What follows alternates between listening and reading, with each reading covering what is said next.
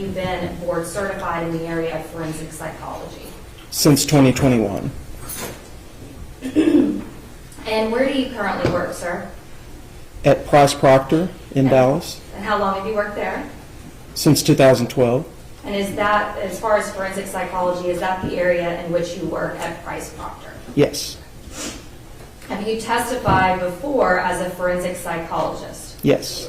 In this courtroom with this particular judge? I have testified with this particular judge, yes. And have you testified on few or many occasions as a forensic psychologist? I would say many occasions. I guess it depends on how you define that. Have you testified before for the state as well as the defense? Yes. Have you actually testified as an expert in the area of forensic psychology for this particular defense attorney? I've worked with this defense attorney on several cases. I don't recall if I've testified in court for them before, but I have worked with them before. When you say worked with them, have they hired you to review or to do forensic psychology in the past? Yes, many times. And in this particular case, did you do a psychological exam on this defendant, Aaron Dean? Yes. When did that exam take place, sir? It was in March of 2017. And what was the purpose of you doing that exam on Aaron Dean? It was a pre-employment psychological evaluation in terms of his applicancy to be a law enforcement officer for Fort Worth Police Department. In your role as a forensic psychologist with Price and Proctor, have you done pre-employment psychological evaluations before? Yes, many. Is that a big part of what you guys do there? Yes. Okay. And in this particular case, you said it was March of 2017. What types of evaluation procedures do you go through when you're conducting this evaluation? In general, this type of evaluation includes a review of available records, typically a personnel packet and a job description, an interview and background review, and then also psychological testing. Is there a recognized type of testing that needs to be done in order to be verified by the state of Texas or by your governing board, if you will? Yes, well, the Texas Commission on Law Enforcement provides some standards in terms of what needs to be done. He needs to remain outside in the hallway. Go ahead, Dr. Clayton, I'm sorry. So the Texas Commission on Law Enforcement provides some standards in terms of what needs to be completed, including there needs to be an assessment of psychopathology, an assessment of normal or universal personality traits, and an interview that takes place following the testing. And is that what you did and you followed those particular items on March of 2017 with this defendant? Yes. And did you complete a report regarding the results of his psychological exam? Yes, I did.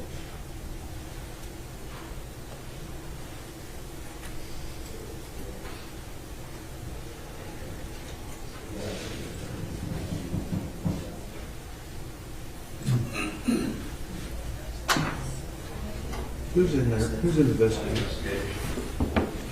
That's not a phone booth.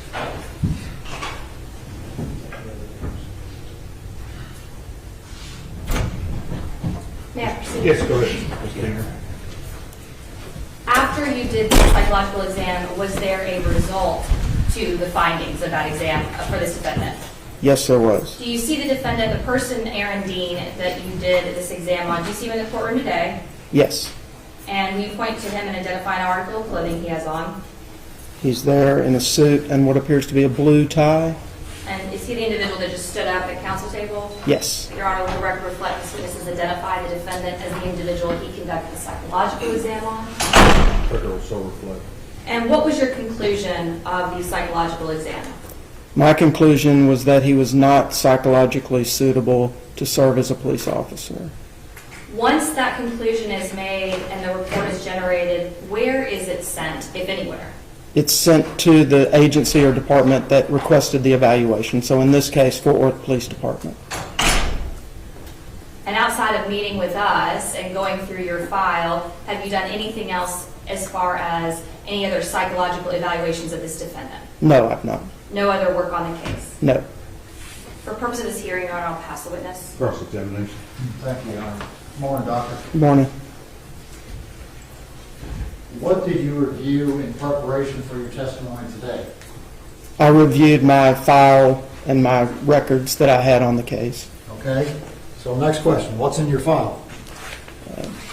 The personnel packet, my interview form, my report, everything they sent over records-wise, which included a polygraph, personnel packet, job description. Okay. Would you take a look at the packet I have here? Yes. And tell me if that contains everything you reviewed?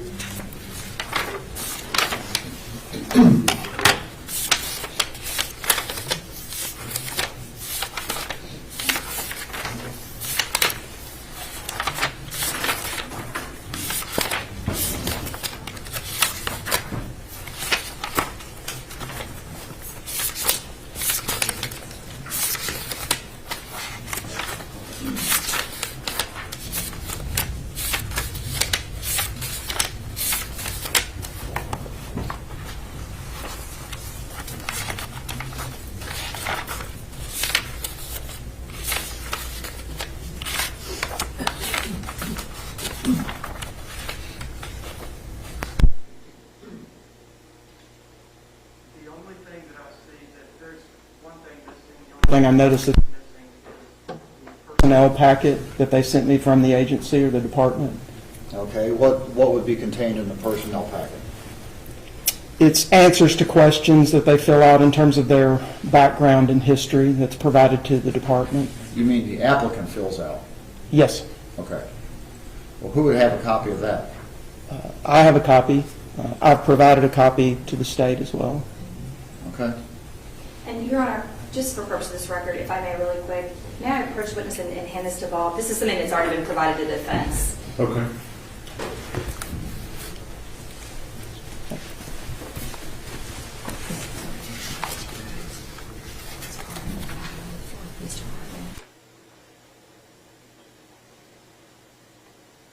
Is that what you're referring to?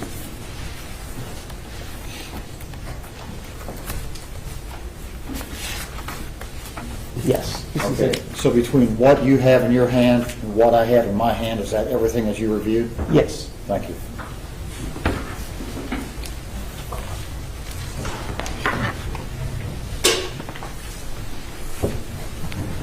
All right, so I finally met the one human being on the face of this earth whose handwriting is worse than mine.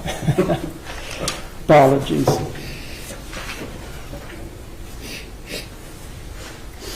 So is the handwriting in the margin your handwriting? Yes. Okay. And this is also my handwriting here. At times I have written beside something he's written. Okay. And maybe we don't need to do this on the record, Judge, but I'd like a translation. So do you want to talk to him for just a minute? If I could. Off the record. If I could, yeah. Okay. Kill the camera down.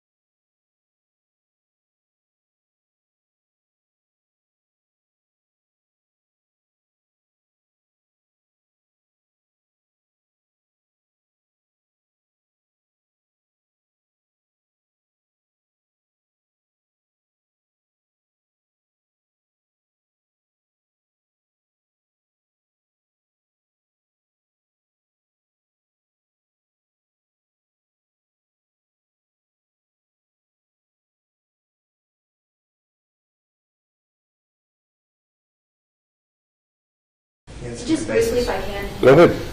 So you had mentioned before the result of your psychological evaluation was he was not suitable for employment with the Fort Worth Police Department. What was that based upon? Based upon the results of my evaluation. And the results of your evaluation, what types of personality styles did he exhibit? Narcissistic personality style. Okay.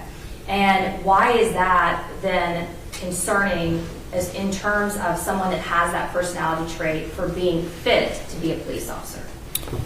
Well, in two major ways. One, in terms of how it impacts their decision-making, puts them at risk for poor judgment, poor decision-making, interpersonal difficulties, and for behaviors that could put themselves or others at risk.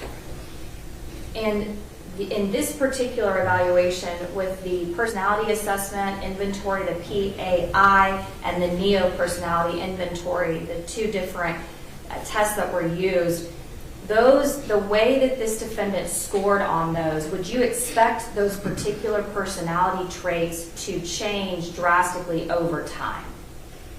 In general, we don't see a drastic change in personality traits absent some type of intervention or some big life change. So if they haven't had treatment or if there hasn't been a big life change or major event, typically personalities tend to stay fairly stable. That's all. The state got a little past. Mr. Gill, We don't have anything else. will there be any objection to this testimony? Or do you have objections to the testimony? Well, I will tell you that we're not going to object to Dr. Clayton's qualifications. We Okay. believe that he is qualified and that the record bears his qualifications. Okay. Do you, your decision, if you're going to have objections to his testimony in the presence of the jury, you can do it then, or you could make it now and have a running objection, would you? I'm going over those in my mind as we speak, Judge. All right. Let me take care of the other matter first. So we need to have Councilman Nettles and Dr. Clayton, you may step down. I'll get him right here. Huh? Yeah. No, let's not do that. Let's have Councilman Nettles. Yeah, kill camera and mic.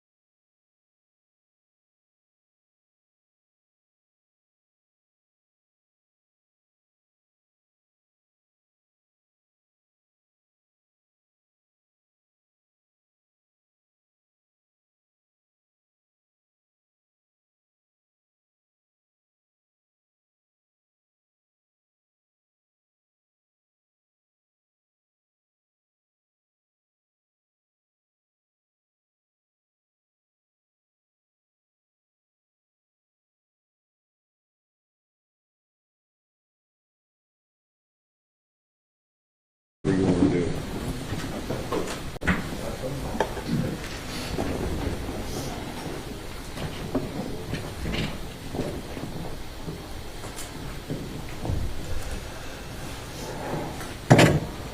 Good morning. Both sides ready for the jury? State's ready, Ron. Yes, Your Honor. All right, let's go.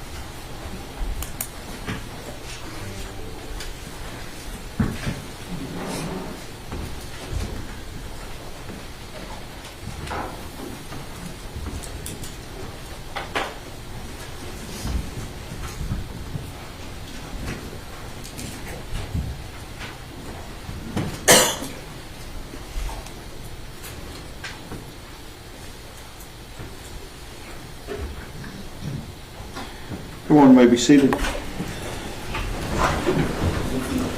Good morning. We are ready to proceed. Ladies and gentlemen, this witness has been previously sworn to testify truthfully. Ms. Diener? The state calls Dr. Kyle Clayton. Yes, proceed. Good morning, sir. How are you? Good morning. Well, how are you? Good. Turn to the jury. Introduce yourself, please. My name is Dr. Kyle Clayton. How are you currently employed, sir? I am a psychologist, clinical and forensic psychologist at Price Proctor in Dallas, which is a group forensic practice, How long have you been a clinical and forensic psychologist? since 2012. Take us through your educational background. Sure. So I have a master's and a PhD in clinical psychology. After my PhD, I completed a postdoctoral fellowship in forensic psychology, and then I also attained board certification in forensic psychology. And so what do you mean by postdoctoral fellowship? Explain that to us. A postdoctoral fellowship is just a specialized type of training in a certain area. So in this, it was in forensic psychology. And I want to go a little bit through some of your clinical experience, if we can. Before you worked there at Price and Proctor, where did you work? Before I was at Price Proctor, I was a full-time student at UT Southwestern Medical Center in the clinical psychology program. And did you also work at some point at UT Southwestern as well in the psychotherapy clinic? Yes, that was part of my practicum. And what does that mean, practicum? It's part of your training process and for attaining your PhD. You're getting clinical experience. Did you also work at Parkland Memorial Hospital? Yes, I did. In what capacity? I was in the psychiatric emergency room there doing assessment of patients that would come in. As another part of your psychology practicum, did you work at the Shelton School and Evaluation Center over there in Dallas as well? Yes, I did. What is that? That's a specialized school for individuals, students with learning difficulties. Have you worked in other psychiatric hospitals before? Yes, I did do a practicum during my master's degree at a psychiatric partial hospitalization program through Brentwood Hospital. That was in Longview. And so take me through some of the books or articles that you yourself have written. Sure. So my published article from my dissertation was in the area of health psychology. It had to do with healthcare utilization for adolescents who were dealing with type 1 diabetes. And have you also participated or contributed to certain chapters in various books? Yes, I have. I contributed to a chapter dealing with caffeine and the effects of caffeine, also in antisocial behavior treatment, those types of things. So we shouldn't have caffeine, or we should? A little bit is okay? Depends on how much. All right, okay.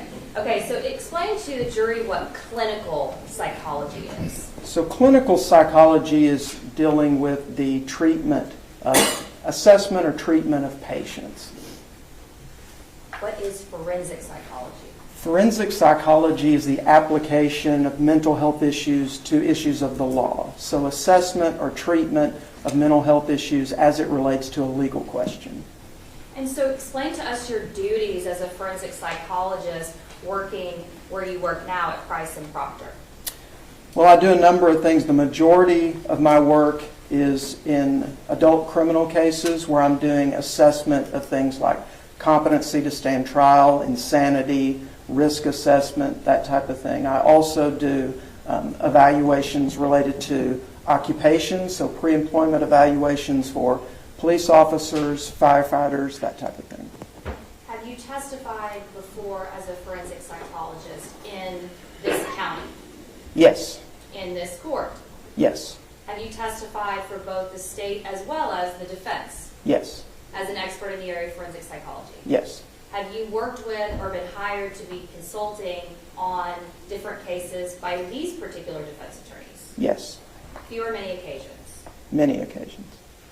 All right. Did you conduct a psychological evaluation on Aaron Dean back in March of 2017? Yes, I did. What was the purpose of your psychological evaluation at that point? This was a pre-employment psychological evaluation for the Fort Worth Police Department. Officers are required, as they apply, to go through this process and go through a psychological evaluation.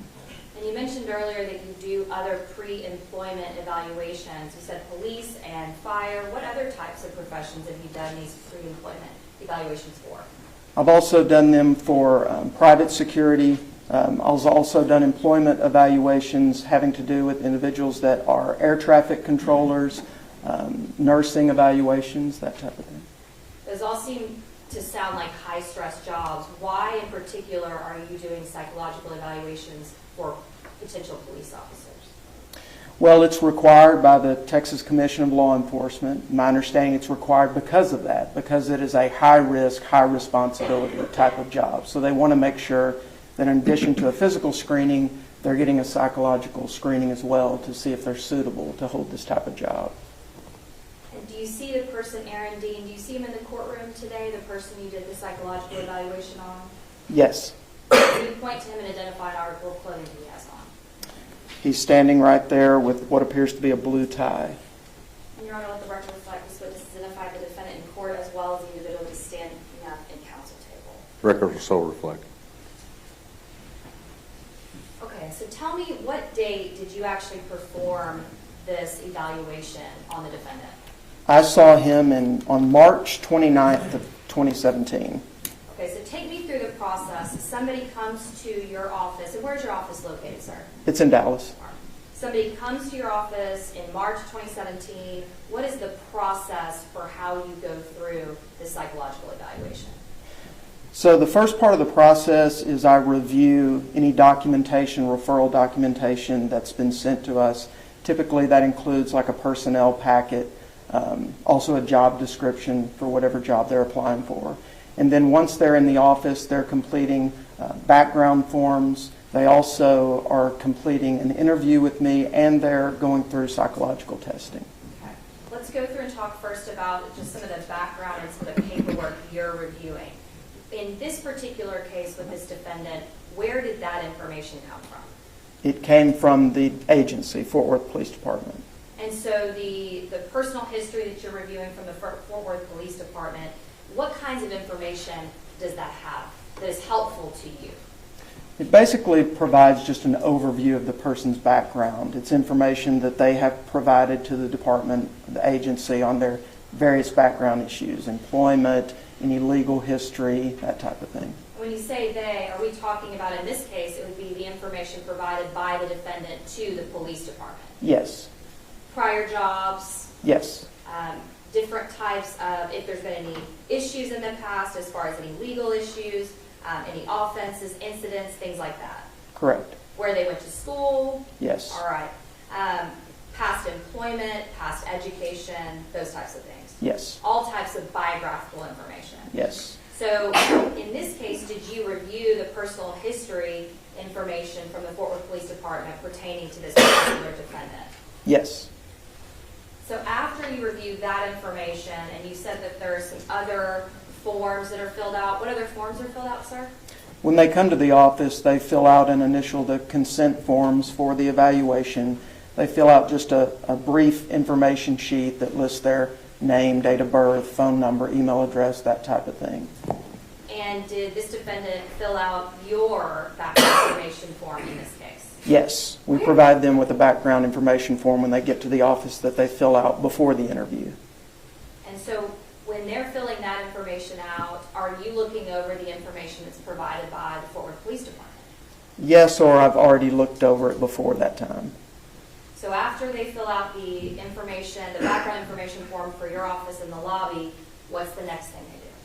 So the next thing they do is start in on the psychological testing.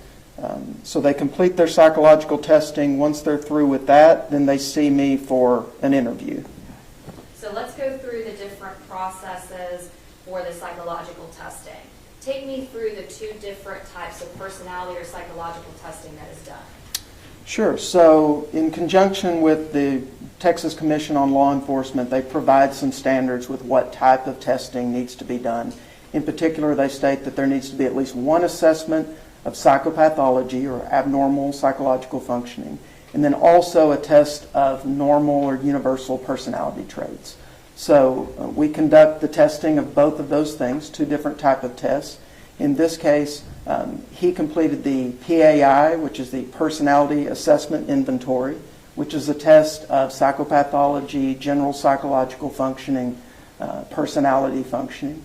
And then he also completed what's called the NEO-PI3, which is the test of universal or normal personality traits. So it's not looking at psychopathology, it's just looking by self-report how he assesses himself in terms of general traits, like how extroverted he thinks he is, how conscientious he thinks he is, that type of thing. Can you explain to us in more depth what psychopathology is? Psychopathology is just an abnormal psychological functioning. And those two tests, are those accepted as, and are they required to have a general psychopathology as well as a personality test when conducting these pre-employment interviews for law enforcement? Yes, they are. Okay. And are these the most common that are used, the personality assessment inventory and the NEO personality inventory? I'd say they're definitely in the group of what's most commonly used. How are these two assessments conducted? Where are they done? They're done in our testing room via computer administration. So the items are on the screen, they're responding on the computer, it follows along as they go. And about how long does it take to complete? Let's just first talk, is there one that's done before the other one? It doesn't have to be. Typically, they take the personality assessment inventory first with how our office administers them, but they can be done in either order. So let's just first talk about the PAI, the personality assessment inventory. The test that's determining the psychopathology of an individual, how long does that take? It's not timed, so it can vary depending on how long it takes a person to read the items and respond, but in general, typically around 45 minutes to an hour. And can you give us some examples of the types of questions or how this assessment is done? I can't give you the specific questions due to the publication issues, but I can tell you just in general, there are statements. Each item is a statement that you then respond to. So a statement might be something like, I enjoy spending time outdoors, or I enjoy spending time with my friends, or I have trouble sleeping. Just a number of various statements that you then respond to, whether or not for you that is false, not true at all, slightly true, mostly true, or very true. So there's a gradient that you can respond to for each item. And whether that's done before or after the NEO personality inventory, regardless, what is as far as the NEO personality inventory, how is that administered? The same way? Same way. It's a computer administration. Again, there's items that they respond to, that they have a range of responses. For that one, they're responding anywhere from strongly disagree to strongly agree. There's a range. And so overall, after these two assessments are done, is there a result of some sort that's given to you? Yes, there's a report for each assessment that's provided. Is that provided to you before or after you interview the defendant? before. So I review the testing results before in case I want to review any of that or ask any follow-up questions with them. It's also required as part of the TCOL instruction that the interview has to come after the testing. And so overall, the personality assessment inventory, the NEO personality inventory, are both of those, would you agree with, based on self-reporting, whatever they answer, and then it's reported to you? Yes, but the PAI is a little different in that it assesses the extent, what we call validity or impression management. It assesses the extent to which a person is trying to present themselves maybe better than they are or with little faults, or if they're trying to present themselves as having more problems than is actually present. The NEO doesn't do that. And how are there those safeguards? How does that show up on a test? If somebody's trying to seem better or to seem like they have more problems? There are specific scales, what are called validity scales on that type of test, to where it analyzes their response pattern and it gives you a score to reflect how likely that kind of issue might be present or not. And depending the type of, I guess, the request given, whether it be pre-employment or maybe for court, have you seen that before where individuals will try to act like they have more problems or more issues? Many times. Have you seen where people try to also, I guess, fake the test out or over-exaggerate how good they are? Many times. Try to kind of fake out the test. There definitely can be some significant positive or negative impression management depending on the context of the evaluation, yes. And so the positive impression management, if you do see that, how do you make sure that the test is still valid? Well, there's a range of what's acceptable for that inherent in the test. So it interprets the level that that's at, and then it gives you some information in terms of if it's at a certain level, then the test is considered invalid. If it's below that level, then the interpretation suggests that you should interpret the rest of the test with some caution, that there might be some distortion here, but it's still able to be interpreted. So the test guides that. All right. And so whenever you did review the NEO personality inventory and the results and the PAI results, did you have any particular areas that you explored with the defendant during the interview? Yes. Let's start, is there one that you prefer to start with as far as whether the personality assessment inventory or the NEO? The personality assessment inventory is the first test that he took and the first test that I discussed with him, if you want to go in order. Yeah, let's go in order. Let's start there. And so did you discuss, what particular things did you discuss within the PAI? Well, given that there were indications from the PAI of grandiosity and some interpersonal difficulties, including that this person would likely to be seen as domineering or over-controlling, interpersonal difficulties related to that, that they might be someone, these profile types tend to be those who are very concerned with sort of the facade of superiority and not appearing passive or weak in any way. So those type of things, given that they suggested some possible problem areas, I asked him about those type of things. Will you define the grandiosity to us, please? Sure. Grandiosity is just an inflated sense of self. So an inflated sense of your own abilities, your own qualities, things that you see, like arrogance, entitlement, those type of things are what we think of with grandiosity. And what about domineering? Define that for us. So domineering is someone who tends to be overbearing or controlling of others. And superiority, you said with superiority. Describe that to us. Can you define that more for me? Sure. So just again, it's the idea of having a very high opinion of yourself and being very concerned about appearing weak or submissive at all on the outside to others.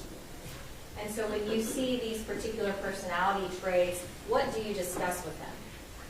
Well, I asked him a number of follow-up questions in terms of to try to get from his perspective how he saw himself in this way, his own assessment of his abilities, and how he would assess his interaction with others. Okay, and give me some examples of how you asked those questions. So I asked him to rate himself on a scale from 0 to 10. where 0 is the worst person possible, 5 is an average person, 10 is a perfect person with no flaws. I had him rate himself on that scale. And what was his result? He gave himself a 9. A 9 out of 10. Yes. Is that, in your experience, a higher rating than you typically see? Yes. And so is that consistent with what that particular personality test had assessed as being grandiose and having a higher inflated view of yourself? Yes. Did he indicate why he's not a 10 out of 10? He indicated that he would be a 10 out of 10 if not for what he categorized as some stupid things that he had done in the past to, as he described it, piss people off. And what other types of things did you discuss with him regarding this grandiosity portion of the personality test? Well, I asked him just in terms of any faults or flaws that he would see in himself or things that he felt like he might need to improve upon. He said he had noted on my form that his bad fault or flaw was chewing ice. And then when I asked him about are there any flaws or things you would like to improve upon or could improve upon, he indicated that he felt like he was too messy and he could be neater. I asked him if there was anything else that he might need to improve upon, and he said no. And your opinion is saying that someone's messy and chewing ice. Do you typically see people have more that they'd like to improve upon in their own lives? Typically, it's not out of the ordinary in this type of evaluation where someone is up for a job that they're not presenting you with everything negative about themselves, but I typically see a little bit more than this for sure. Okay. All right, and then what else did you ask him about in terms of the grandiosity we've been discussing? So I asked him just about various occupations or skills and whether or not he felt that he could do these things or not do these things. I went through a number, some of which he said he could do, some of which he said he couldn't. Things that he said that he could do was that he felt like he could fly a commercial airliner. When asked why he felt like he could do that, he said that he had played a flight simulator game when he was a kid. He said that he could teach an advanced calculus class. Things that he said that he could not do was that he was not qualified to be president. He could not perform brain surgery. He indicated that he could not teach an advanced economics class. But he could fly a commercial aircraft. Yes. From what you reviewed as his personal history, background, employment, education, did he have any pilot training? Not that I'm aware of. So based on the playing of his flight simulator game, he believed he could pilot an aircraft. That's the way I took it, yes. And is that consistent with somebody that has an overinflated view of themselves Very much so. and their abilities? Yes. Okay. All right, so what's next? What else, as far as your evaluation, did you see and discuss with him? In terms of the testing, I did ask him, since there were some indications on there of this overbearing, over-controlling type of interaction with others, he said that he had never been told that he was too dominant or over-controlling or that he was impatient. He indicated that he is able to take charge, but he is also does just fine with being submissive to others. Basically reported that he had never had any problems or issues with that. Did that surprise you? Yes and no. I would say given his grandiosity, I wasn't expecting to hear a lot from him that maybe painted himself in a negative light. But I was somewhat surprised that if that was his personality style, that he might not have ever heard that, at least from someone else, even if he didn't agree with it. Okay. All right. And so what else was discussed with him as far as the concerns that you saw on the test? The majority of my discussion with him in terms of concern of testing revolved around those two areas, his grandiosity and then his interpersonal style and difficulties that might result from that. That was the main focus of the follow-up from the testing, because those were the two main problematic issues. And when he talked about rating himself, and he would be a 10 with the exception of some stupid things that offended or bothered people, did he go through and talk about the specifics of what those were? He provided 3 examples, yes. Did you also, in reviewing his personal history from the Fort Worth Police Department, were some of those things mentioned? Yes. Okay, so let's go through those if we can. Tell me one of those things that he mentioned in the testing and in talking to you. So one of the things that he noted was that he had had an incident where he had gone into a fast... Yes.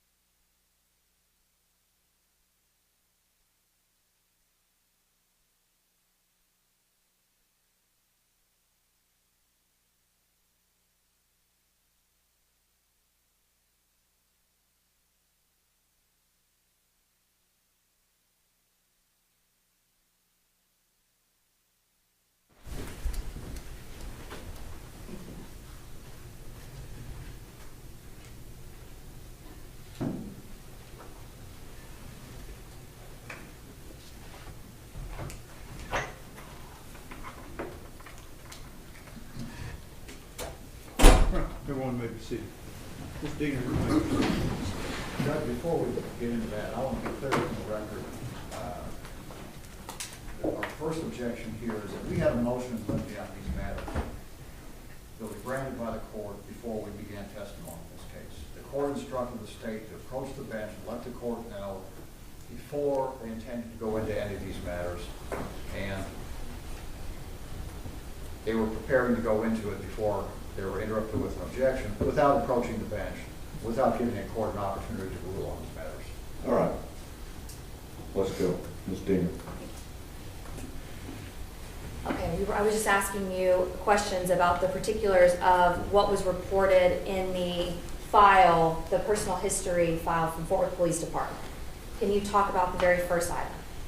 Sure. So the first thing that we discussed was related to an incident where he was in a fast food restaurant and he had an airsoft gun that was on his hip. Evidently, police were called and talked to him about that. He wasn't charged with anything, but was told that that wasn't a good idea. The next thing that he discussed, he said that it was about a year later. All of these occurred in his early 20s, he indicated. Was another incident with an airsoft gun where he and a friend were playing, shooting at each other in an area that was at or near a church or a residential area, near a creek. He said that there was a homeowner, I guess, that had seen them and had called police.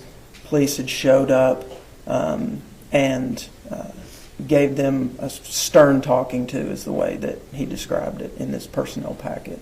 And I had asked you earlier when you were outside the presence of a jury during the 705 hearing if you reviewed, and I actually think defense counsel asked you as well, if you had reviewed this background information with the Fort Worth Police Department, and you had answered yes, correct? Yes. And you also had shown in, I believe it was that's part of the psychological evaluation, is that you do an interview with him to discuss those matters, correct? To discuss matters of his history is part of it, yes. Okay, all right. And then did you also discuss with him a matter that pertained to him being a student at UTA?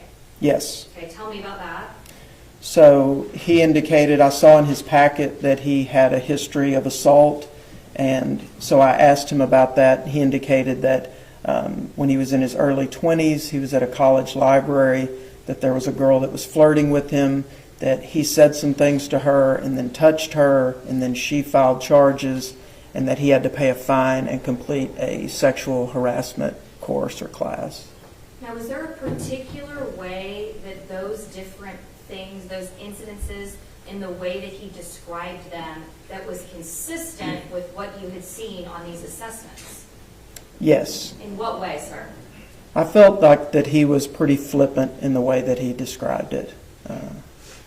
Would that be consistent with someone that has an overinflated view of themselves? Yes. Would that be consistent with the overall assessments, both of the assessments that you reviewed, with the way he responded to those incidences? Yes, and with the way he interacted with me as well. Okay. And when we were outside the presence of the jury, I didn't go through each one of these specifics, but the defense counsel asked you to go through and interpret some of your handwriting so that we could understand what you said on these pages? Yes. Okay. Is there some handwriting at the very back of the background information form? Actually, kind of handwriting all over, I guess, these 5 pages? Yes, there's handwriting at the end of that form of his, where there's his signature, and then the last bit is on the next page where there's handwriting there as well as a part of a summary.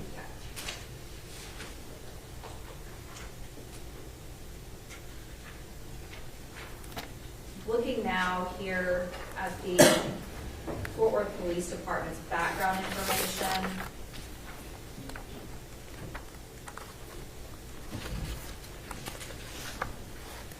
Did you also ask him about whether or not, or was it, I guess, provided to you that he had applied to other police departments before? Yes, and I asked him about that as well. And did he indicate whether he had ever applied to Fort Worth Police Department before? Yes. And what was the result of him applying to the police department before? He told me that he had applied in around 2014 or 2015, that he had passed a psychological evaluation, but that he had withdrawn due to concerns about his physical fitness at the time. And did he? And did you look through in the background information for Fort Worth Police Department whether he had ever applied to Reno, Nevada Police Department? Yes. And what was the result of his application to that police department? He failed the physical. Okay. And had he also applied to the Grand Prairie Police Department? Yes. And when was that? That was in 2016, I believe, per his packet. Okay. Was there also some information in this background form from the police department that he had been in trouble before for punctuality, being late to work? Yes. Okay.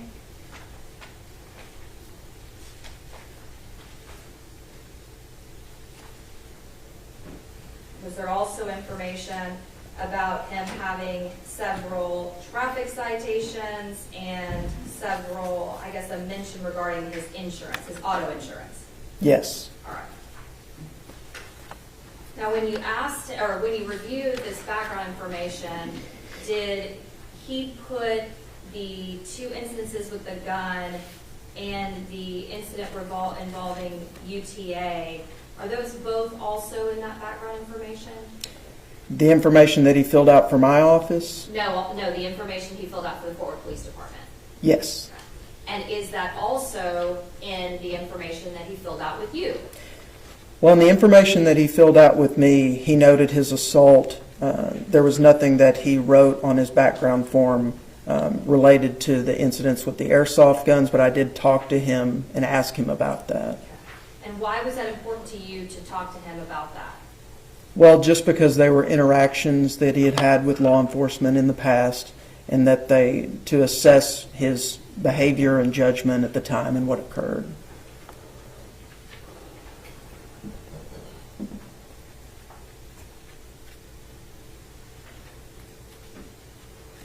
Did he provide the psychological evaluation from Fort Worth Police Department that he had said he had taken and passed?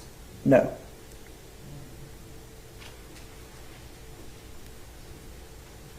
If he had provided that to you, would that be a part of the file that you would have provided to me? Yes.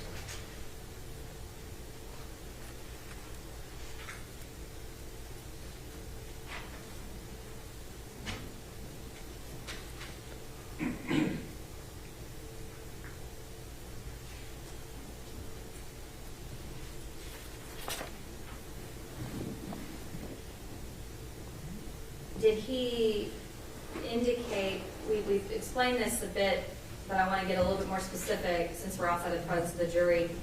When he talked about the incident in college at UTA with a female, did he indicate to you whether she, the female, was being flirtatious with him as well? That's the way he described it. Did it appear to you that he was minimizing, or I guess you used the term flippant, minimizing or being flippant about this prior incident? Yes. Did these things that we've mentioned specifically involving the guns and the incident with UTA, did those all appear to be consistent with someone that bears the same personality traits as this defendant? Yes.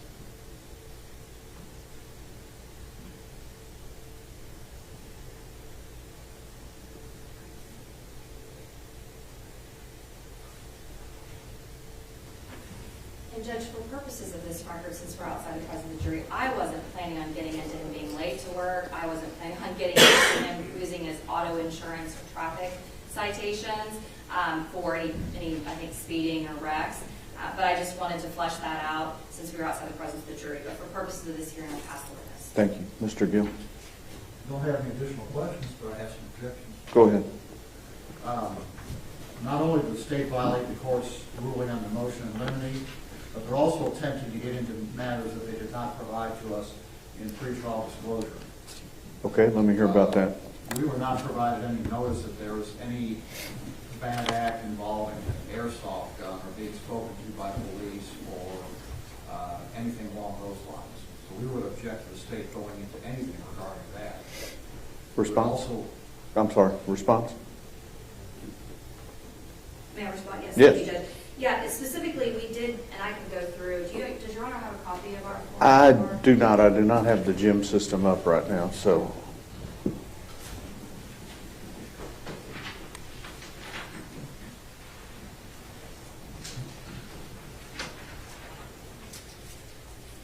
And I can go through, it's actually quite lengthy, Your Honor, so I may need just a minute.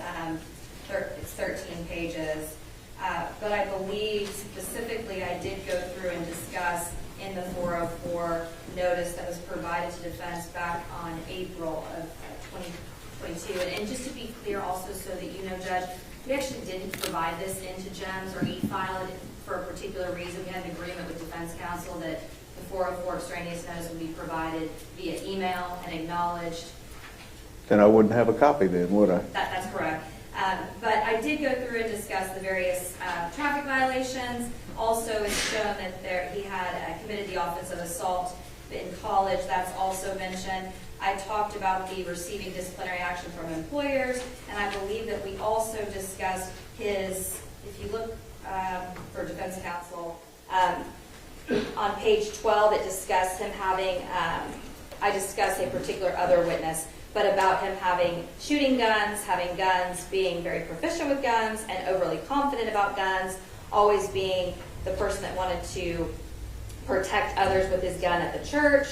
And I will probably just need a few more minutes, Judge, as far as if I gave into the specifics about the underlying incidences that are in the background report that this witness reviewed. I did give notice that he had failed the psychological evaluation and had those particular personality traits.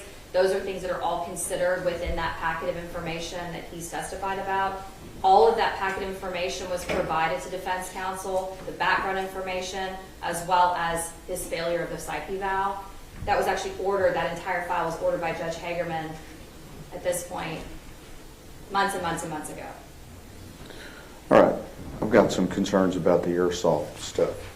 So I'm going to sustain your objection. Don't go into the airsoft guns with this witness. Okay? The UTA situation, that's fine. But the airsoft guns, stay away from them.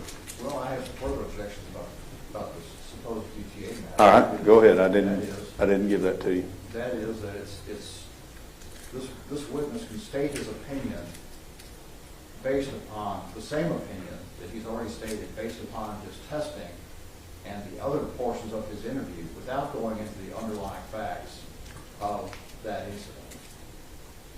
He reaches the same opinion based upon that incident that he reached upon his general overall testing and the other things told to him by the defendant, which is... So your objection is into the UTA deal is not the fact that the defendant was charged with that, but going into the underlying facts. Yes, sir.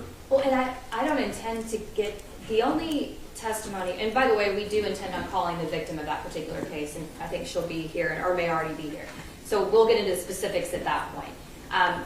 But as far as specifics, I mean, it is the information that the defendant told him, and it's part of what he was asking and trying to clarify on as far as what the results of the personality traits were, his minimization and flippant. I don't intend to get into anything more specific about what happened with this witness, with the exception of asking him with what he told you happened, a simple assault dealing with a female or an assault dealing with a female, did he minimize that? Did he appear to be flippant about that?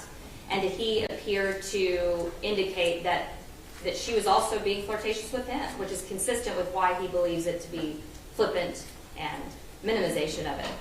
But I don't intend to get into anything more. All right, I'll let you ask very general questions in regard to Dr. Clayton's evaluation of his responses.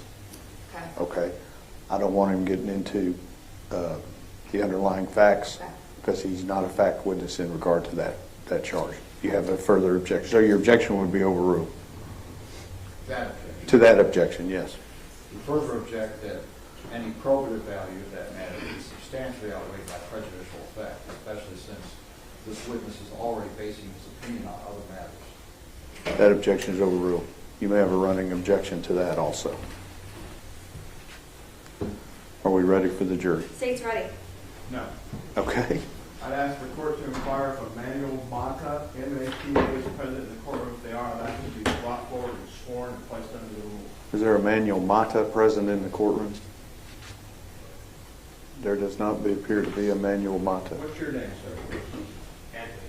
Anthony, what's your last name? Lasson. I'd ask Anthony Lasson to be brought forward and sworn in, Your Honor. Come up, please, sir.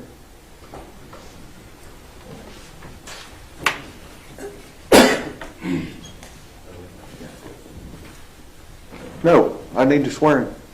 Yeah. Oh, I see. Okay.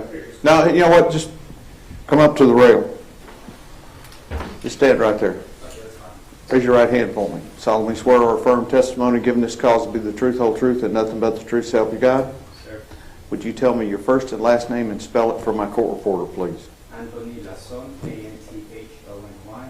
Last name is Lasson, L-A-Z, and Zebra, O-N. You have been sworn as a witness in this case, and there is a rule of procedure in effect that says that you cannot be in court while you're testifying, unless you're testifying. You're not to discuss this case with anyone else in anticipating of you being called as a witness. So if you'll remain outside in the hallway and do not talk to anybody out in the hallway, do you understand? Sir. All right, thank you very much. 1 second, on that. Sure.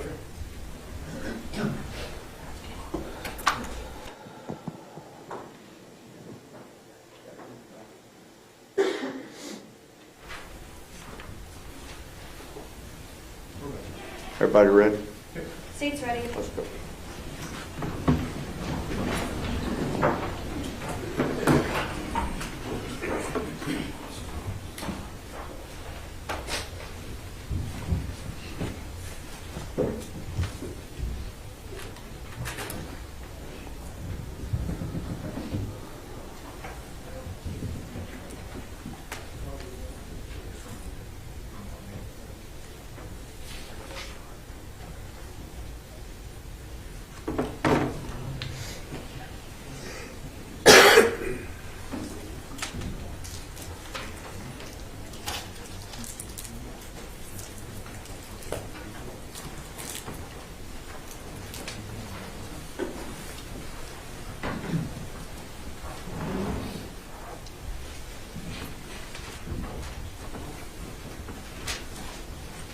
Judge, just one more matter to bench real quick.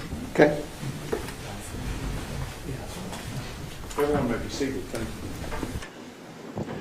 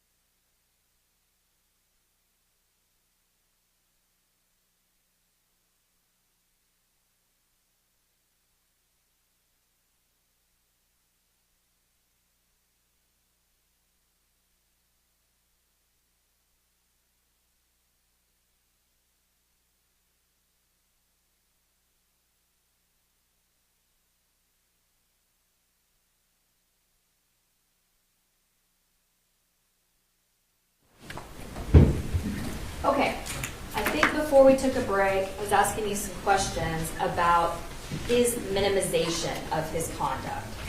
I want to ask you about the incident involving UTA. Just specifically, or actually more generally, did he seem to minimize whatever happened back in college to you? Yes. And did he appear to be, what was his attitude about it in general? I thought he was pretty flippant in describing it, minimization and flippant. Would that be consistent with his personality traits that you had seen so far? Yes, you would expect to see someone who's high in narcissism be quick to take credit, slow to take responsibility, that kind of thing. And that's kind of what I felt like I saw when he was talking about that. Now, the jury's heard you refer to grandiosity, but the term narcissistic, that is a term that we haven't yet defined. Can you tell us what that means, sir? Sure. So and those two are certainly related, but narcissism has to do with not only a person's sense of self, so they have an overinflated sense of themselves and their own abilities, but it also relates to how they see and view others. So not only do they tend to have a high view of themselves, they don't tend to have a very high view of others or their opinions. They often have a low tolerance for disagreement. They tend to be overbearing or domineering with other people. They can be manipulative at times. They certainly have an issue with taking in information that doesn't agree with them.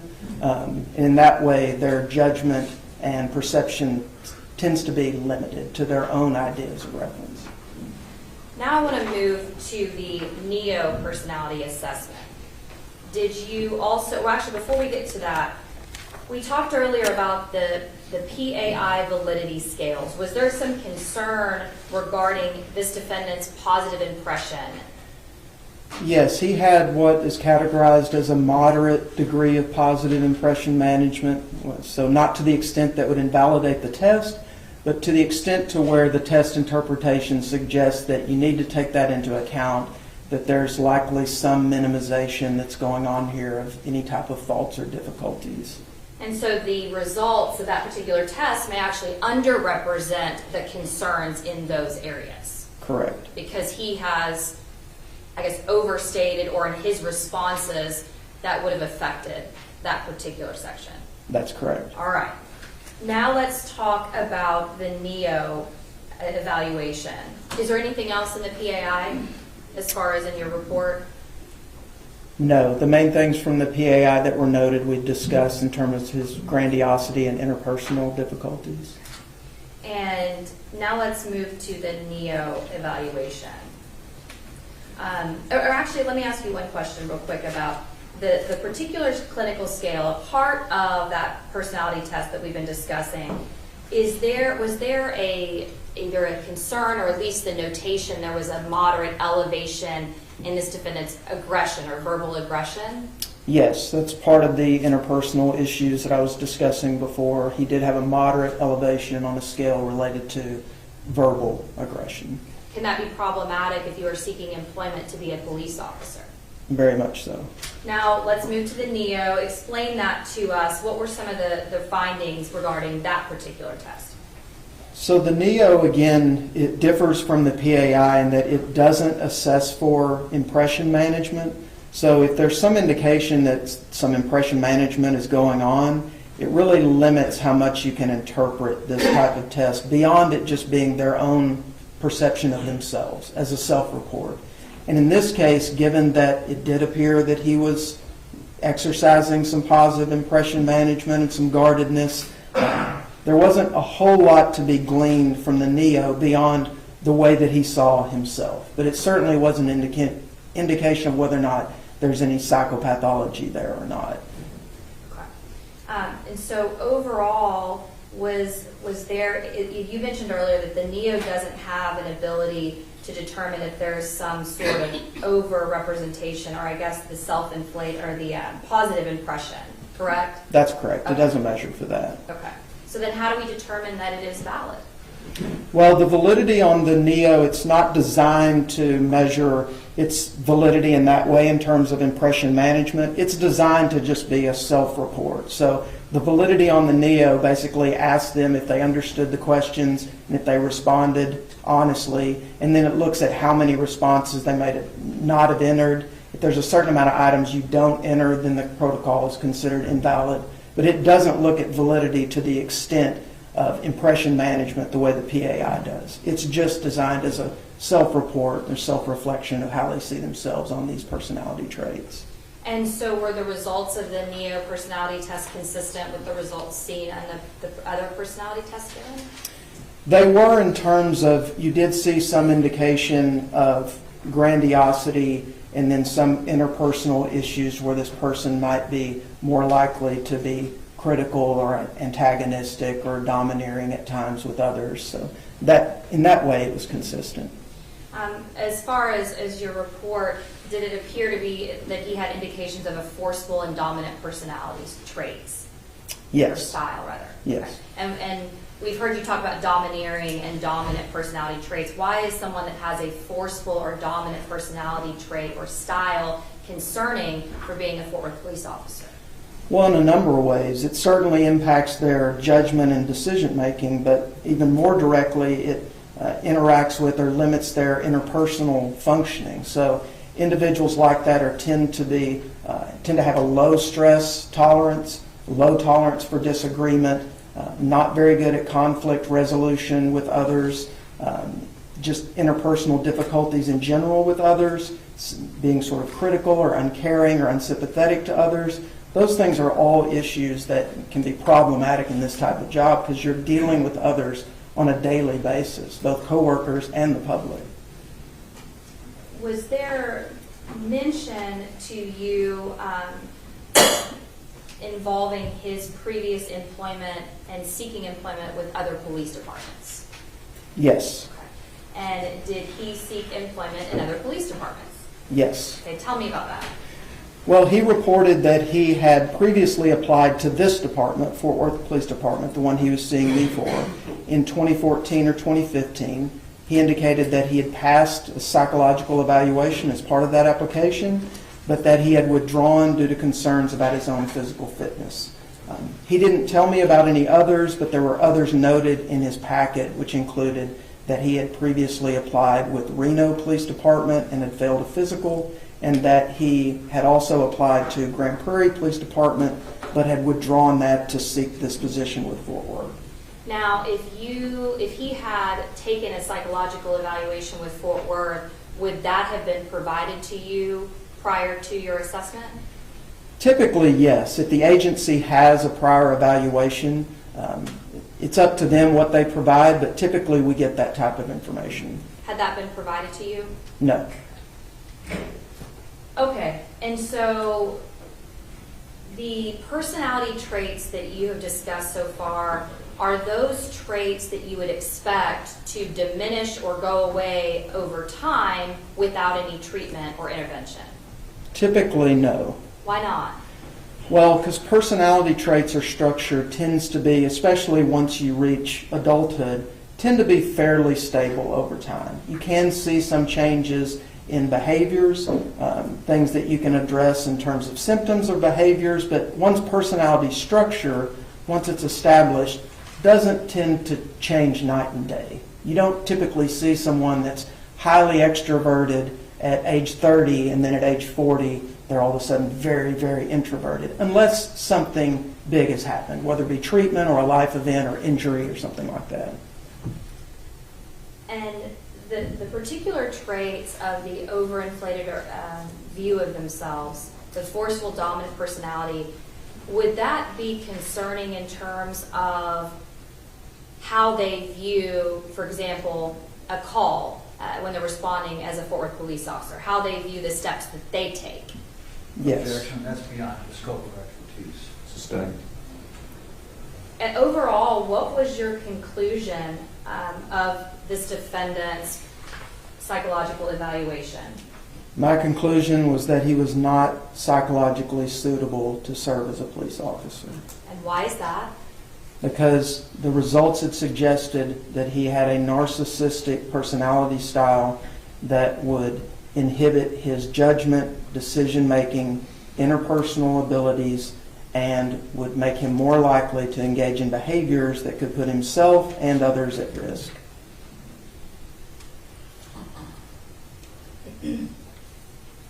When we called you about this particular case and you learned that this defendant was involved in a criminal case involving the death of an individual, did you know what happens, or do you Judge, ever? we're going to object to this. This is something that wasn't disclosed to us previously. Let me hear the question. Do you know what happens to those after they take their psychological evaluation? No. I'm going to answer that question. No, I submit my report to the agency, and then that's typically the end of the process for me, unless they call and have questions. Would it be surprising to you that someone that bears these particular personality traits then is involved in this type of offense? No. Why not? Well, because again, the higher you are in narcissism, the more likely that you are to engage in things that maybe poor judgment, decision-making, problems interpersonally, overconfidence can impede their judgment. They can tend to be, the higher you are in this, you tend to be more reckless, less prudent, just in general.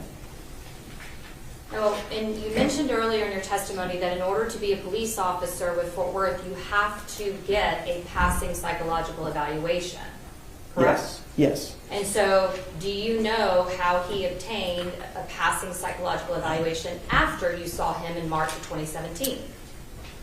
I mean, I would assume because I know the appeal process, but I don't have any records or haven't reviewed any evaluations or the procedure on that he underwent. When you just said appeal procedure, tell us what you mean by that. So just in general, typically the way this works with an agency or department in Texas is that if a person does not pass a psychological, then they can appeal, and as part of that appeal, they see a panel of 3 psychologists, psychiatrists, or doctors who are able to evaluate this. If all 3 of those psychiatrists or psychologists unanimously say that this person is psychologically suitable, then they can pass and move on from that. If not, then the process stops from there. Okay. And in your opinion, are there, when you say that he does not appear to be psychologically suitable, do you have characterizations of whether you can pass or fail a psych eval? It's a judgment based on the evaluator, but there's not a test score or anything like that where there's a cutoff. It's just my judgment based on the assessment and the job description of what's being asked for here. Are there times when there is a clear, I'm going to use the term pass, but clearly that they are suitable for the employment, and times that it's very clear they are not? Yes. Are there also a category where they might be a little bit in the middle, where there's a little gray? Maybe they could, maybe they couldn't. You have some concerns, but they might be okay. Yes, I would say that's where these tend to fall in those 3 categories. Where did he fall? He falls in the clearly not suitable. I'm going to pass the witness. Cross-examination. Dr. Clayton, if I said that the practice of psychology is highly subjective, would that be a fair statement? I think it depends on what aspect of the practice of psychology you're referring to, but it definitely involves, from my standpoint, it involves a clinical judgment that I'm making based on the evaluation, yes. And that's a subjective judgment, isn't it? Yes. There's not a measurement tool that you can use to evaluate someone's psychological makeup, is there? There's not anything like an X-ray that shows you one thing definitively. There's testing you do, interviews you do. From all of that, you try to form an informed clinical opinion, yes. And you make your living by examining people and examining situations and developing these opinions, isn't that right? Yes. And other psychologists do the same thing. Yes. And you know that if Aaron Dean became a Fort Worth police officer, that it was the opinion of 3 other psychologists that he was, in fact, fit for duty. Is that right? Yes. So 3 other psychologists reached an opinion different from yours. Is that right? Yes.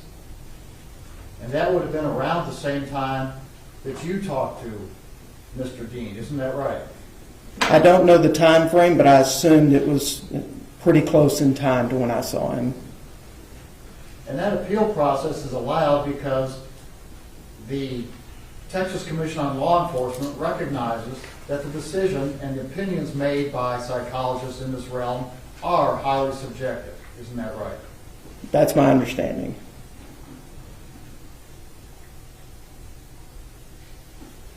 So is that the only time that you've ever talked to Aaron Dean? Yes. You didn't ever see him before that? No. Did you ever see him after that? No.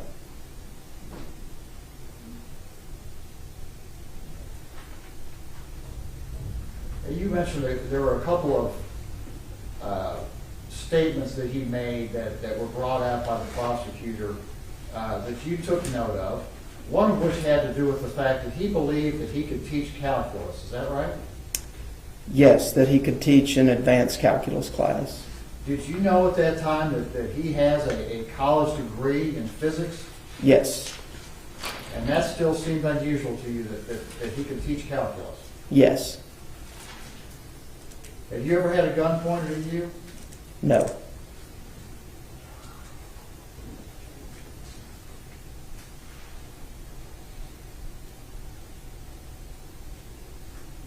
The matters that you talked about here today in front of this jury, one of those matters had to do with an alleged incident that took place at UTA. Is that right? Yes. And that matter was brought to your attention in the packet that you received from the Fort Worth Police Department. Is that right? Yes. So the Fort Worth Police Department knew about an alleged incident at UTA. Yes. Is that right? So that was in the Fort Worth Police Department's packet of information, in their hiring packet that they would have had access to when they hired Aaron Dean, correct? Yes.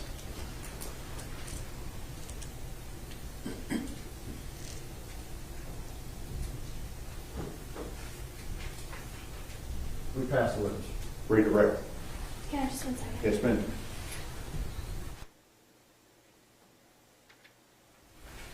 We don't have any questions, Your Honor. May Dr. Clayton be finally excused. No objection from the state. Subject to recall.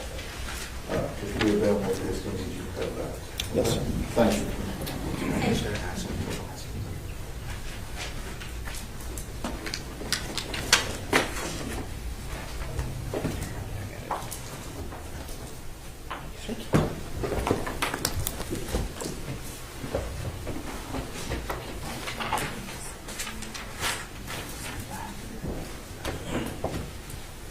Okay, y'all had a short break that I did, so give me a few minutes, all right? Let's take about 15 minutes, see you in a little bit.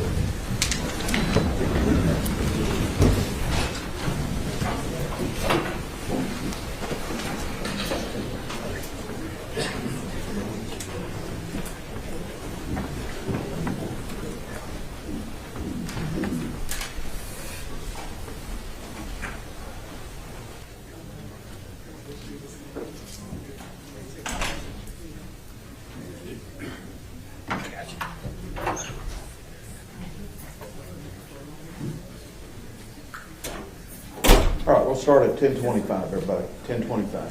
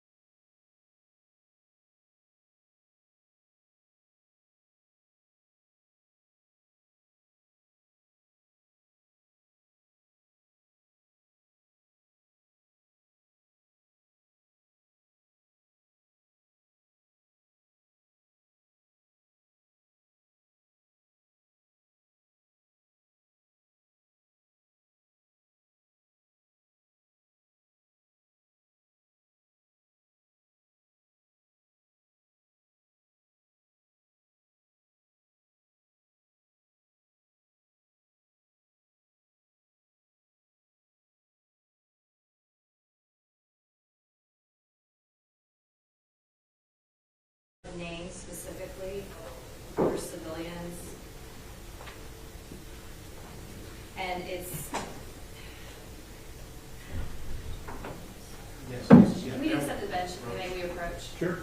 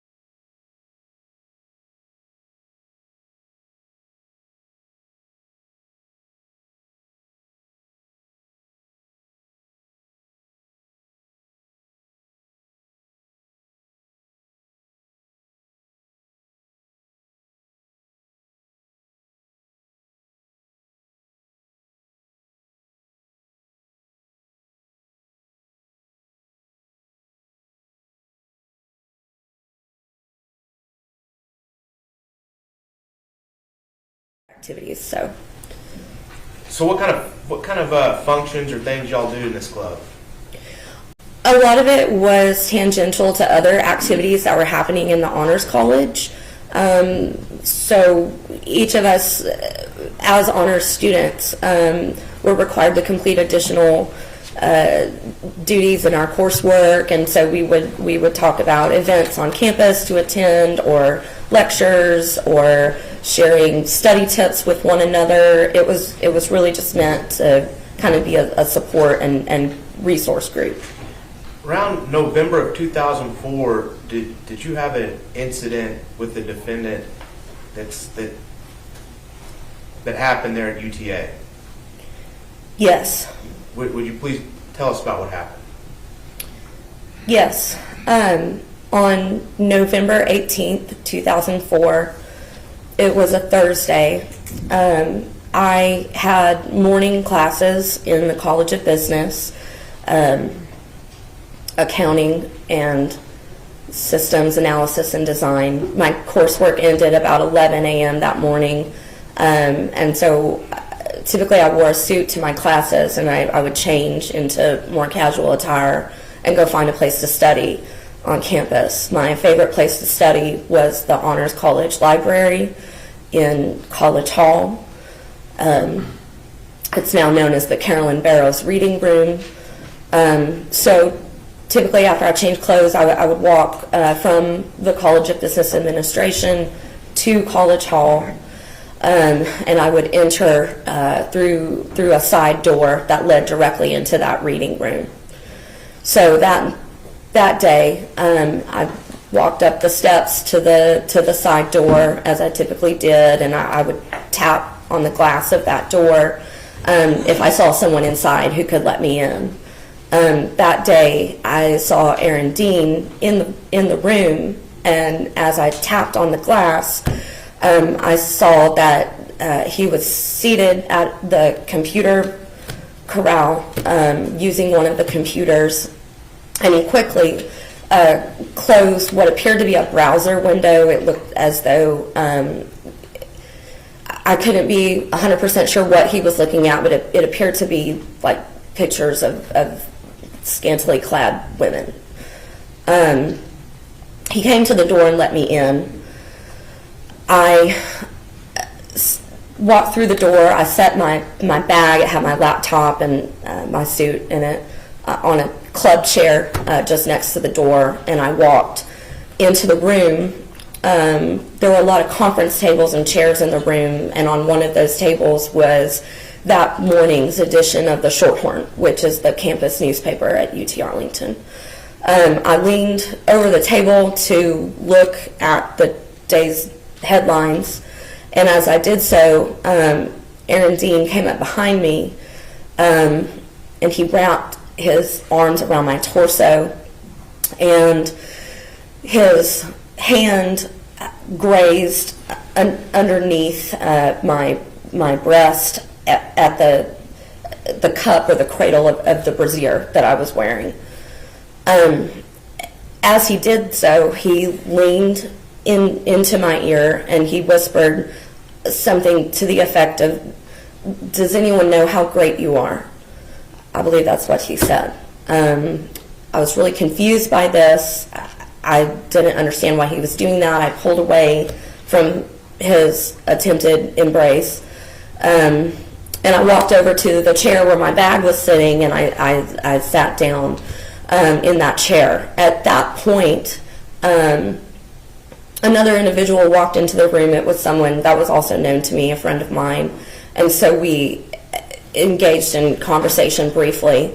And while I was speaking to this third individual, Aaron came and sat down on the chair next to me. So I'm sitting there with my laptop in my lap, and my friend left the room.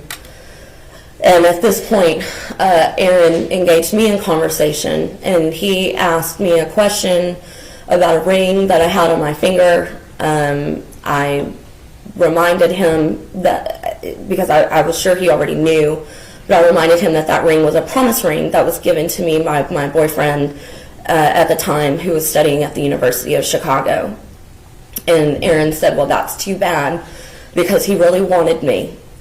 And I realized at that point that he meant this in a kind of sexual manner, suggestive manner. And so I was a little taken aback. I asked him how long he felt that way, and he said probably since he had seen me at a student leadership banquet earlier that year, and he mentioned that I was wearing a dress that he really liked because he could see the tops of my breasts in this dress that I was wearing. And when he said that, he reached over in his chair and he took his finger and he placed it on my right breast and he traced the outline of my breast with his hand on my body, touching me over my shirt.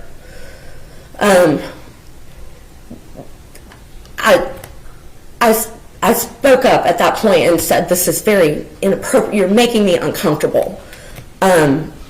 This is not. Please don't touch me." And he asked me not to tell anyone what had happened, and I was very upset, so I left the room. I made a phone call on my cell phone to my boyfriend in Chicago. I asked him for advice what I should do. He suggested that I walk across the street to the student union, Davis Hall, and connect with an adult that I trusted downstairs in student leadership. And the adult that I trusted was Tammy Tucker, who was head of judicial affairs at the university. And Tammy advised me that I should take a ride with one of her staff to the campus police department. And so I did. And so I made a report. And I believe Aaron was issued a citation for simple assault. The citation reads, unwanted and provocative physical contact.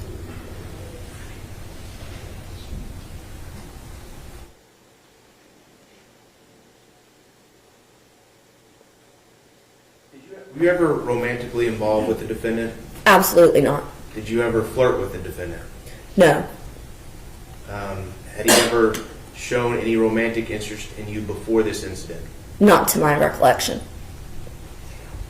No further questions for the purposes of this hearing, Your Honor. Cross-examination. We don't have any questions for this hearing, Judge. I'm going to let her, you have objections? Yes. Yes. Go, oh, you know what, do me a favor. Yes, sir. Clip that microphone, and if you'll step back in the back hallway. Clip my phone. Yes, sir.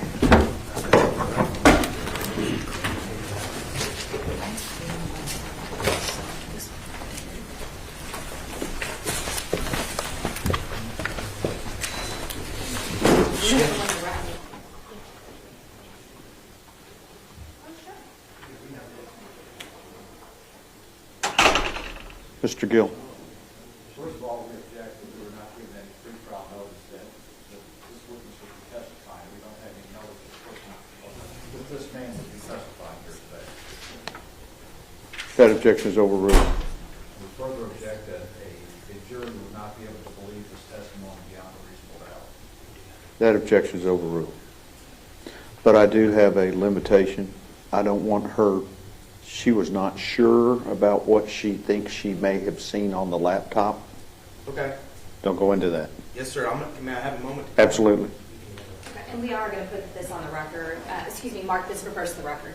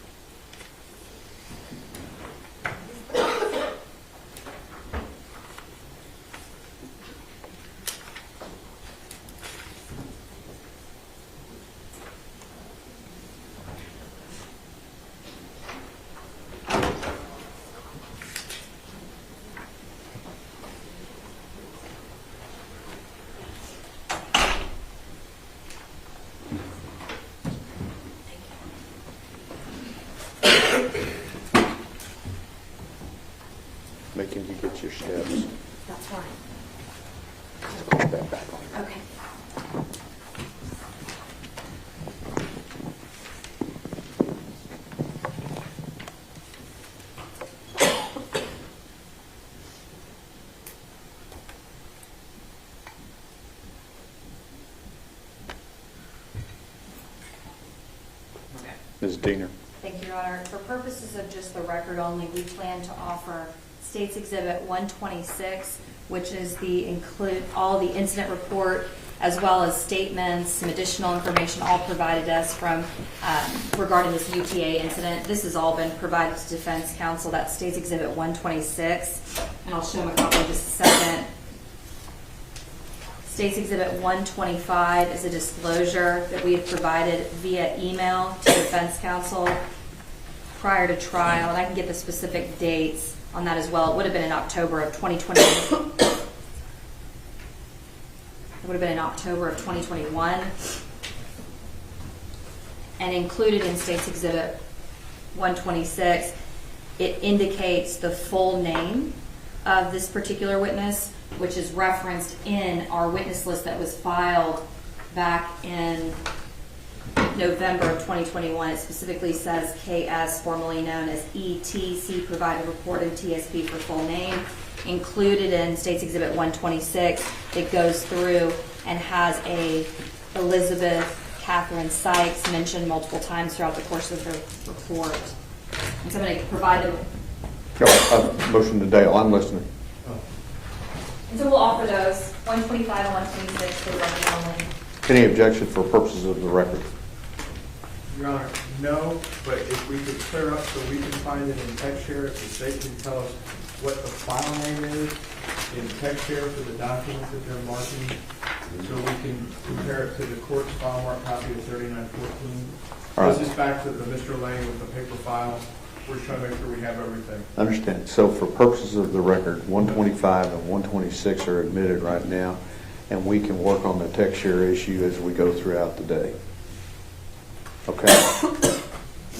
Well, yes and no, Your Honor. Yes, we can, but if it wasn't, I'm just trying to make sure, I take their word that it's turned over, I'm just trying to find it in here. Okay? And when it was turned over with an exact file name, because if you search the acronyms UT or UTA, that's not it. All right, Mr. Smith's looking at it right now, so hang on just a minute. Your Honor, I brought copies in triplicate, if that would be helpful. We're talking about other stuff, don't worry. Understood.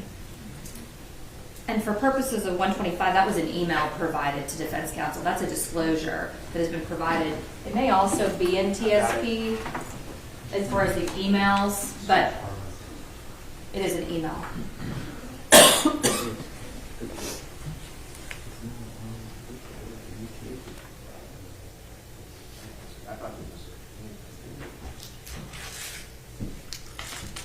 Yeah, here it is.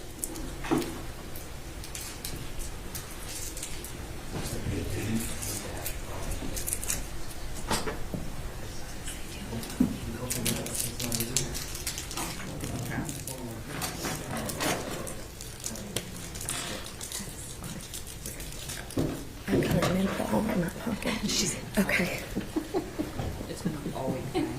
Understood. And is defense counsel satisfied with what's provided in TSP now that he's had opportunity? Hold on one second. No. Okay.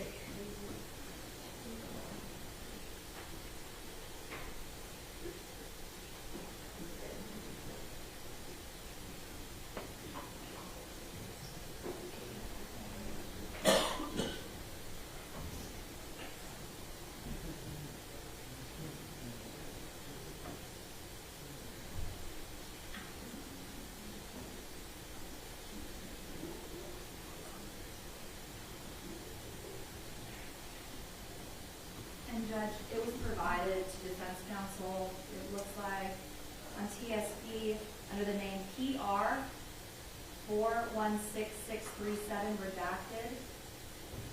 Period PDF. It's 5 megabytes. It was provided to them on 10/26, which is also the same day that we scanned it into TSP. That was on October the 26th of 2021. And so it's going to be a part of the 3914 paperwork as well. It's not anything additional we need to add.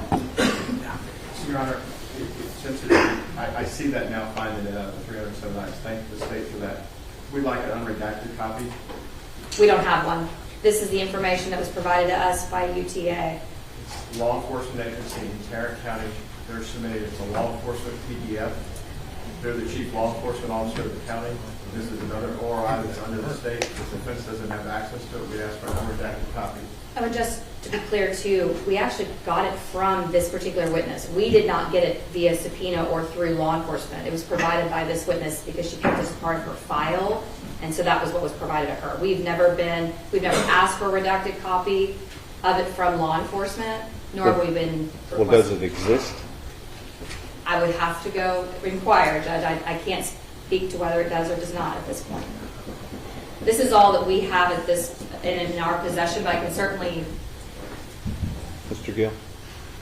Under Kyles versus Whitley, Judge, the state is required to make a diligent inquiry of law enforcement on these matters. Apparently, they haven't done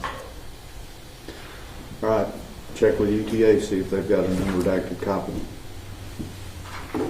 Do we have another witness that we could do while y'all are working on that?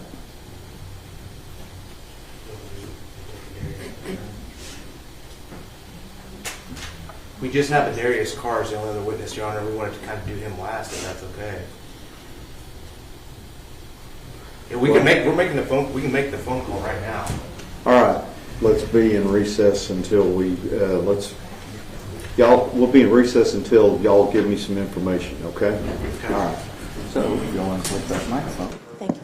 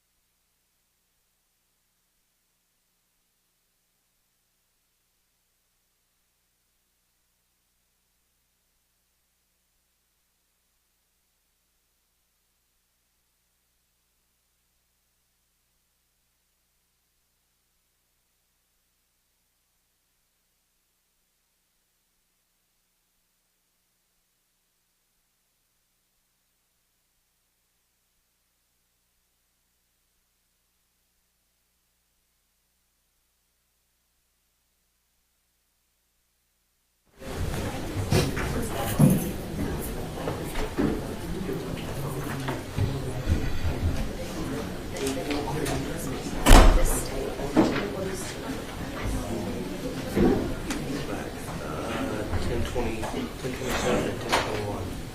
This is 1027. This is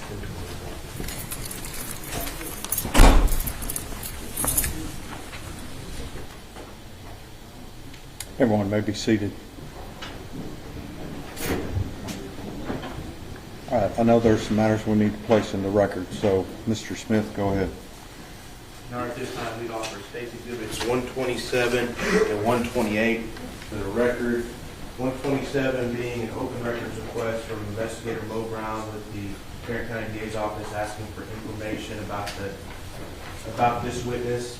And this was opened in October of 2021 to the defense. And then also, State Exhibit 128 is a records request from the City of Arlington for any information on this Class C ticket, which has also been open to the defense since October 2021. We did not get neither the City of Arlington did not have any records whatsoever for the ticket that was done in 2004 for this office.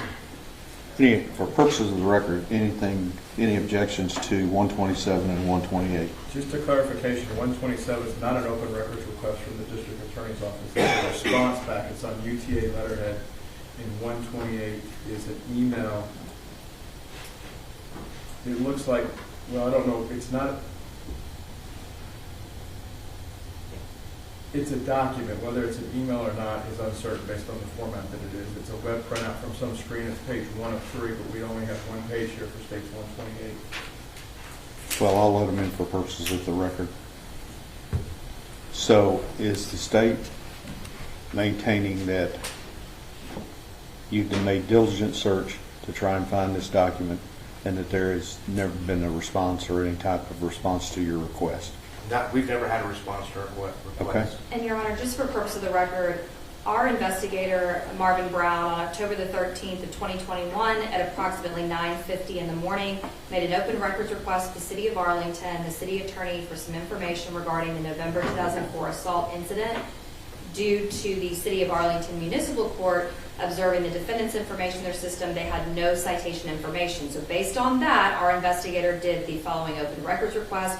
And then he also, on the same day, a few hours later, emailed the University of Texas at Arlington with a public records request for information pertaining to the November 2004 assault incident involving this defendant. He then uploaded the public response to TSP, and then as well as that additional document. So those have all been uploaded, but just for purposes of the record, to understand the context, it was our investigator that was requesting those items. And this is the information that was provided to him. Judge, UTA has its own law enforcement agency. It has its own ORI. The request that Investigator Brown, Chief Investigator Brown, made was to the university, not to the law enforcement agency. And then he also made the second exhibit was a request to the City of Arlington, which is a separate law enforcement agency. And at the time of this event in 2004, UTA had its own police department. The request and the due diligence under Kyles versus Whitley was not done because they also had the ability to issue grand jury subpoenas during their investigation or court subpoenas once the case was indicted, and they've done none of that to fulfill their duties under Kyles versus Whitley. All right, I'm going to overrule the defense's objection, and we're going to proceed. Can we have a writing objection, Your Honor? You may. We ready? State's ready. Yes. Okay. You may want to say anything.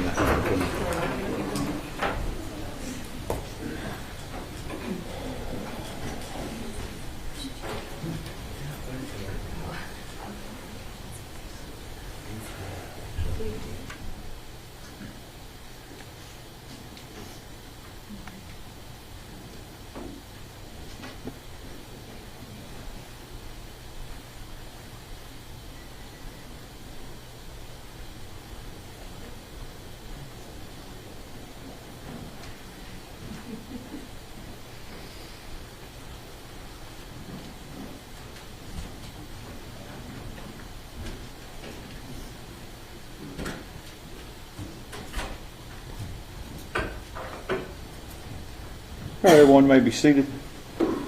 We are ready to proceed. Ladies and gentlemen, this witness has been previously sworn to testify truthfully. Mr. Smith? Would you introduce yourself to the jury, please? Yes, my name is Elizabeth Turner. And Ms. Turner, in what city do you live? I live in Fort Worth, Texas. And without getting into where you work, what do you do for a living? I work in financial services in a project management office. What do you do is in a project management office dealing with financial services? I lead projects and initiatives related to technology and finance. How long have you been doing that? I've been with my current employer for 8 years. I've been working as a project manager in the intersection of technology and finance since I was 19 years old. Did you graduate college at 19? I graduated college at 20 with a baccalaureate in information systems. It was an honors bachelor's degree, and a master's of information systems with a concentration in project management from the University of Texas at Arlington. All at 20. That's correct. So when did you start at UTA? I enrolled at the age of 14 in the spring semester of 2001. Tough going to school at 14? Going to college at 14, I mean?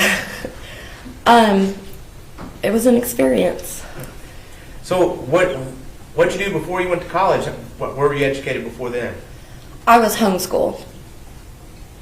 So whenever you got to UTA, were you a part of any clubs? Or did you create a club?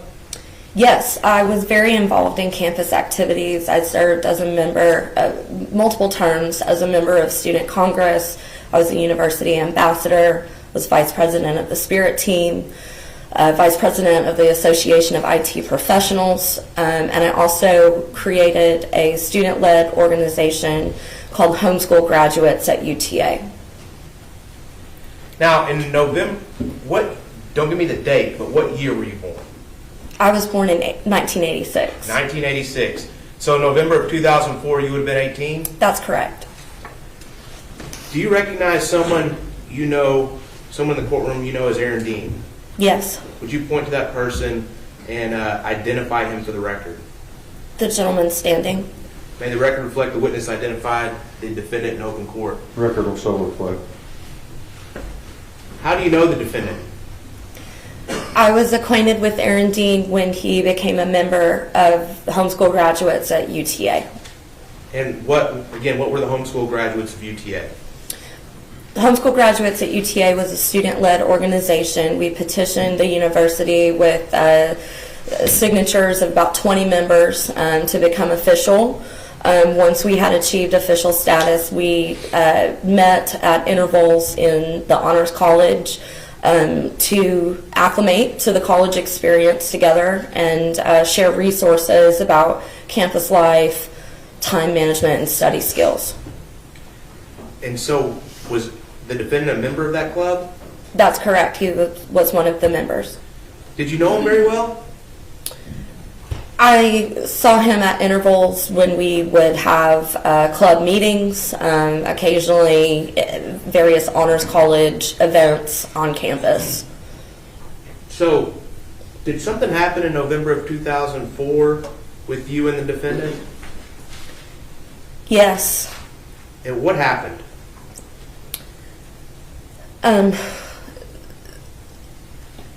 On November 18th, 2004 was a Thursday, and I had finished my accounting and systems analysis and design courses about Non-responsive. Sustain. Let's keep the question and answer. You got it. So what class did you just finish? I had just finished my accounting, principles of accounting and systems analysis and design. And what did you usually wear to that class? What type of, did you dress up for it? I typically wore a suit to my classes in the College of Business. And so what did you do after that if you typically wore a suit to class? After class, I changed into a hoodie and sweatpants, and I headed over to the Honors College Library to study. And what's that Honors College Library now called? It's called the Carolyn A. Barrows Reading Room. It's in Suite 100 of College Hall. And what kind of place is this? it's a quiet place where students can study. In 2004 it was.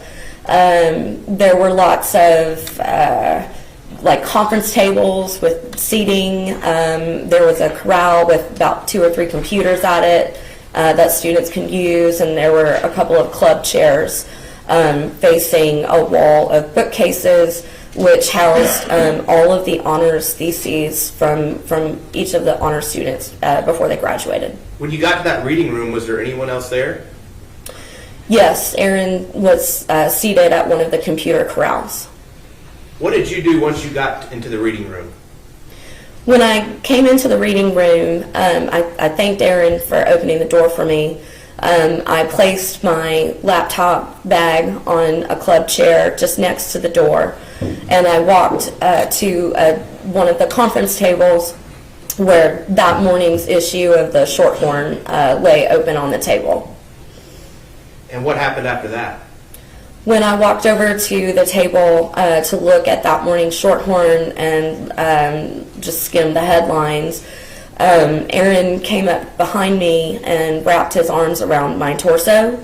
His left hand kind of skirted the cup of my brassiere, and he leaned into my ear and whispered, "Has anyone ever told you how great you are?" Were you romantically involved with the defendant at this point? Absolutely not. Had you ever been romantically involved with him? Absolutely not. Had you ever shown any interest in being romantically involved with him? No. In fact, I had a boyfriend and was wearing a promise ring from my boyfriend at the time. What did you do after he whispered in your ear? I broke away from his embrace and I walked over to the chair where my belongings were, and I took a seat in the chair to pull out my laptop and put it in my lap.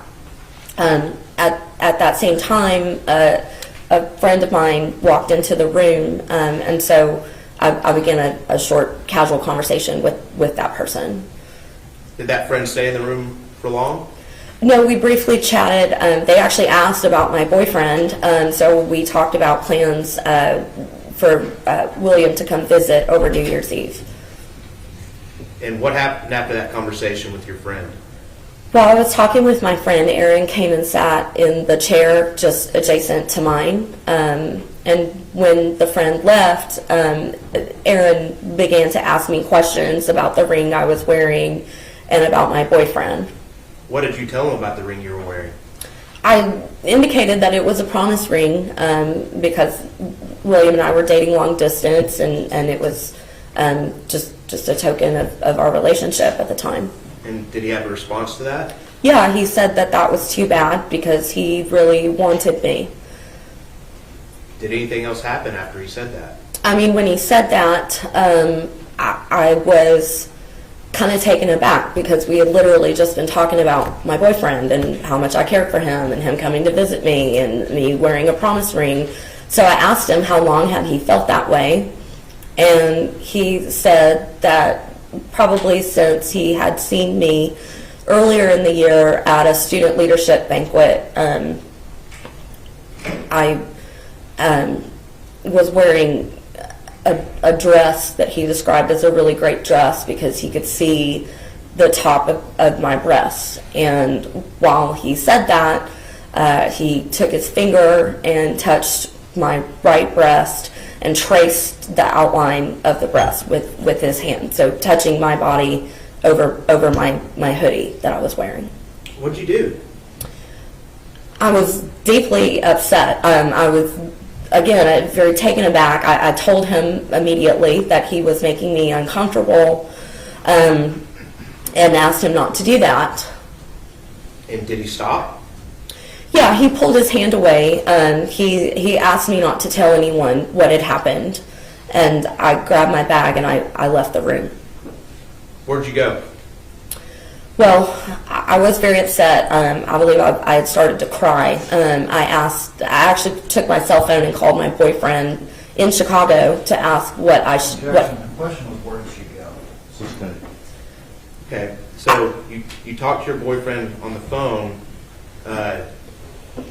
Did he console you? Yes, he suggested that I go find an adult that I trusted.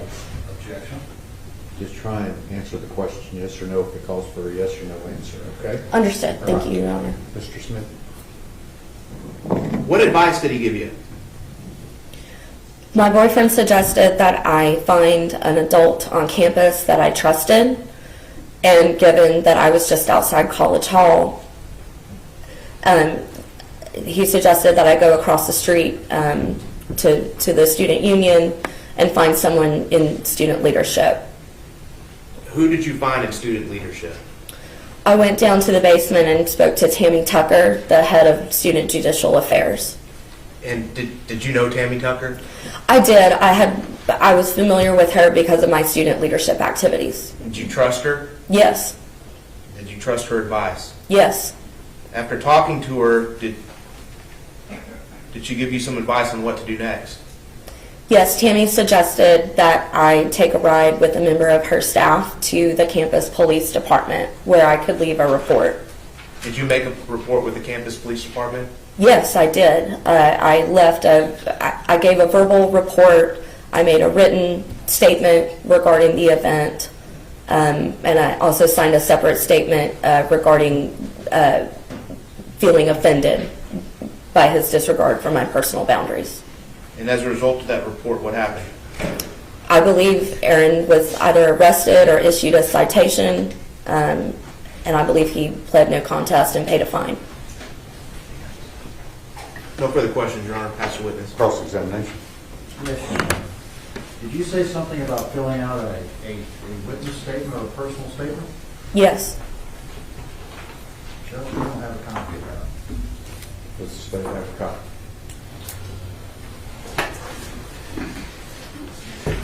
It was provided via TSP to the defense. We can give another copy right now.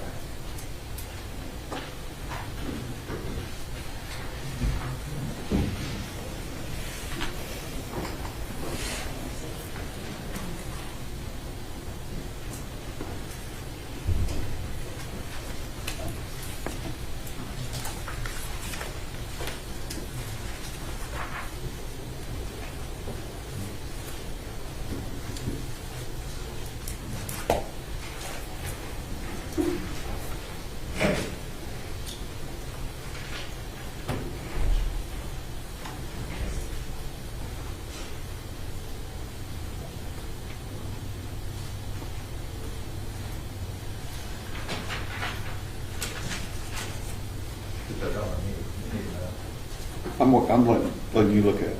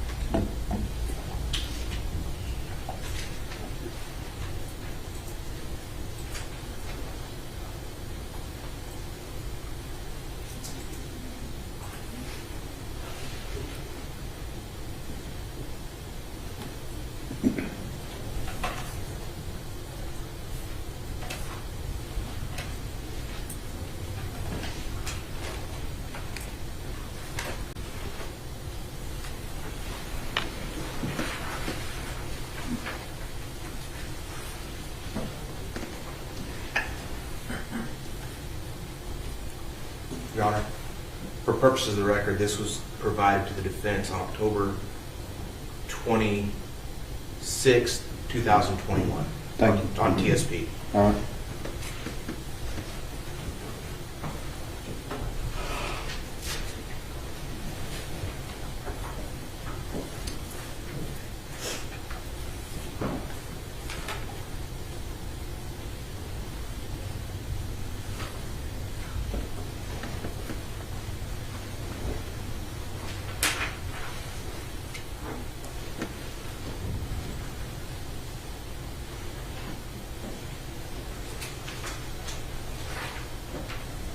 Morning. Good morning. You say that this event occurred in November of 2004? Yes. Is that right? So approximately 18 years ago? Yes. That's right? That is correct. You were 18 years of age at the time, That is correct. and Aaron was around the same age you were, isn't that right? I believe he was a 19-year-old sophomore at the time. Okay, so is that an age that's somewhere around the age of 18? It is over 18. It's around the age of 18? It's a year older than 18. And this, you were in an honors library at the time? Yes, the Honors College Library. And is there a certain select group of students that are allowed to get into that honors library? Honors College students typically use the library.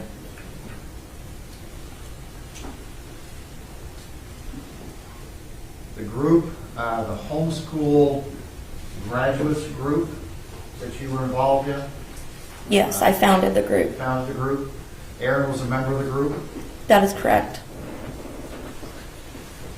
And isn't it true that one of the reasons that group was founded is because kids that are homeschooled have some adjustment issues that kids that go to public schools or private, more formal schools don't have, isn't that right? I would, yes, If there's some adjustment issues that have to do with the way you structure your day, perhaps. but also some issues that have to do with social adjustment, is that right? I think there are a variety of challenges that are unique to homeschool graduates attending a formal university for the first time. And it's one of those issues of social adjustment. Campus life and experience would be one of those aspects.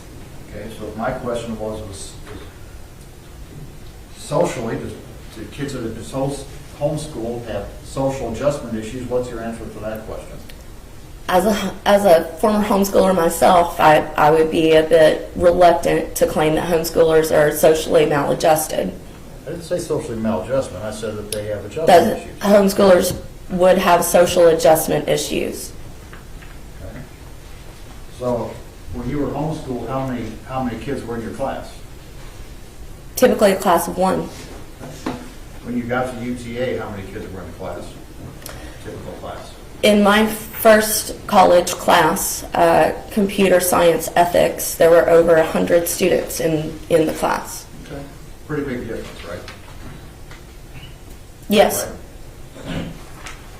Now, you wrote out a 5-page statement that for the UTA police, is that right? that is correct. And isn't it true that in that statement that you told them that Aaron had traced over your breast? Is that right? That's correct. And that you told them that what you told him at that time was that was very flattering, but that he was making you uncomfortable. That's correct. And something else that you kind of left out earlier was that he apologized to you, didn't he? He did.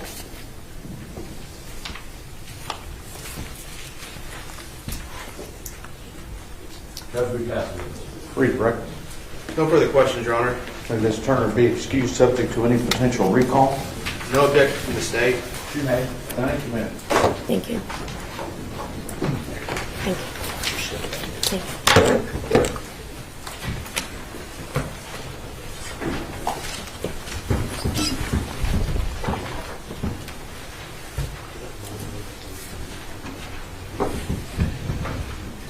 The state calls it Darius Carr.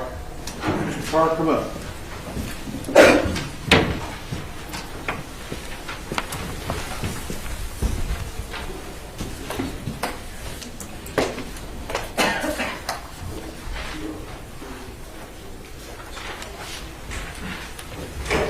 Ladies and gentlemen, this witness has been previously sworn to testify truthfully. Mr. Smith? Would you introduce yourself to the jury, please, sir? My name is Darius Carr. I'm Atatiana Jefferson's older brother. I'm sorry, I think we were working on the microphone. Could you do that again, please, sir? My name is Darius Carr. I'm Atatiana Jefferson's oldest brother. Darius, how are you currently employed? I'm currently active duty military stationed in San Diego, California. Okay, you talk real fast, so Slow down. slow down, all right? What do you do for the Navy out in San Diego? My current job, I drive the small boats and the big ships. How long have you been in the Navy? I've been Navy 15 years. Where all have you been stationed? My first duty station was Yokosuka, Japan, followed by Suda, Greece, Norfolk, Virginia, and then San Diego. Where'd you grow up? Dallas, Texas. And could you tell us who's your mom? My mother's name is Yolanda Carr. And when you grew up, how many sisters did you have? I have 3 sisters. We call ourselves the 18. My mom calls her 18. My older sister's name is Ashley. I'm the second oldest, Darius. My sister after me is Amber, and my baby sister we call her Tatiana. And Tatiana Jefferson was your baby sister? Yes, sir. Were you close with her? Very close. She was my best friend, I would say. What made y'all so close? Being the only boy in a family full of women, she was the tomboy. She was the one who, if I was playing basketball, she was playing with me. If I was hanging out with my friends, she was playing with me. Video games, I'm pretty sure I'm the reason she started playing them. Where did you go to high school? I went to high school at John Horn in Mesquite, Where did Tatiana go to high school? Duncanville. What did she do after she graduated high school? She made up her mind to go to Xavier. He couldn't tell anything different. She wanted to go to state. She had to go to Xavier. Where's Xavier? That's Louisiana. What was she going to study? She always wanted to be a doctor. I've never heard her say anything else. School was super easy for her. I was almost jealous. I was a BC student. She was always straight A's, kind of flawlessly. Why did she want to be a doctor? She got diagnosed with diabetes, preteens, and she wanted to cure it. Do you remember when she graduated from Xavier? I don't remember the year exactly. How many years before she was shot did she graduate from Xavier? Do you remember? So 2 or 3 at the most. After she graduated, where did she move to? Moved back home, helped mom out. Was that back in Dallas? Mom had bought a place in Fort Worth. And again, what's your mom's name? Yolanda Carr. And are we talking about that same house that you've been in the courtroom for this entire trial, haven't you? Yes, sir. Is it the same house that we've seen pictures of? Yes, 1203 East Island. And why'd you move back with your mom? Mom was having some health problems. Amber was having health problems, and she was just at home helping out while she saved money. Okay, so what kind of health problems was your mom having? Heart problems, which apparently passed on to Amber. And what kind of health problems was Amber having at that time? Heart problems as well. So how many kids does Amber have? She has 2 sons, What are their names? Zion and Zayden. Zion and Zayden. So where was Zion living while your sister Amber was sick? Amber got sick first, so Zion moved in with mom, and then mom got sick, so Tay covered down to help out. So when you say Amber got sick, did she get sick and go somewhere else, or? She went to the hospital, so she couldn't watch us. And then when Yolanda got sick, your mom, where did she go? She went to the hospital as well. So when we go back to October of 2019, both Amber and your mom Yolanda were in the hospital? Yes, sir. And so who was taking care of Zion? Tay. Tay was taking care of him full time. Full time, taking care of her nephew. How did you find out that Atatiana had been shot? I want to say the next morning, I remember being in the kitchen cooking breakfast for my pregnant fiance at the time. I got a call from my big sister Ashley. I knew mom was in the hospital, I knew Amber was in the hospital, so I kind of figured it was a call by one of them. She answered the phone and she just told me up front, I don't know how to tell you this, but Tay is gone. I remember not believing it for a little while. I had to call my command, let them know I was going on emergency leave. Bought a ticket and flew straight to Texas.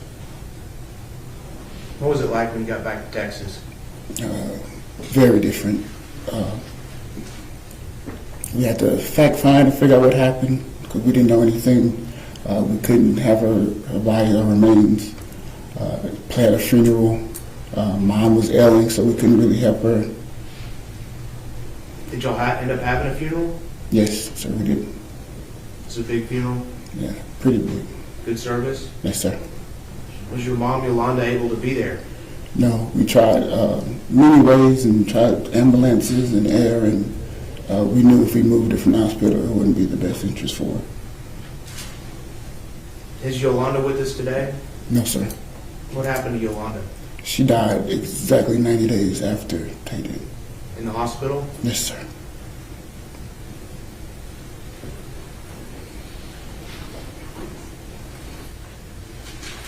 May I approach the witness, Your Honor? Yes, sir.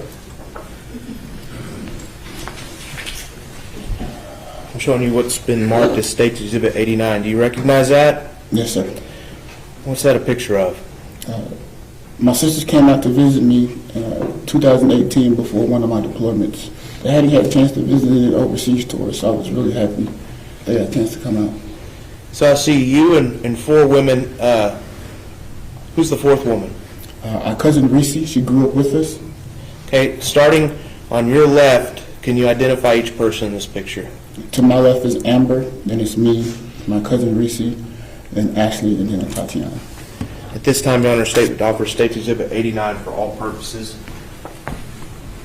No further objection, Judge. Your previous objections remain overruled and states exhibit, your objections are overruled. States Exhibit 89 is admitted. Your Honor, permission to publish using the board. I think Yes, we're sir. warming it up. Okay. Oh.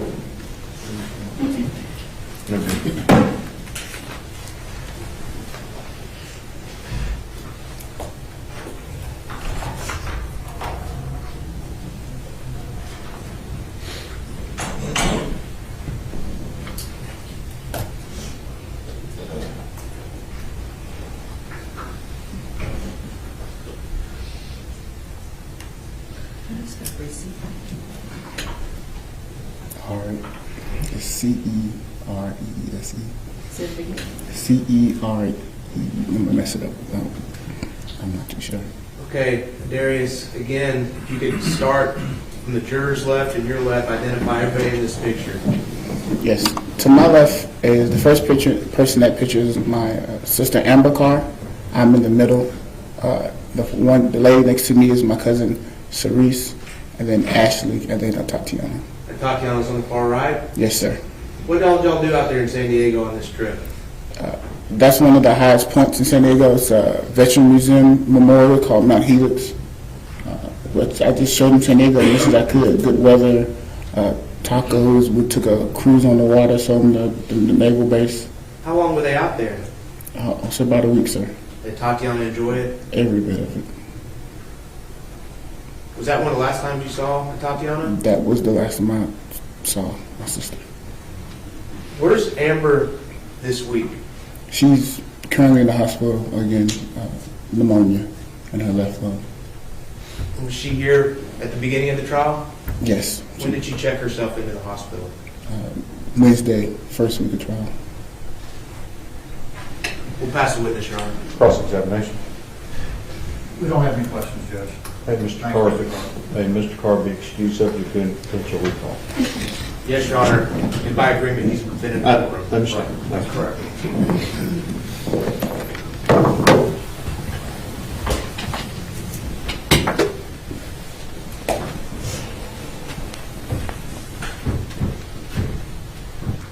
Mr. Smith. Your Honor, ladies and gentlemen of the jury, the state would reoffer all evidence from the guilt-innocence phase. And the court will readmit it subject to any potential rulings on objections that remain the same. And, Your Honor, ladies and gentlemen of the jury, the state rests its punishment case. Let me see, counsel.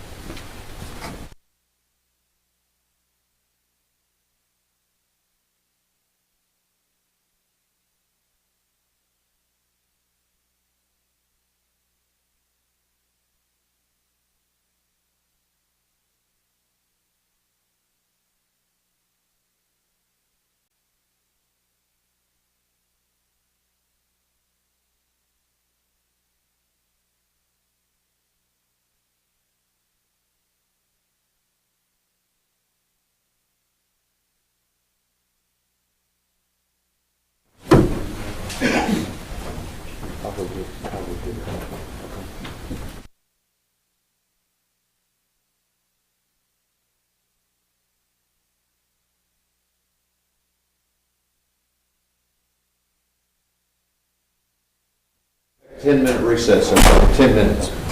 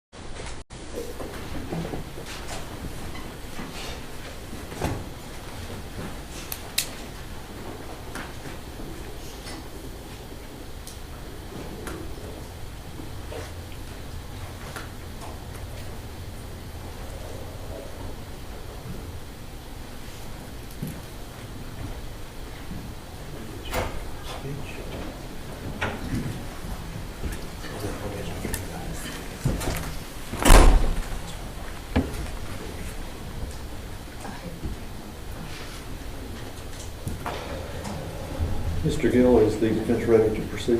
We are. All right, state ready for the jury? Hello.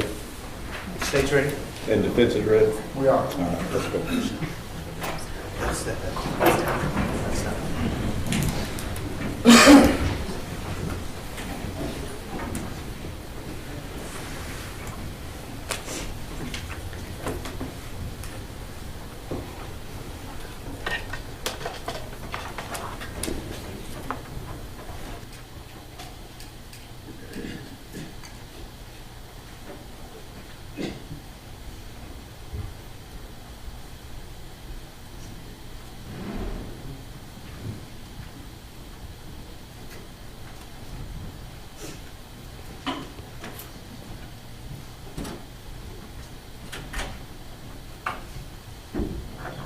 All right, everyone may be seated.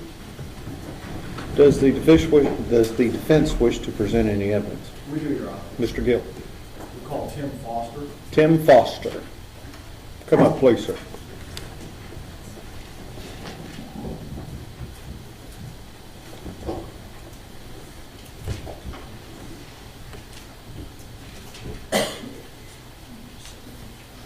Could you raise your right hand for me? Solemnly swear or affirm testimony given this cause to be the truth, the whole truth, and nothing but the truth, self to God. That's right. There is a rule of procedure in effect that you can't be in court unless you testify, and once you have testified, don't discuss your testimony with anybody else, okay? Okay. Mr. Gill? Thank you, Judge. Would you tell us your name, please? Tim Foster. Microphone on there. Yes. Mr. Foster, do you live here in the Fort Worth area? Just outside of Fort Worth, west of And how long have you lived here? 33 years, And how old a man are you? 55. While you've been living here in the Fort Worth area, have you come to know a person by the name of Aaron Dean? Yes, And this is Aaron over here, two people to my right at the end of the table? yes. How long have you known Aaron? Probably 8, maybe 10 years. And how do you know Aaron? We went to the same church for several years, a number of years. Well, what church is that? Redeemer Church, Fort Worth, And whereabouts in Fort Worth is on the west side of Fort Worth. And how large a church is a Redeemer church? 150, 180 people. And Aaron was a member there? Yes. How about the rest of his family? His parents and 2, maybe 3 siblings. Do you know approximately how many siblings there are altogether? There's 6 kids altogether. And several of them went to church Yes, with Aaron and his parents. correct. Did you become involved in church activities with Aaron? Yes. What kind of activities would you be involved in? We were involved with the music, so he would run the soundboard on occasion, and I would play musical instruments, So what musical instrument do you play? bass guitar. Does Aaron also play a musical instrument? Yes. What does he play? He's classical piano, rather accomplished. He may play other musical instruments, I'm not sure. Is there a particular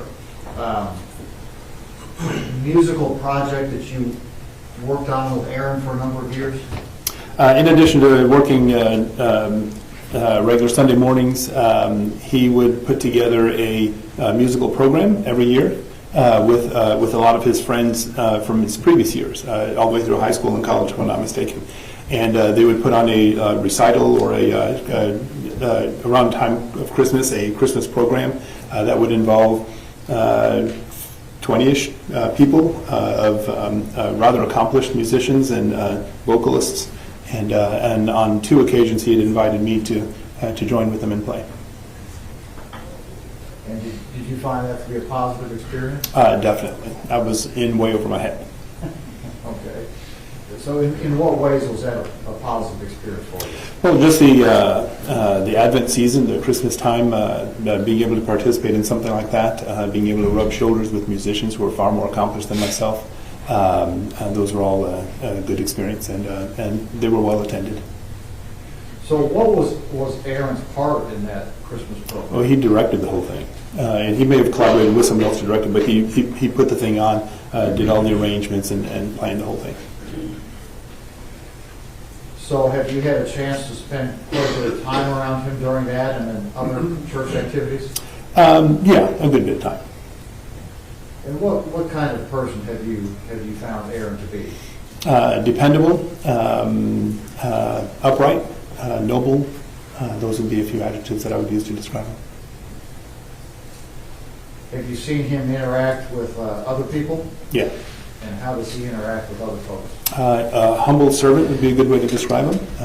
If we had something to do, he would always be there on time and do his job thoroughly with a high degree of proficiency.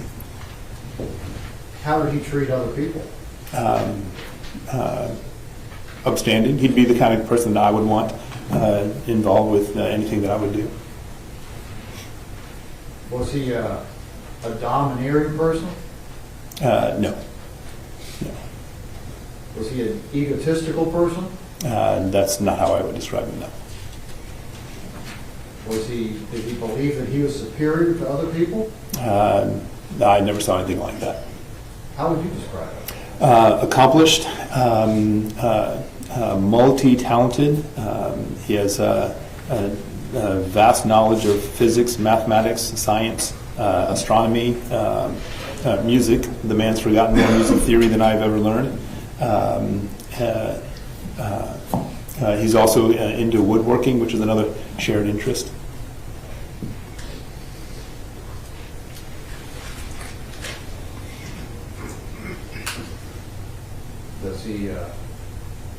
Is he there for other people when they need him?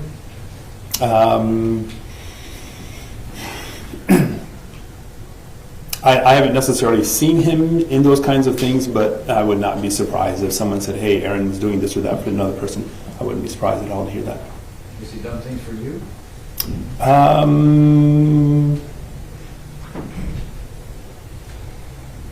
Nothing specific comes to mind. I mean, just sharing in conversation and things like that.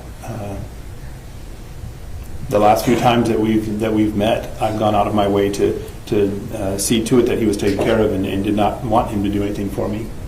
So, to your knowledge, has Aaron ever been convicted of a felony in Texas or any other state? no, not right now. We'll pass the witness. Cross-examination. No questions for this witness, Your Honor. May Mr. Foster be excused subject to any potential recall? You may. No objection from the state. You'll flip that microphone? Thank you.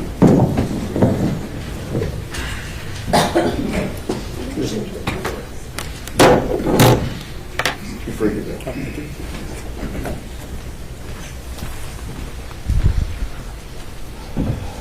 Who do you have next? Christina Livingston?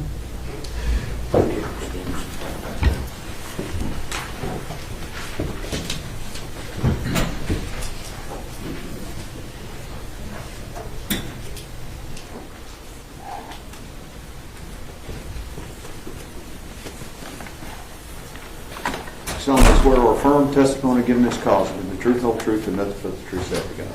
I do. Put the microphone on for us, please.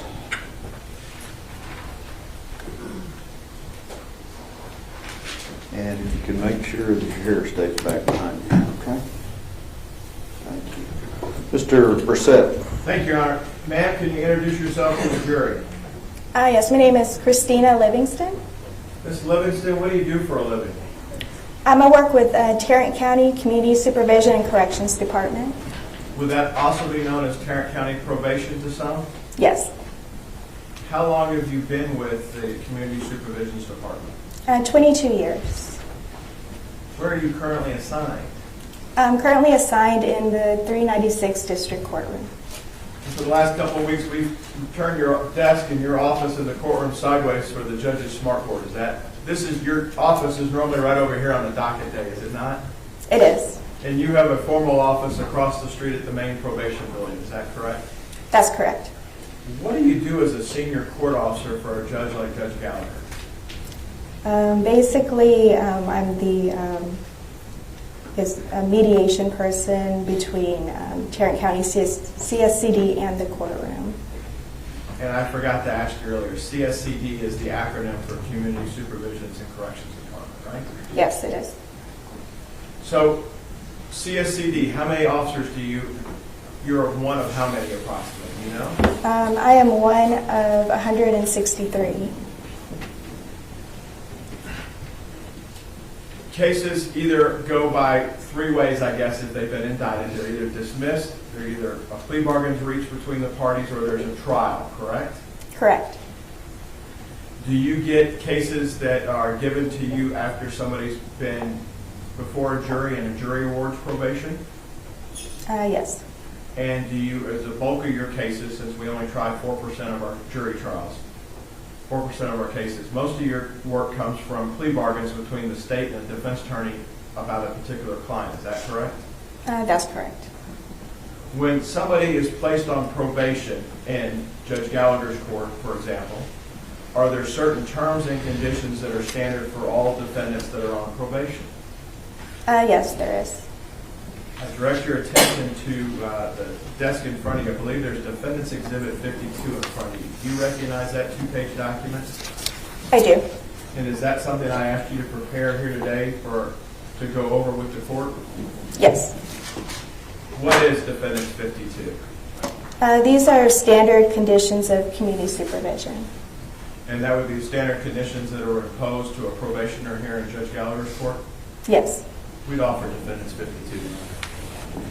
Can I just see a copy of it? As long as it's the standard probation conditions that have been provided, then I don't have any objection. That's right up here. Yeah. May I approach? Yes. And for the record, it's the exact same copy she gave both of us at the break. Then I don't have any objection to it, Judge. State Defendant's Exhibit 52 is admitted. What are some of the standard conditions of probation that a probationer can be given by a judge such as Judge Gallagher? Some of the standard conditions include not committing any new offenses, reporting to the probation office, usually it's once a month, keeping all the court dates, avoiding persons and places of disreputable or harmful character, permitting the supervision officer to visit the person at their home or elsewhere, work faithfully at suitable employment, furnish proof of employment to their officer, provide a valid and accurate address at all times while they're on probation, beginning the date of probation throughout the end of probation. Now, there are a number of hours. Mr. Dean has been convicted by this jury of manslaughter. That's a second-degree felony. There's a tiered system for community service hours in the Texas Code of Criminal Procedure that you're aware of, correct? Correct. What is the minimum number of community service hours a defendant, if awarded probation by a jury, would have to do as part of their probation? It would be 240 hours. Does the CSC Department of Tarrant County employ a Texas risk assessment test to all defendants on probation? They do. Can you explain to members of the jury a little bit about that testing and why it's there? The assessment basically assesses the risk of the probationer if they will recidivate. And it's a series of questions and tests, and based on that initial diagnostic test, additional tests could be ordered by probation if they see fit, correct? Correct. Is it my understanding that if a person is placed on probation, they have to, upon release from custody, they have to go to this assessment center, and the assessment center is like a diagnostic series of tests from urinalysis to the mental side to see what programs or treatment a probationer needs, correct? Correct. Not immediately after, but soon after. Your policy, I think, if I understand it right, Ms. Livingston, is within 2 weeks they're supposed to have the initial assessment test done, and then based on that, additional testing take place. Is that safe to say? That's safe to say, yes. Judge Gallagher's court handles felony level offenses, those that a jail sentence is greater than a year. Yes? Yes. On probation currently, do you have people that have committed assaultive offenses that have been placed on probation through plea agreements with the state of Texas? Yes. Do you have people on probation that have had various amounts of illegal controlled substances, drugs? Yes. Do you have people on probation that you're currently supervising through plea agreements that have committed burglary of a habitation, Yes. aggravated kidnapping, Yes. aggravated assault, Yes. aggravated robbery, Yes. intoxication manslaughter, Yes. intoxication assault. Yes. It's common that these types of crimes are awarded probation through plea agreements and accepted by the court on a regular basis in this building. Is that safe to say? That's safe to say, yes. Does CSCD of Tarrant County have the ability to supervise and structure a treatment program for rehabilitation for an individual convicted of the offense of manslaughter, in your opinion? Can you repeat the question, please? Does CSCD of Tarrant County, each individual probationer's treatment during probation or their rehabilitation is done on an individual basis, correct? Correct. You try to tailor a program to fit a particular given defendant, yes? Yes. As much as you can. I understand it's not one size fits all, but it's not micromanaged, but you do your best to get it down to where it's a program that can be taken care of and treat specific issues if there are any, yes? Yes. Does probation have is probation capable of handling somebody that has been convicted of manslaughter? Yes. And there's two different types of probation. In my understanding, there's one that takes place by a trial is one type of probation called deferred adjudication. And that's not what a jury would be awarding probation if they were, correct? That's correct. The other type is straight probation. Can you explain what straight probation is to you? Straight probation means the person is already convicted. Do you have people on straight probation for serious felonies, what you consider serious felonies here in the state of Texas? Yes. And you and your team are able to supervise them, is that correct? That's correct.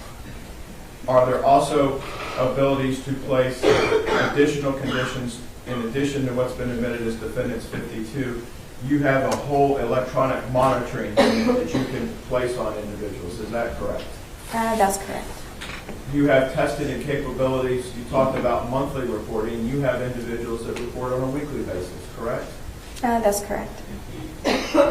Probation has individuals that have to call on a daily basis to see if they have to come in, correct?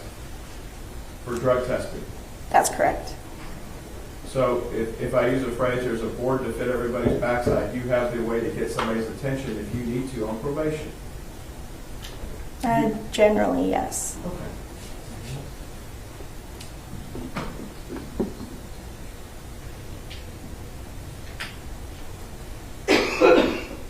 In order to get straight probation,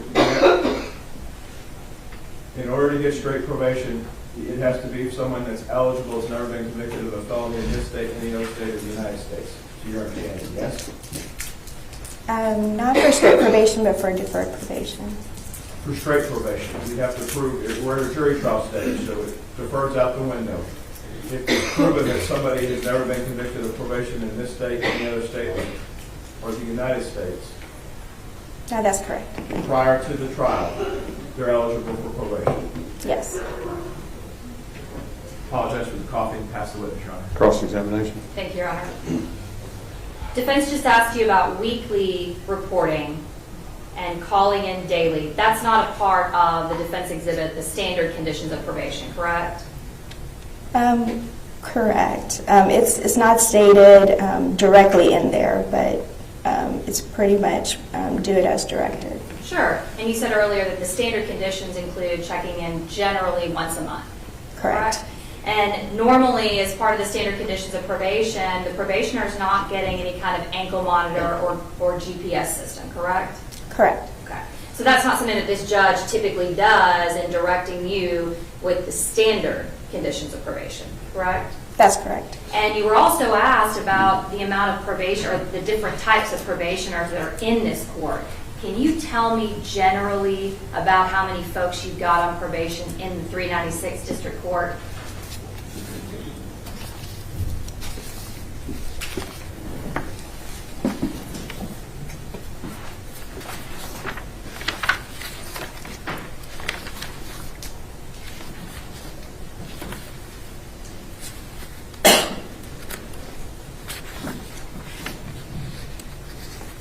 I don't have the general number out of this court, but I do have the general number department-wide. All right, so department-wide, would that cover all the felony courts, or is that all the misdemeanor courts as well? I have both numbers. All right, let's talk about the felony courts. We got 11 district courts that are 11 felony courts in this building, correct? Correct. All right, so out of 11 district courts, how many probationers in total do you have? As of November this year, 10,718. 10,718 people that are on probation for felony offenses, is that right? That's correct. All right, so doing just the basic math, you're going to talk, that's basically going to be a little bit under 1,000, thank you, 974 probationers in each court, if we're just doing an average. Correct. So around 1,000 folks that this judge in particular is responsible for, and as well as you, is that right? That's correct. Okay. Now, you weren't asked these questions, but I want us to educate the jury regarding a field officer versus a court officer. So you are a court officer, right? That's correct. What does it mean to be a field officer? The field officer is the one who supervises the people that are on probation. So do you not yourself supervise that person? No, I do not. Okay. So when you were asked questions by defense counsel regarding the types of supervision, that's going to be the field officer that's having that contact, correct? That's correct. And would they be the ones that determine if that person needs to have more close contact, maybe weekly or calling in daily, or would that be this judge? It could be either one. More than likely, the field officer would be the one making the recommendation. And typically speaking, though, when we talk about the conditions of probation, they start off from a place of they're going to report about once a month, right? That's correct. And when we say report, they actually have to come up to this building or somewhere different? They go over to the field service unit, whichever office they get assigned to. And when they go over there to the field office and talk to their supervision officer, about how long are they spending with them?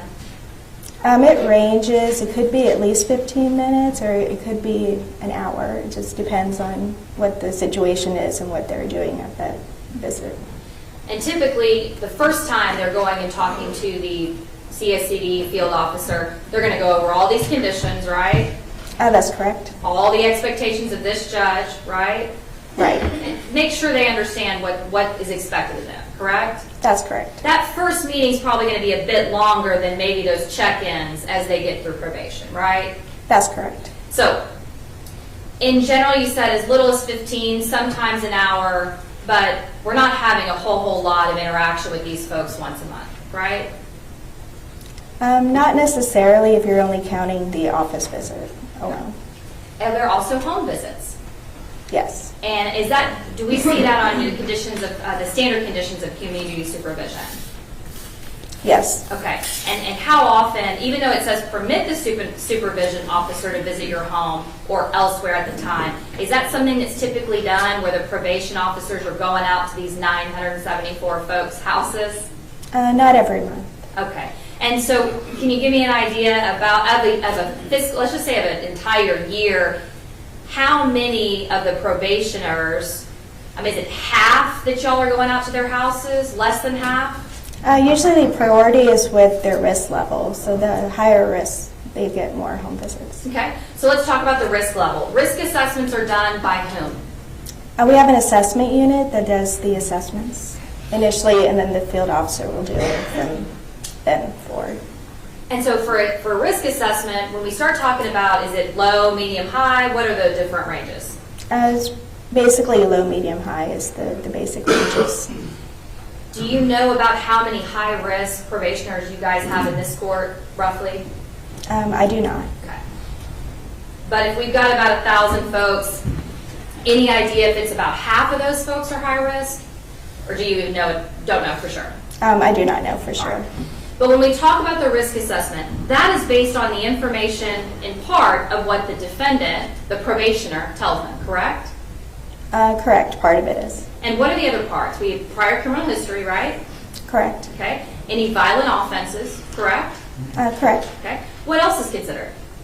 For the assessment, we also go through what information that we do have and then related to it, the information the defendant says. Okay, explain that to me. What do you mean, what information you do have and as it relates to what the defendant tells you? For example, if we have a new offense, well, not a new offense, but let's say we look at the criminal history and the defendant is underreporting what is on the criminal history, we would trump it with the actual criminal history. I gotcha. But if somebody doesn't have any criminal history, then that's going to be a factor into the risk assessment, correct? Correct. Any documented criminal history, right? Correct. Okay.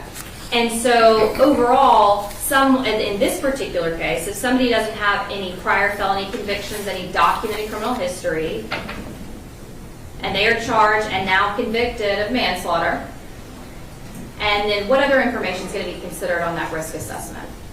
We have the education, employment, financial situation, family and social support, neighborhood, substance abuse, criminal attitudes, behavioral patterns, and peer associations. Okay. So if you have a supportive family member, that lots of family and friends that are willing to be there for you, you got a job, and you otherwise have a good attitude, do you expect that person to be on the high risk? I do not. Not necessarily, right? And as far as those that are on the high risk, we also have probationers that commit new offenses that are on the low risk, correct? Correct. We have people that commit new offenses every day here in Tarrant County that are on the medium risk. That's correct. And the high risk too. That's correct. In fact, even though it purports to try to predict the level of risk, we have folks every day that we hope and we pray that they won't commit a new offense, but they do anyway, correct? That's correct. And when we talked about GPS earlier, have you had folks that have cut off their GPS and escaped this county and this state before? Yes, we have. Out of this court? Out of this courtroom. With this judge? Yes. And have those people committed violent offenses before? That's correct. Okay. And at that point, either the prosecutor and the defense attorney agreed to put that person on probation, or a jury just like these folks have agreed that that's a good idea, correct? That's correct. There's really no way to predict with any kind of degree of certainty that that person's not going to be a risk in the future, right? That's correct. I mean, we want to do the best we can. We try to do that, but sometimes we just don't know, correct? That's correct. All right. And so when we talked earlier about these conditions of probation, you would certainly agree with me that the majority of these probation conditions are pretty much what all of us do on a daily basis. Don't commit any violations of the law, right?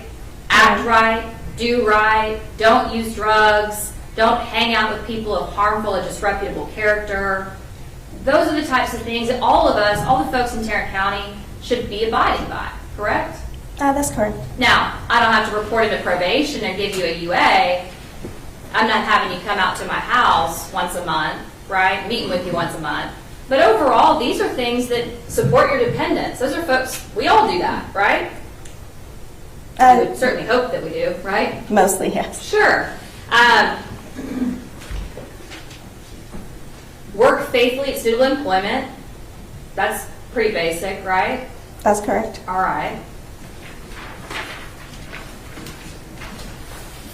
Don't possess firearms, right? That's another condition. It is, yes. Got to pay some fees, right? Right. And that's kind of the last few all deal with paying fees. There's 21 conditions on the standard condition form, right? Yes, there is. And the last 1, 2, 3, 4, 5 deal with fees. That's correct. And in the very last one, you've got to have a valid driver's license and insurance to drive a car, correct? Correct. And as long as somebody has that, they get to drive a car, and that's the same thing that all of us do, right? That's correct. And nothing about a manslaughter conviction that would keep you from driving a car, right? Right. So those 5 conditions that all deal with fees, anyone ever get in trouble if they don't pay their fees, if they're on probation? Some do, yes. Okay, tell me the trouble that they get in. Are they put in jail by this judge? Usually it would involve restitution, but it will at least involve being in front of the judge to address it. Okay. And the truth is to the juries that if you don't pay your fees, you're not going to get in trouble and get revoked on probation, right? Typically you will not get revoked for not paying fees. Sure. So tell the jury what it means to be revoked on probation. What does it mean to have a probation revocation in this court? Probation revocation just means that you were on probation, you had violations, and then petitions submitted to the court, and then the person gets time. Basically, they can get, depending on what their type of case is, it could be jail time or it could be TDC time. When you say TDC time, is that the Texas Department of Corrections? Yes, So you said jail time, meaning Tarrant County jail time, that's correct. TDC time, meaning prison time. Correct. And who decides that sanction or that punishment? Usually it's discussed between the state and the defense. And ultimately, it's up to this judge if they go in front of him to make that determination, correct? That's correct. All right, so let's talk about probation revocations and how often they occur, all right? So out of, let's just say, 1,000 folks we got on here in probation in this court, do we have a lot of probation revocations pending? We do, yes. Tell the jury how many. I don't have an exact number, but as of 2016, about 33% are revocations. So a third of the people that we decided are worthy of probation have been, at least have a pending revocation or have been revoked on probation. Those are the actual revoked people. Those are the folks that have been revoked. Correct. Not even the ones that have messed up and maybe have a probation revocation, but those that have actually been revoked. That's correct. Because there's a difference, right? There is, yes. So tell us about the difference. When you have somebody that is on probation and messes up, let's talk about, for example, they submit a dirty urinalysis. That happens, okay? Are they going to get revoked and sent to prison by this court? Not necessarily. That doesn't happen very often, and that's not just this judge, that's across all the district courts, correct? That's correct. Typically, if there's one or two small violations, the judges are not immediately revoking these folks and sending them to prison, right? That's correct. Because in general, the basic foundation of the probation department is to try to rehabilitate, right? Right. You guys work hand in hand with these folks every single day to try to give them chance after chance after chance. Would you agree with me? I agree with that. In fact, sometimes when we're in front of the court asking for this person to be revoked and sent to prison, we've been in front of the court multiple times with multiple violations, right? That's correct. And really, when someone violates probation, most of the time, that's a circumstance where they've committed a new offense, right? Right. I mean, you can't really find out about somebody hanging out with a person with harmful or disreputable character unless you guys are told about it, right? That's correct, or unless it's noted in the offense report. For a new offense. For the new offense. And that's if y'all find out about it, right? Correct. Meaning that the police are involved and it's reported to you, right? We do get notices whenever there are new arrests in Texas. Sure. But as far as, let's talk about possessing a firearm. If you guys are not going out to the person's home, how are you going to know whether they have a firearm or not? If they get picked up for a new offense with a firearm, or if someone reports that they have a firearm. And if they tell you too, right? True, yes. And wouldn't you agree with me that for the most part, the basis of probation, so much of it depends on the information given to you by the person on probation? Yes. It's extremely important that they have an open mind, they have an open heart, they are willing and ready to participate in probation, right? Yes. In fact, one of the very first things they have to do is admit the offense, right? Yes. And they have got to, because that's how you tailor the probation, right? Yes. So they have to admit the offense, and you go through the risk assessment, and they have to be willing and able to do all those things, right? That's correct. And the information that you use to tailor the probation is based off what they tell you, right? Some of it is, yes. So to a certain degree, garbage in, garbage out. So we're really hoping that they're being honest and open with you, right? Right. And I know you've been doing it a long time. You have folks that are dishonest with you sometimes. That's correct. Sure. And as far as those that are currently, you said it's a third of people that have been revoked here in Tarrant County. Those that have been revoked, who makes the determination of how long they go to prison? I mean, ultimately, the judge makes the sentence. And so these folks right here that have heard all about the manslaughter that was committed in this case, they don't get to make that determination, right? That's correct. And are they even contacted? No. So if this defendant goes out and commits any other new offenses, they are not going to have a say at all in what he is sentenced to, correct? That's correct. And it may not be just this judge that makes that determination. It could be a visiting judge that's here that day, right? It could be. Yeah, it may be him that's heard this case, or it actually may be a different judge, right? That's correct. Okay. So the folks that are in the best position to know everything about this case, sitting in the box, they actually don't get a say in that going forward, right? That's correct. And they also don't get a say in what conditions are placed on this defendant. That's going to be the standard conditions and whatever additional conditions, if they are sought by the risk assessment in this court, right? That's correct. Do you have any idea, can you tell us the percentage of as far as probationers that get more conditions than just the standard?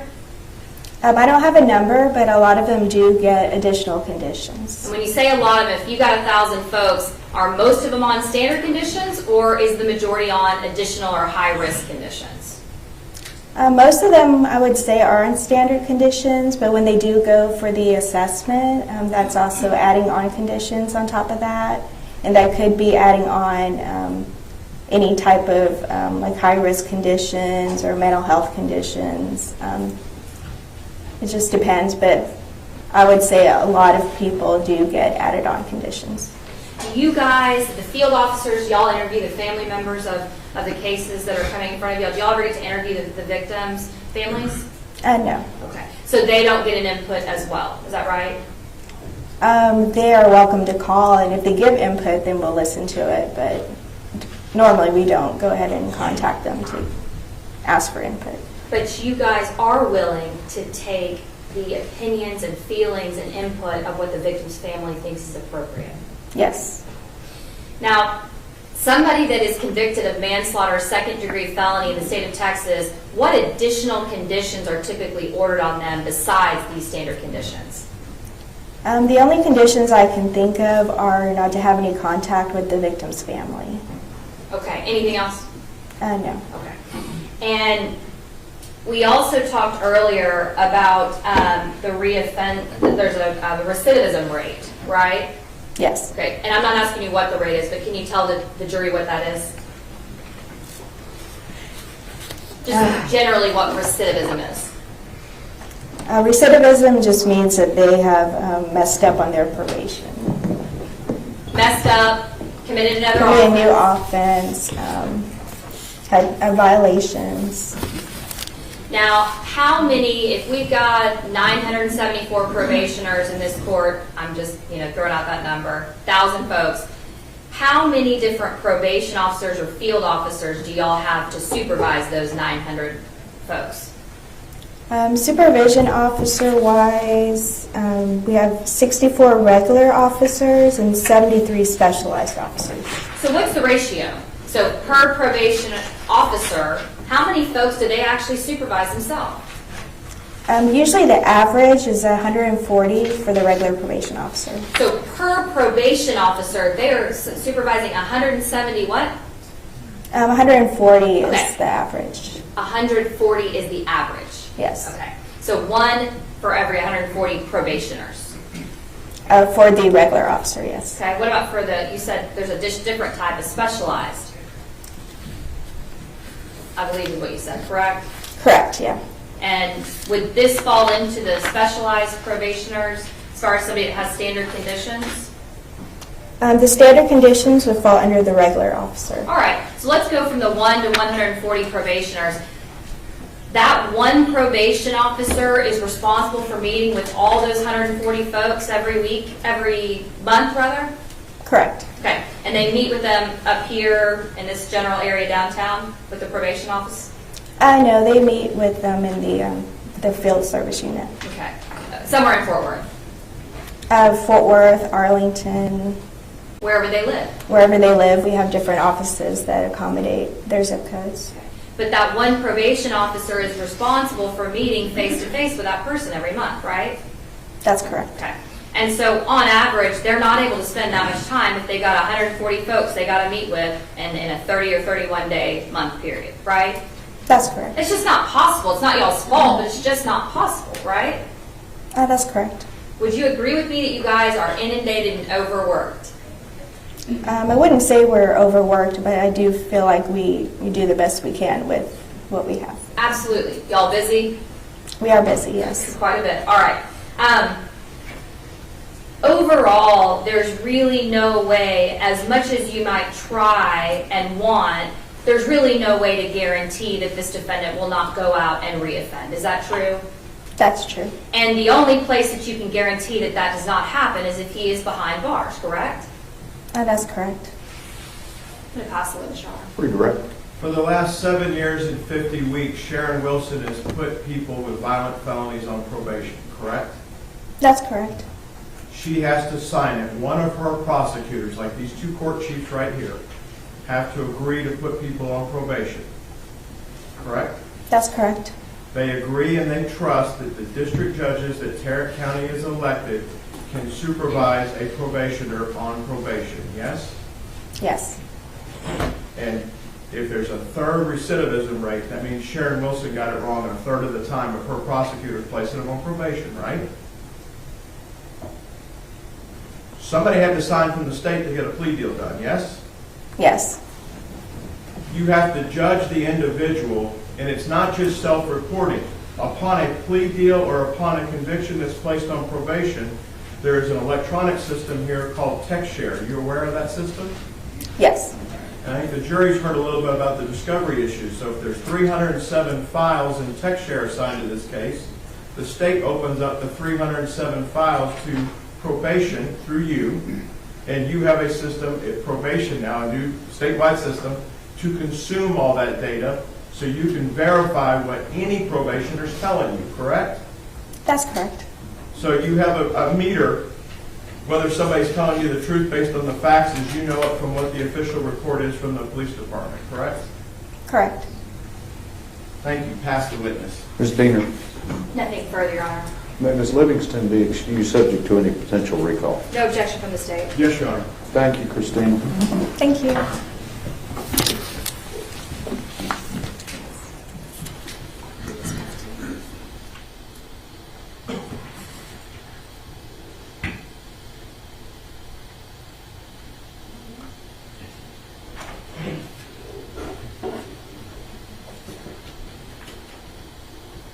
Good time. We're going to break for lunch, okay?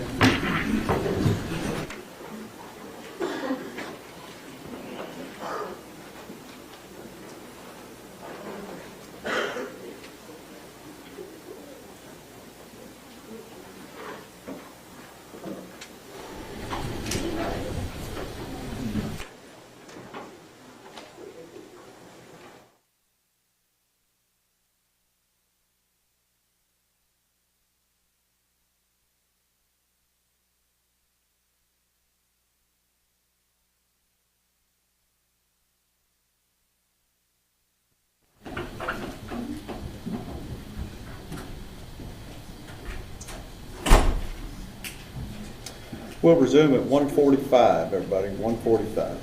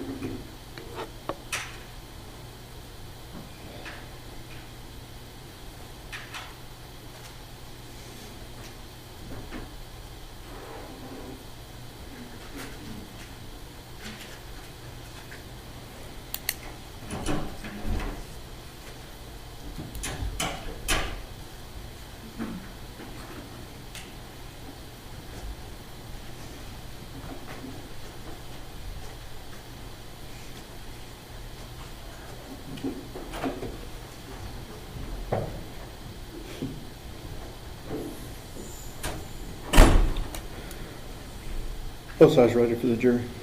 State's ready? Yes. Okay, let's go.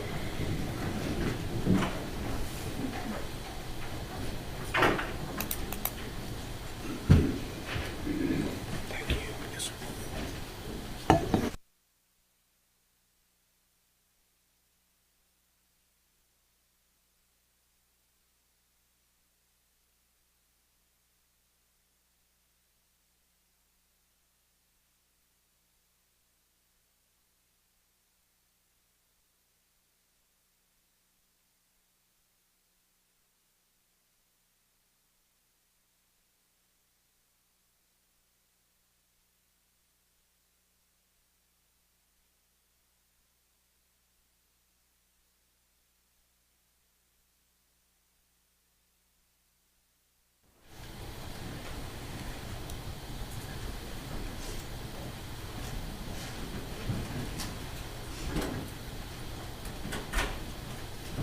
Everyone may be seated.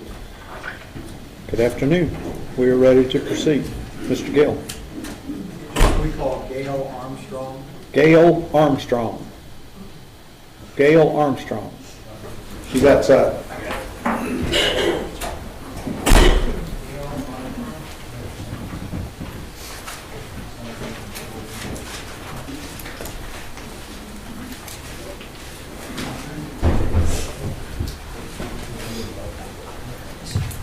Come on, please, ma'am.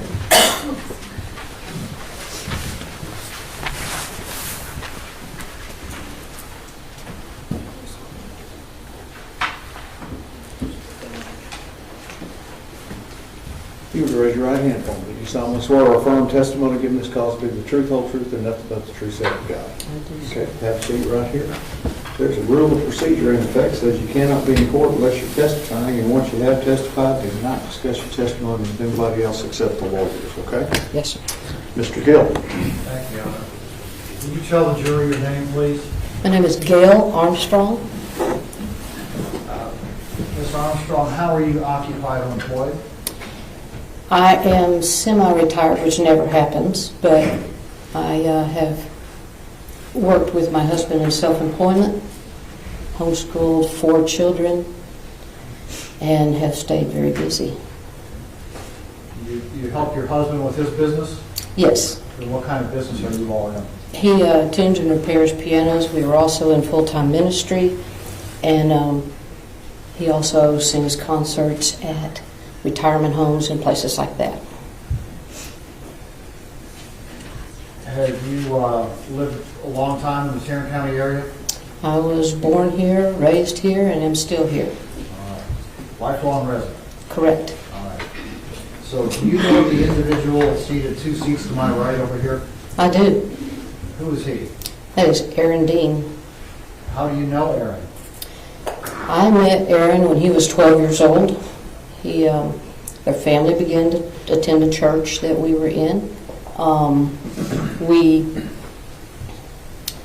We also home educated as well as his family, and we had started a choir, Metroplex-wide, for those kiddos.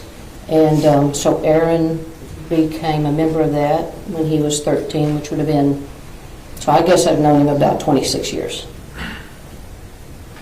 And I guess you know his entire family? I do. And you met them through the homeschool network? Yes. And has there been a period of time when y'all have gone to church together? Yes, we actually helped start a church with his family and then continued on for another 12 or so years in the same church. And where was that church located? We started a church in Mansfield Family Church, and then from there we attended Fair Park Baptist Church in Crowley. And my husband was minister of music and youth at the last church I mentioned. And was Aaron a member at that church also? Yes. Okay, so was he, did he have anything to do with the youth ministry that your husband ran? Well, yes, he was a member of the choir. Now, the homeschool choir met weekly, but we did concerts on Sundays, so a couple of times a week with that. Over the course of the 19 years that we had that choir, Aaron was probably their most of that time until he graduated from college, because we went from high school choir to college and career, all the way down to younger ones. So, there was the homeschool choir, that's one group, correct. and then the church choir is actually a different group. Well, the church itself, yes, Through different ministries, there was things that at the church that were separate from that choir. The choir we had took tours on a yearly basis all over the country, and so we heavily depended on young men like Aaron to load the suitcases and open the doors. So what kind of things would Aaron do to help with that choir ministry? He was quite knowledgeable with the sound equipment. And then, like I said, there was always setup, chairs and things to move at the church that would not normally be there, or the places that we would rehearse. And then, like I said, when we would go anywhere, we had to carry equipment. Aaron was always there to help set up and load whatever we needed. So what kind of guy did you come to know Aaron to be? Aaron's he's a great guy. He led by example. Of course, he's been raised to be that way. But I just have a couple of circumstances I really remember when we were, say, loading up buses, and as young men have a tendency to do, they would become distracted, and he would kind of lead the crew. But he was never demonstrative about that. He's like, hey, we got more to do, but he would do that while he was doing it. You know, he definitely led by leadership and just coaching, the younger guys as he got older. He always did what we asked him to do, and if we needed something done, he would ask if he could help with that. He's very skilled musically, and so there were times when my husband couldn't do a rehearsal. Aaron would step in. He'd ask what he could do and what he should do, and did exactly what, my husband's name is Craig, so exactly what Craig asked him to do. And you know what, I was talking to somebody the other day, and I said, Action, Your Honor, non-responsive. Sustain. Do you have another example that you'd like to share with the jury? yes, as we were, had the church, the young people would go and play outside quite a bit, and it was rollerblading time. And one thing I always admired about Aaron was that, now we have 4 daughters, 3 are biological and 1 is a mixed race that we adopted. So he was always the gentleman that even though there was a goal line for the race, if someone fell, he would stop and pick them up.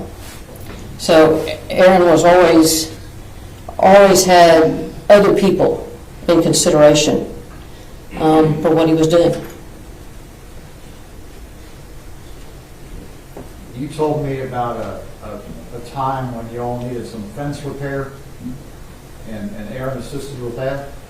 Yes, just recently we made a move to relocate from my East Fort Worth home where I actually grew up in, and my husband's health issues didn't allow him to set T-posts. I was like, oh, who am I? I was going to do it and I needed help. So I tagged Aaron, and I thought, can you help me put this fence up? Of course, he actually put the fence up and I kind of helped him, which I will never do again. Fencing is not my deal now. But Aaron worked relentlessly to do that for us, and he had other things he had to stop work for, and he would go do that, and he would be there either early in the morning or stay late at night to get the job done. And straight. He's pretty accurate. So he finishes the jobs he starts? Yes. I mean, whether that was my fence or whether it was working in the music programs that we had, there was never a time that we couldn't count on Aaron finishing or doing what he said he would do. Never. So you said earlier that he's respectful of other people? Always. We've worked with probably, between our church work and the choir, well over 1,000 young people. And I never observed a roll of the eyes from Aaron. He's always been respectful and even to other people courteous. He's the door opener. Is he a rule follower? Yes, very much so. That comes with partly with completing his jobs too, but I don't recall ever him challenging me, which I know that, I mean, most of y'all would know when a husband's doing a job, there's a wife somewhere. And I dealt a lot with these young people, and never had an opportunity to ask him to complete something that he had started. And when we take young people on choir tours from Washington, D.C. to New York, and we have teenagers, one time 150, you get a lot of opportunities for young people to challenge the rules. But Aaron was always on top of what he needed to be doing. Did the 150 teenagers include both boys and girls? Yes, and amazingly so. It's not like we had a real low amount of boys. We had a pretty equal amount of boys and girls, young women, 13 to 18 on most of our tours.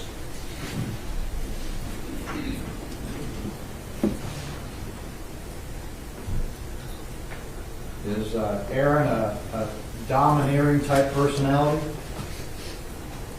No, not at all. He's very approachable, very courteous in anything that we ask or needed him to do.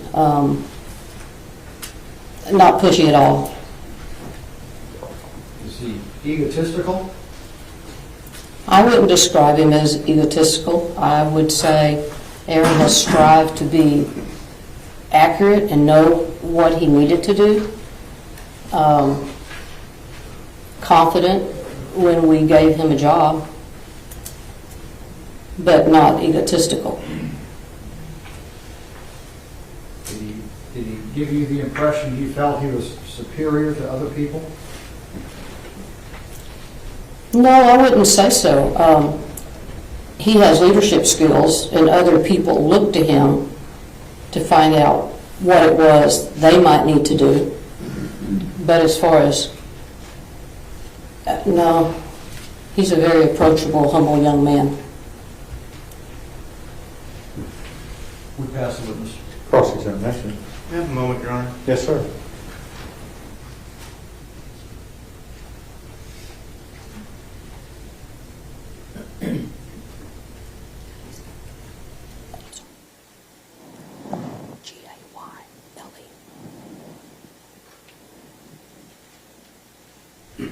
So, ma'am, you knew the defendant from church?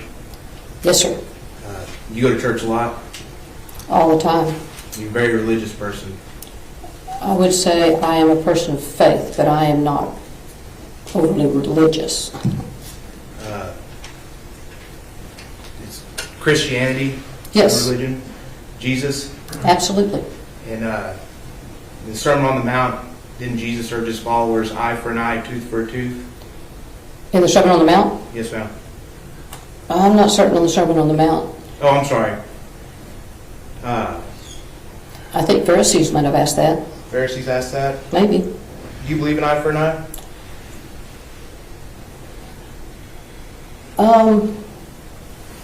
I think personal perspective and understanding is that we serve a God of love and mercy and forgiveness. And we are expected to be Christ-like. So I don't know that eye for an eye always applies. Is it Christ-like to touch a woman who does not want to be touched? No. Is it Christ-like to take the life of another person? I think the Bible defers several things. There is unjustly, and then there's a time that, as in the scripture it talks about, there's a time to kill, time to, there are situations that God allows us to exert discernment in. You don't agree with this jury's verdict, do you?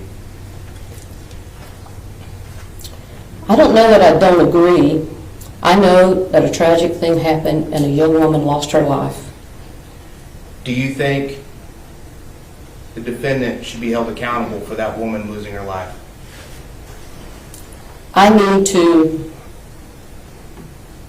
We are in a court of law, and laws give us guidance, and I think that there are certain ways that he should be held accountable. Do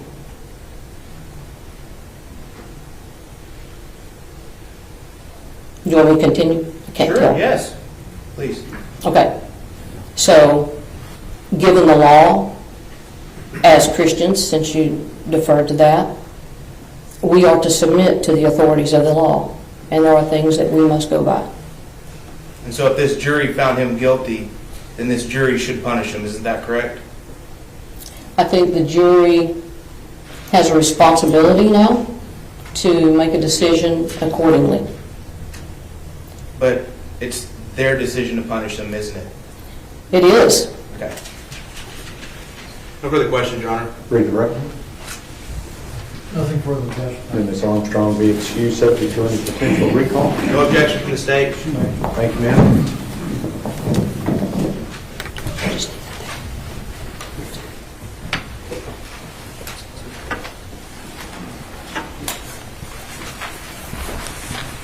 Mr. Gill? Tom Dugan. Tom Dugan.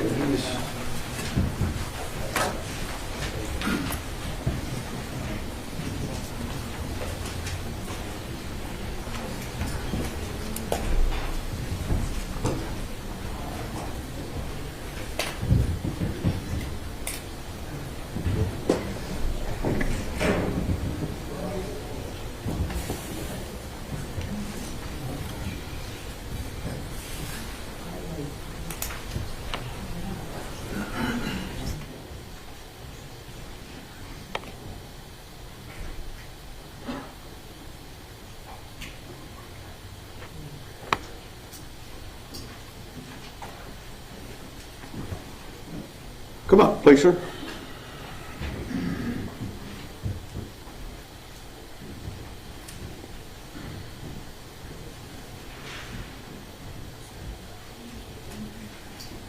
Raise your right hand for me. Solemnly swear or affirm testimony given this cause to be the truth, whole truth, nothing but the truth, so help you God. Yes, Your Honor. Have a seat. Rule of procedures in effect says you cannot be in court unless you're testifying. Once you have testified, don't discuss your testimony with anybody else except the lawyers. Okay? Yes, sir. Do you have a spelling? First and last name and spell it for the court reporter, please. First name Thomas, Thomas. Last name is Dugan, Dugan. Mr. Gill.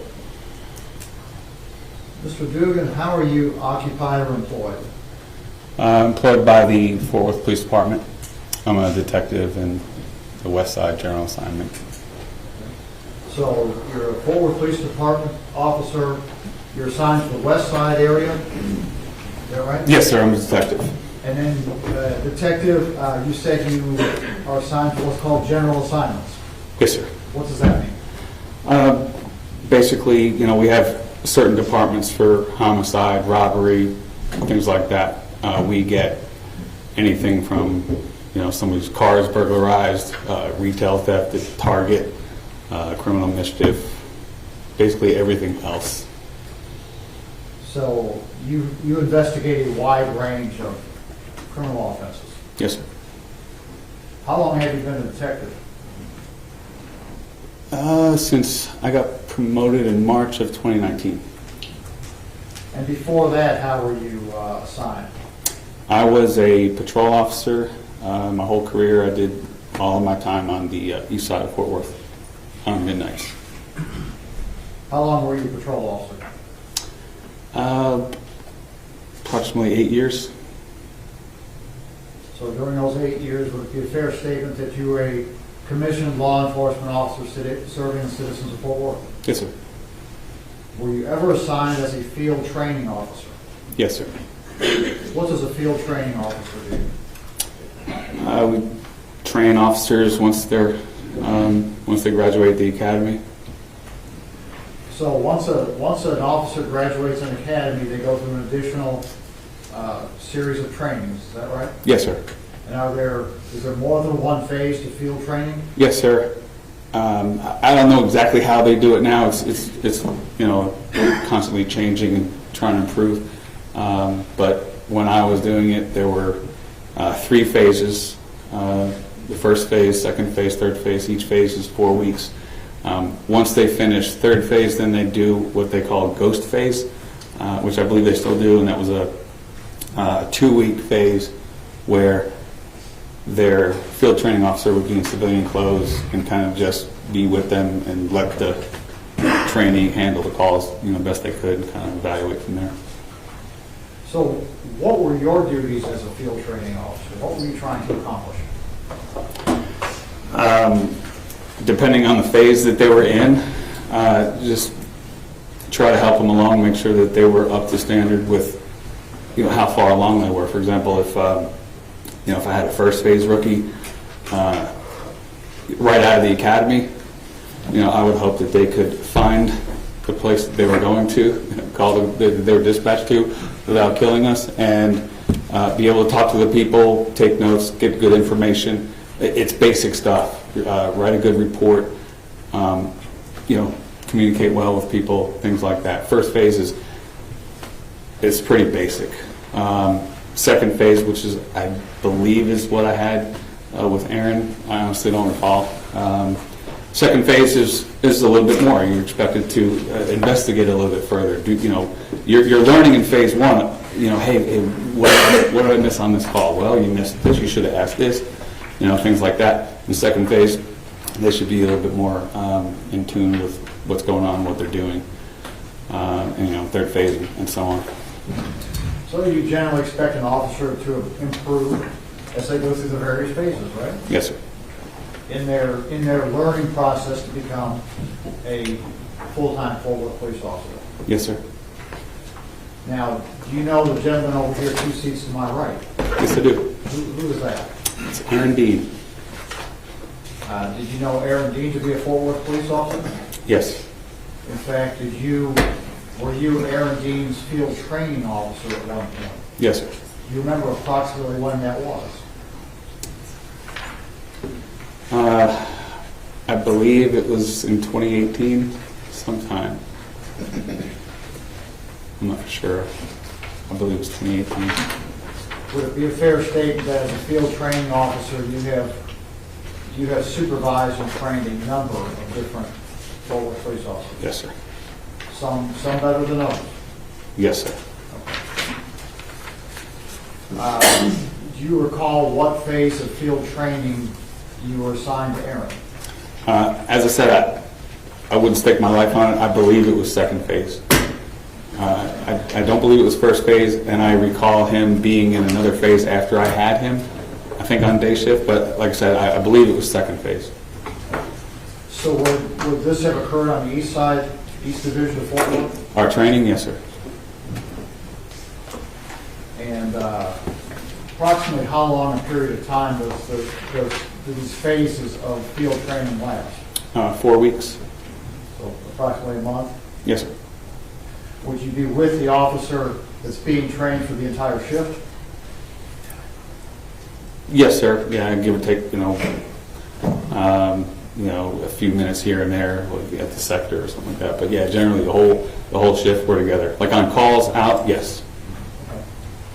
Okay. And how did you find Aaron to be as a field trainee? For the phase that I had him, specifically, like I can't recall any specific call that we were on. As you mentioned, I had countless rookies that I trained. So, but nothing ever stood out to me that there was any issue. If there were issues, they were documented. I do specifically recall him being willing to learn and wanting to learn. Sometimes you have, kids coming out of the academy that are 20-nothing years old and they think they know everything. Aaron was very humble. He wasn't that way. Doing what we do, we generally have to have thick skin, so we kind of give each other a hard time a lot in the department, but especially with rookies. And he took all the joking around very well in stride and didn't get his feelings hurt. He was very humble and a good sport throughout all of that. So I do recall that. Would it be a fair statement that you don't remember exactly all these calls that you went on with him, but certainly there were some you certainly had to counsel him and correct him on some of his methods, is that right? I'm sure. Yeah, absolutely. I don't recall specifically, but with what we do, you can't know everything. You can graduate the academy. I remember when I graduated the academy and my first shift out after field training, honestly, I thought, I have a gun and a car, like a police car. People are going to call me to their house, expect me to know what to do. It's very overwhelming. So there's no way you're going to learn everything and know everything. So there's going to be correction, first phase, second phase, third phase, go phase, and you're going to continue to learn throughout your entire career. So yeah, there were probably things that I corrected him on, but I don't recall what they were. And I do remember that everything that I did speak with him about, that he was receptive. Did he seem to take in what you told him? Yes, sir. And did he seem to learn from the direction you gave him and adjust his methods accordingly? Yes. Yeah, he wanted to learn. He's a smart guy. So he's very analytical. Everything I told him, I do remember him being like, he was just trying to learn and, apply everything. So. And that's the whole purpose of field training, isn't it? Yes, sir. To take the academy graduate and continue to prepare them to be a functional Fort Worth police officer. Yes, sir. And he was receptive to the direction that you gave him, is that right? Yes. Did he ask questions? Yes. Did they seem to be appropriate questions? I don't recall. I know he asked questions because all rookies ask questions. But as I said, I perceived him to be very, into the nuts and bolts of things, so to speak. He would want to know why we do this, or not just, okay, this is the way we do it, well, why do we do it this way, kind of thing. Did you, from dealing with him, did you come to learn that he had previously worked as an engineer? I did know that. Okay. Did that seem to fit the way he approached the job? Yes.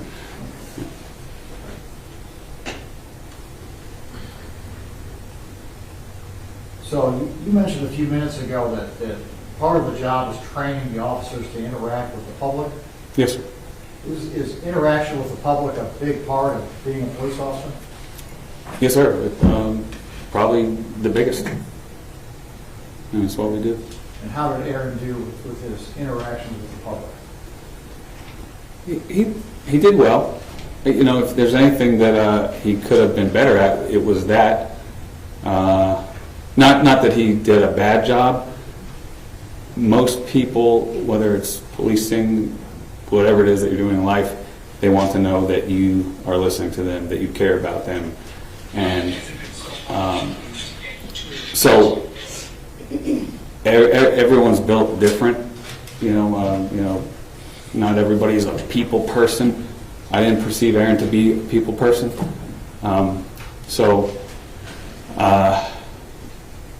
Maybe I perceived him to be a little nervous. I didn't know what it was, but I know that was probably one of the areas that he struggled with, is interacting with people. It was just the way, I believe it was just the way he's made. The engineer in him? Yes. Was he compassionate towards the needs of others? Absolutely. And at the end of the 30-day phase, are you called upon as a field training officer to either pass the person on to the next phase or make other recommendations? Yes, sir. Throughout the process, there's, I want to say there were weekly meetings with the supervisors. Hey, how are things this week? And we'll have a little meeting. They'll sign off. It's a weekly basis, and then at the end, I would recommend either they could repeat the phase, the entire phase, make recommendations from there, or recommend that they go on to the next phase. And over the course of your duties as a field training officer, were there trainees that you recommended repeat the phase that you were training them on? Yes. What did you do with Aaron? I recommended he go on to the next phase. Did he do so? Yes, sir. Have you and Aaron kept in touch since you were his field training officer? Yes, sir. In fact, have you kept in touch with him after the event that we're here about today? Yes, sir. Did you talk to him soon after? What was his demeanor at that time?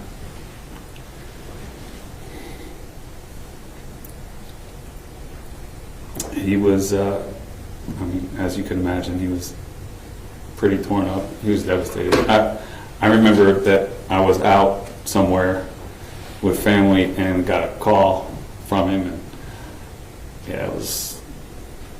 was pretty devastated. Pass the witness. Cross-examination. Yes, just briefly.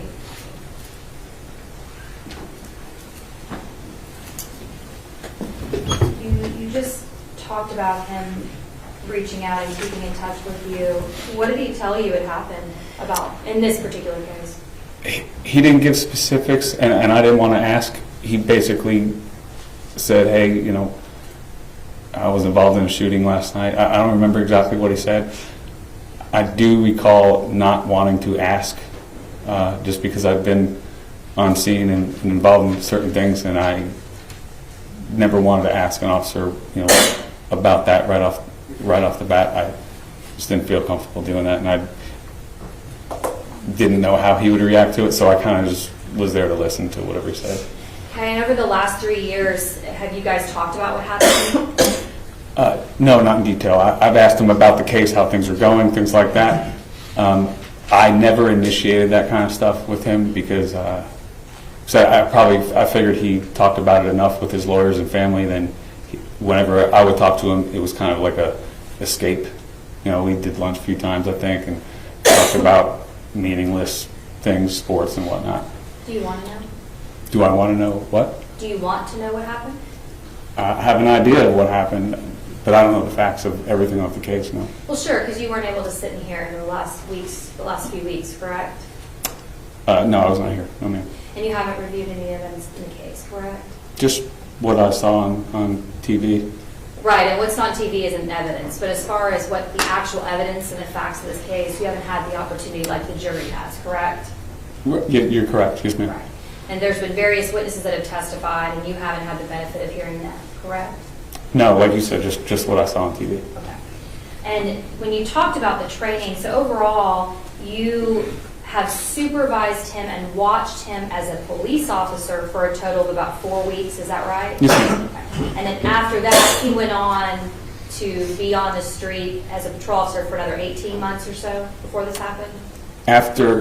Yes, ma'am. After the next phases of training, then he was cut loose to be, yes, an officer on the street. Never observed his conduct, interactions with folks after your 4 weeks with him, right? I believe that to be correct, yes, ma'am. And you said he's not a people person, that's just the way that he's made, right? That's the way I perceived him. Like I said, I was with him for a month. Not that long. Okay. Yes, ma'am. And when we talked about the academy, you certainly went to the academy, correct? Yes, ma'am. Right. And in the academy, there are different training scenarios that you go through in order to determine, just try to teach people what to do and what not to do, right? Yes. And a lot of times those training scenarios that are in the academy are based off real life cases. And Yes, you know ma'am. that, right? Yes. And to be fair, typically it's when things went really bad or wrong, right? In the academy, most of the scenarios are set up that way, yes. Sure. Something happened and it went south, and how do we avoid that from happening again, right? Yes, ma'am. Because in a controlled environment, that's the opportunity that we have. We're outside of the streets. We have all these field training officers, all these training supervisors. Let's do it the right way so that this thing never happens again, correct? Yes, that's the goal. That's the goal, right? Is to avoid anybody getting harmed, and that's both officers and the public, correct? Yes, ma'am. Absolutely. And are you aware that this particular scenario that occurred on October the 12th of 2019 is now utilized in the Fort Worth Police Department Academy to train against this not ever happening again? I was not aware of that, no. I'm going to pass the witness, Your Honor. Redirect. In the academy, during training, what are you taught to do if someone points a firearm at you? Well, I perceive that to be a deadly threat, And how do you react to a deadly threat? to eliminate the threat. Pass the witness. Ms. Diener, Nothing further, Your Honor. may Detective Dugan be excused subject to any potential recall? And no objection from the state. You may. Thank you, sir. Thank you, sir.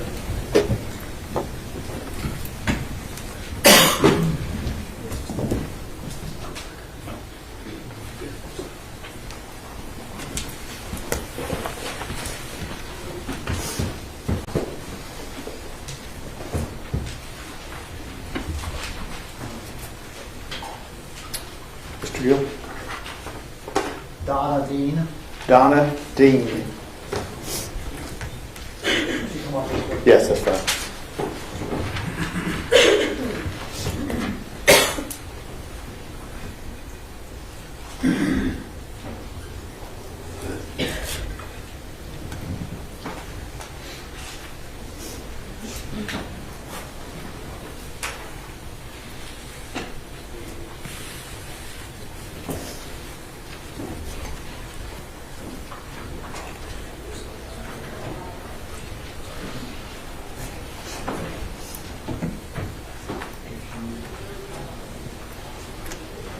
Would you raise your right hand? You solemnly swear or affirm testimony given this cause to be the truth, whole truth, and nothing but the truth, so help you God.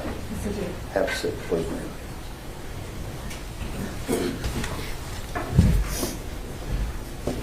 Mr. Gill? Good afternoon. Good afternoon. Would you tell the jury your name, please? I'm Donna Dean.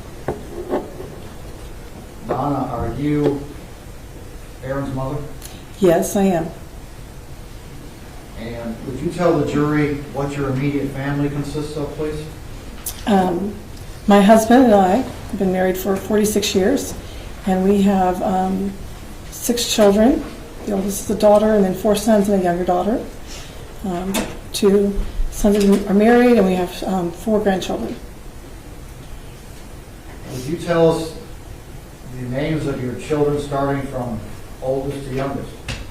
Ashley, Aaron, Andrew, Austin, Adam, Alyssa.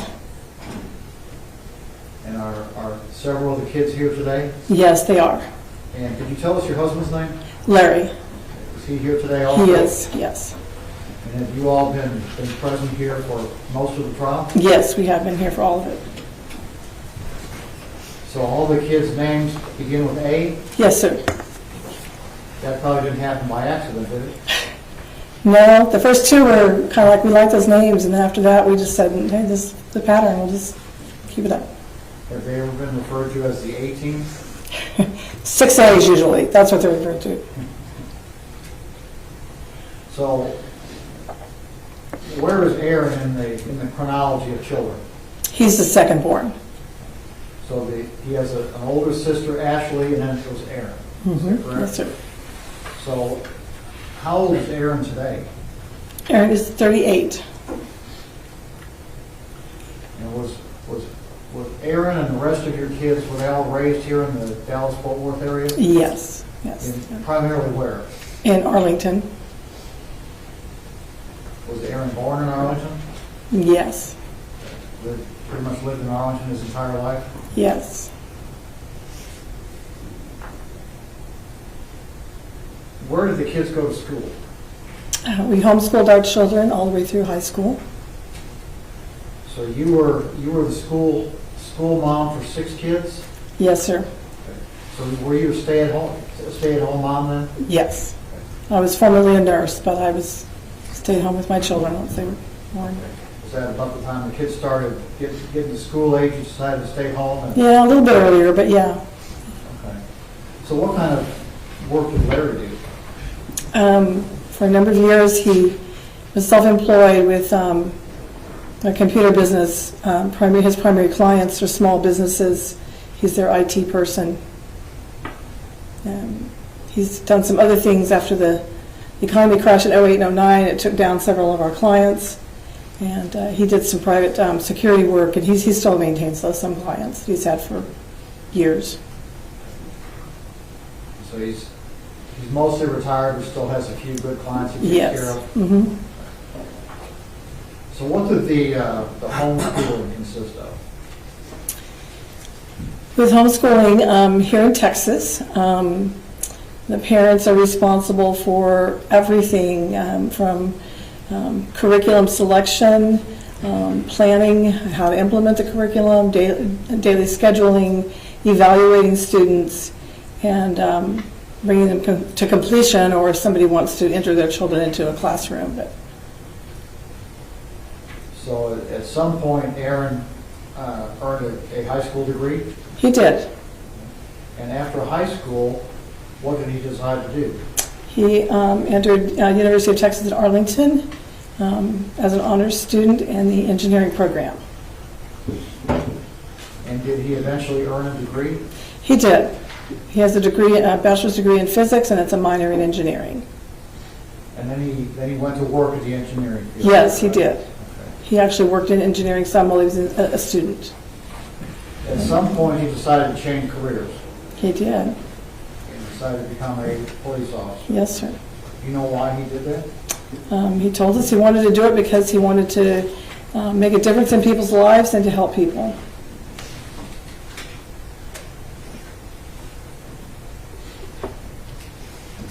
So how did the kids treat each other growing up? Really, they all got along pretty well. There's some normal sibling rivalry, but there was a lot of love and compassion. And Aaron liked to dote on the younger sister, who's 10 years younger. When she was about 2 or so, he liked to put her down for her afternoon nap, and he'd go, see, if I put her down, I'd let her pick 1 or 2 of her stuffed animals or something, but Aaron would let her pick a whole selection of them and bring them to bed. So what's that younger sister's name? Alyssa. And she's here with us? Yes, she is. Right? So, what kind of guy is Aaron? He's smart. He's a hard worker.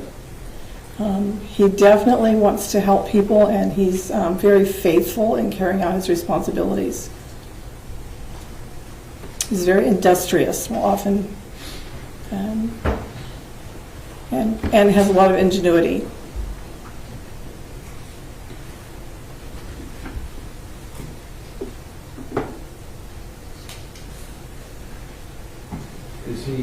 Does he have the ability to follow rules? Yes, sir.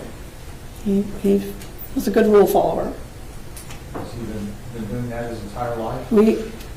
Yes, I mean, it's, children have to be corrected, but Aaron didn't break rules or anything as a young person or a teenager. How does he deal with other people? How is he around other folks? He enjoys talking to people. He has a lot of wide-ranging interests. So oftentimes he has conversations with people from all walks of life. He's heard testimony about he's a musician, he loves history, he's well-read on a variety of topics, including many literature topics, classic literature, So he can converse on many topics and enjoys that, with talking with people and doing projects with people, helping. How does he help other people? Over the years, he's, when he was younger, when he was high school or college, I think it was maybe in college, he was, several times he would house sit for some friends when they were gone, different friends, varying friends. And he had some interesting experiences. He grew up, we had a cat, and then some of these friends had cats and dogs and fish and chickens, and he did yard work typically. One friend was a widow lady and needed a lot of help around her place. She had a place with a, not acreage, but a very large yard, and it needed some work, and Aaron would often go over and help do the yard work or make repairs. When he was growing up, did he have any particular hobbies? Yes. He loved to build with any kind of the construction toys that kids play with, Legos. We did a lot of Legos and Connects. A lot of kids like to build their Lego model, as it pictures, and then they set it on a shelf, and that's great. They've got a great display. Aaron's idea was you'd build it, and he looks at it and say, "I wonder what happens if," And then he always loved airplanes, aircraft, and one day as he was getting into probably, I'm going to guess about the 9th grade when he did geometry, 8th or 9th grade, and couldn't figure out where he was, and I looked and he was in the garage, and he had this big, a lot of paper out there, and he was out there measuring and everything, and he said, "I just figured out how to make the angles on the airplane, on the wings, correct, and now I know how to make these wings right." So, yeah. Did he enjoy woodworking? Yes, he did. He started that. The first thing I remember he did was, he was probably about 12. I'm not really certain. It's just very simple. He took 2 almost like sticks of wood, but kind of cut on some and notched them, and then put them together to form a cross. And on it he wrote, "Jesus loves you." And he gave it to me, and I still have it on my dresser at home. Could you tell me about a couple of things he did for other folks while he was in high school and college? Yes. When he was in college especially, because he lived at home, but he was obviously on the campus most of the time, most of the days. And a lot of times he would eat at fast food places or whatever, and on several occasions he encountered people who were in need or were homeless, and he would help them. The first incident that I remember, I think it was in his freshman year of college, and they start school in August where it's very hot here. And he was at a fast food place up in by UTA. Object, Your Honor. Can I take this witness on board, Ira? Yes. Ma'am, how do you know about what happened at UTA? Did the defendant tell you? He told me. I'm going to object, Your Honor, to hearsay. Sustained. Were there occasions where you observed him helping other folks? Certainly there were. Besides the friends that I told you about, there was one homeless man in particular that he helped, and I know he helped him because he gave the man our home phone number. Back then people didn't use their cell phones except for emergencies. And one day I got a phone call, and it was from the city jail, and wanted to know if I would take a call from, I don't remember what his name was now. It's been 20 years ago. But it was the same person that Aaron had encountered, and this man was going to be released, and he needed some help. He didn't know where to go, and anyway, various things happened. We had contact with him off and on, and ended up suggesting that Aaron put him in contact with the Union Gospel Mission here in Fort Worth for some ongoing help. So is that typical of the kind of things that...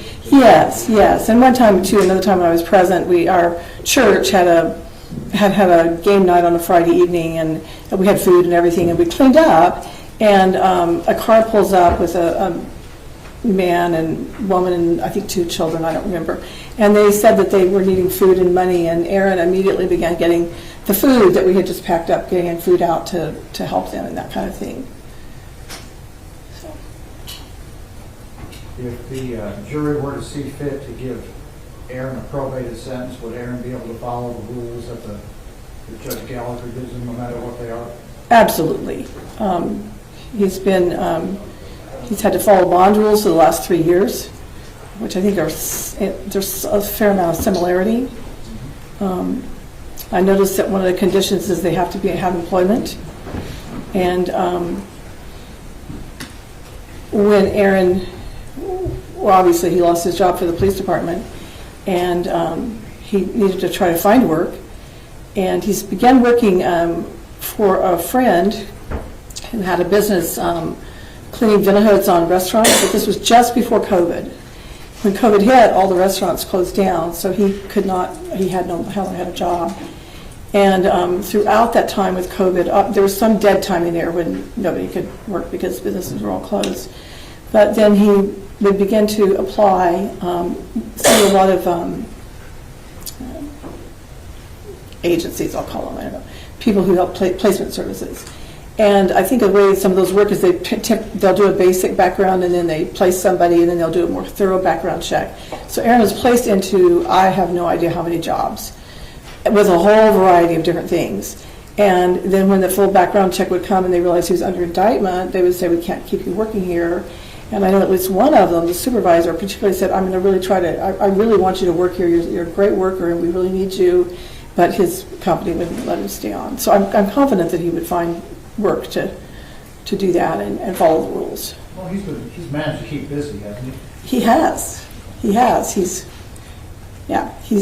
in the process of, he's got some Suburban that's got some engine work that needs to be done, and he's got some projects going on at my house and a couple of other family members' houses with some repairs and upgrades and so on, in addition to the work he's been doing. We pass the witness. Cross-examination. Ma'am, Yes, sir. is there a much worse pain for a mother to feel than to outlive one of her children? I don't know, because I've not outlived one of my children. But can you imagine? Obviously, what happened in this situation was a very tragic thing. No, ma'am. But isn't that one of the greatest pains that a mother can feel, is to outlive one of her children? Certainly.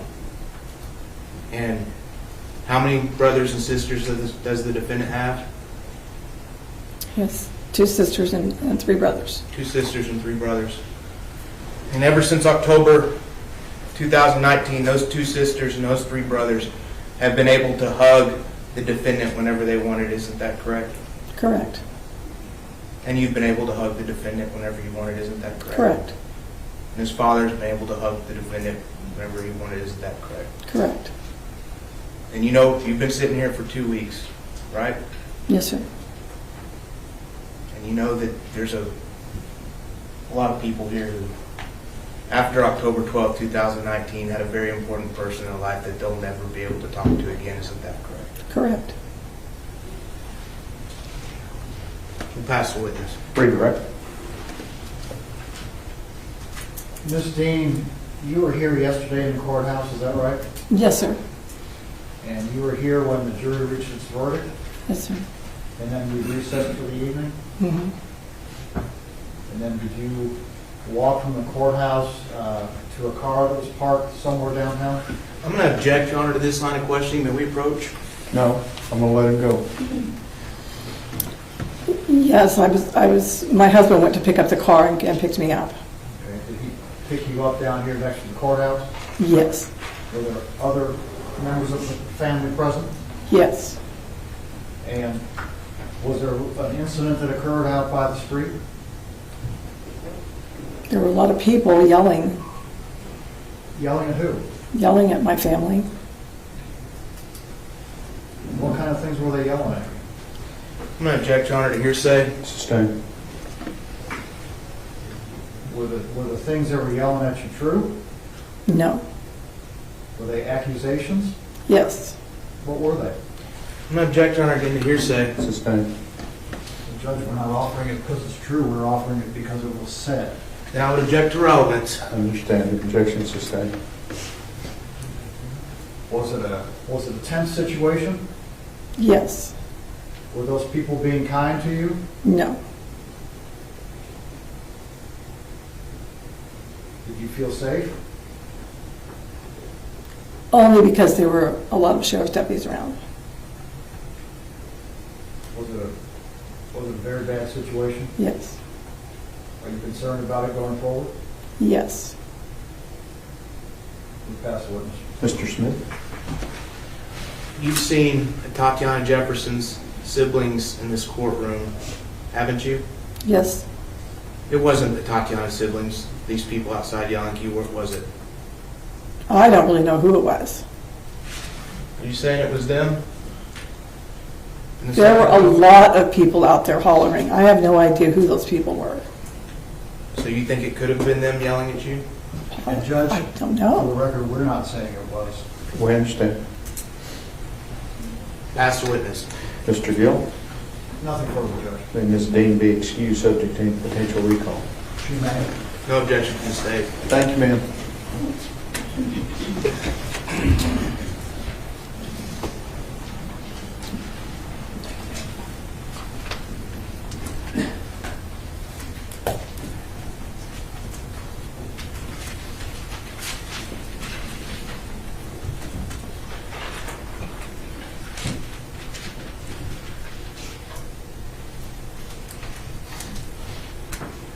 Mr. Brissett.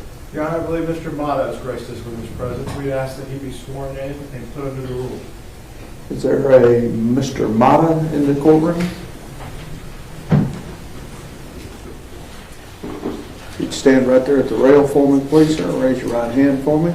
Do you solemnly swear or affirm testimony given this cause to be the truth, whole truth, and nothing but the truth, so help you God? I don't know what this is Hey, about. Judge, may we approach? I don't understand what's going on. I'm swearing you in as a witness. So, Under what authority, sir? all right, jury, go to the jury room.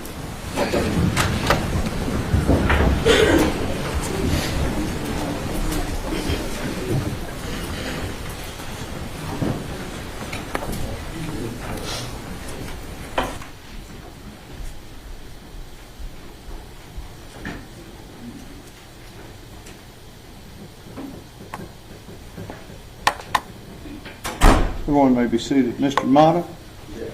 Is your name Manuel Mata? Yes, sir. Your date of birth is 7/8 of 1980? Yes, sir. All right. I have issued you an oath to testify truthfully. Are you going to take that oath? I have a question, sir. No. Are you going to take that oath? No. All right. You are on bond on some cases, is that correct? Yes, sir. Those bonds are being declared insufficient, Sheriff. For what, sir? What's going on? What did I do? I need my lawyer present, sir. We will get your lawyer. You questioned me without a lawyer present. And I don't know what y'all are doing. I don't know what's going on. For what? For what? I asked him a question.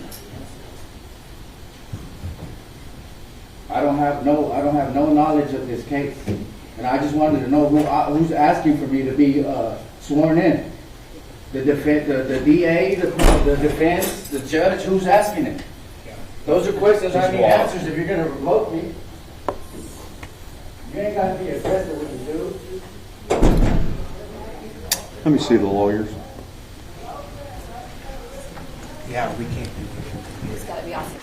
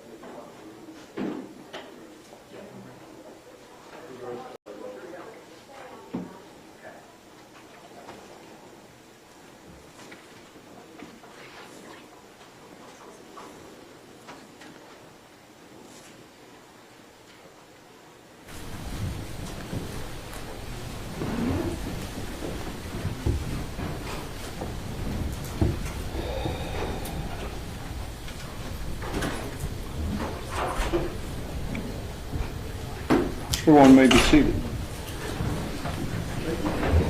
Mr. Gill, who do you have next? Adam Dean. Adam Dean.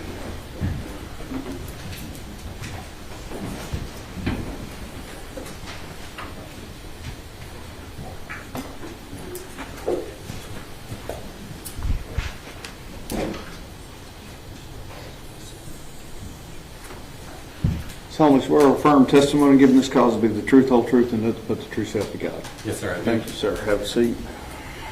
Mr. Gill. Hey, Adam, how old of a man are you? I am 30 years old. You have a family? Yes, sir, I do. What does your family consist of? I have a wife, and I have 2 born children and 1 more on the way. What kind of work do you do? Currently, I am employed as a recruiter or a headhunter. I got into that recently, and I'm excited about it. Okay, so what does a recruiter or headhunter do? Basically, we are interested primarily in getting 2 parties to speak to each other. We go out and we find individuals we consider candidates, people with a marketable skill set, and we go and look for companies that would be interested in that background and skill set, and we are primarily interested in getting them to sit down and talk and see if it's a good match for both parties. Do you like that line of work? Yes, sir. I'm enjoying it very much. Are you related to Aaron over here to my right? Yes, sir, I am. He is my older brother. Okay. Approximately how many years apart are the 2 of you? There's about 8 between us. Okay. So you grew up in the same house? Yes, sir, that is correct. Despite the 8-year age difference, were you pretty close? Yes, sir, we were very close. Obviously, when I was younger, I don't remember some of the things. I do remember that he would help us with a variety of projects. I actually remember, as odd as it sounds, taking a bath with him at one point somewhere in my very early childhood. What kind of projects would he help you with? Well, as you've heard already, he was quite the engineer, quite the mechanic, and he constructed a number of Lego and Connects and other kinds of objects, and he enjoyed doing that, enjoyed being with his family doing that, and he would help me with and my siblings with those kinds of things as well. Was he a fun brother to grow up with? He was. We had a number of adventures together, a number of enjoyable activities, as well as the occasional headbutting. As the 2 of you have grown older, what kind of man has Aaron grown into? Well, Aaron has become a very mature man of integrity, a man who is interested in helping others, in caring for others, serving others. I would say a man who cares about honor and wanting to do the right thing.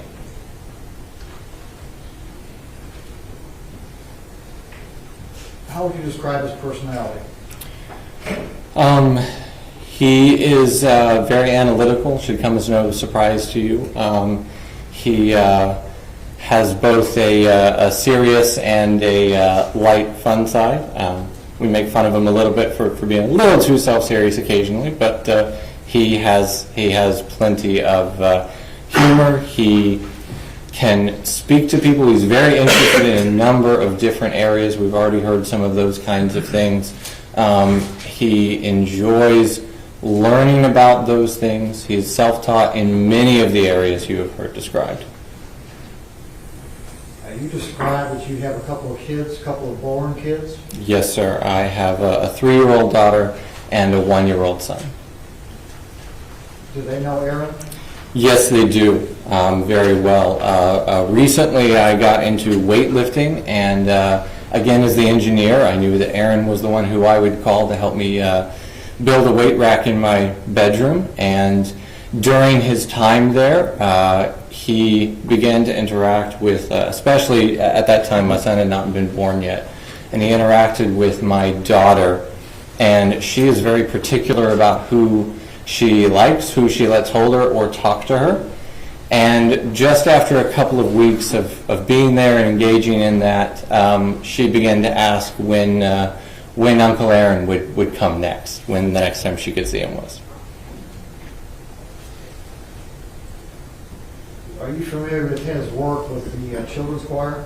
Yes, sir, I am. What, describe that to the jury, please. So, as you have heard, of course, he grew up in that program, in the high school program. You heard, of course, earlier from Mrs. Armstrong, and he led the children's choir that they did occasionally when Mr. Armstrong needed him to. He was very good at providing direction for those kinds of things, helping the younger ones learn and grow and be able to engage in the activities they needed to. How does Aaron approach tasks when he has something he has to get done? Well, I would say he is very interested in figuring out what he's got in front of him. He wants to make a plan. He wants to understand the nature of the thing. He will often set about making drawings or spending a good amount of time planning, calculating, trying to figure out the best way to go about that. And then he throws himself wholeheartedly into it. If he needs to learn something, if he doesn't know, he will go and find someone or find a source that he can learn from to understand what it is that he needs to do and continue forward with it. You've known him throughout his adulthood. Has he ever been convicted of any type of criminal offense? No, sir. Is he a hard-working guy? Very much so. Is he a creative guy? Very much so, yes, sir. There are numerous occasions. In fact, this weightlifting rack that I've spoken of, we put our heads together to determine how we wanted to go about that, and we actually bought one off of Amazon and deconstructed it, modified it for its use in my bedroom with a less amount of space than you would traditionally use. Aaron was the one who took care of all of that, figured it all out. If he were to be placed on probation, do you have an opinion as to whether or not he'd be able to follow any rules that Judge Gallagher would set out for him? Absolutely. I have no doubt that there would be no difficulty whatsoever in following those. He has followed faithfully the bond rules that have been set for him. Throughout my time knowing him in interactions with other organizations, hierarchies where there are rules,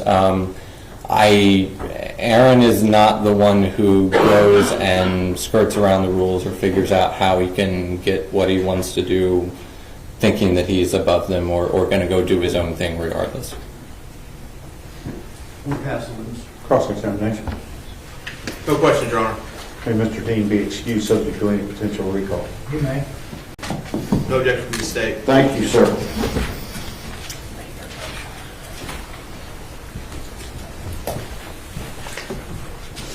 Mr. Gill? Alyssa Dean. Alyssa Dean?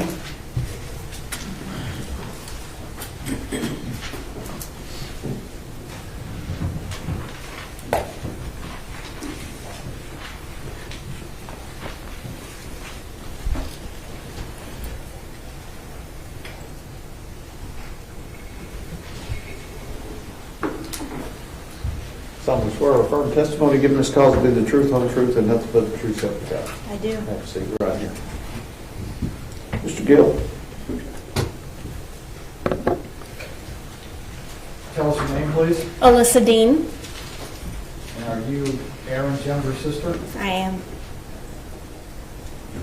Did you hear your mom testify a few minutes ago? Yes, Are you the younger sister that Aaron spoiled? I am.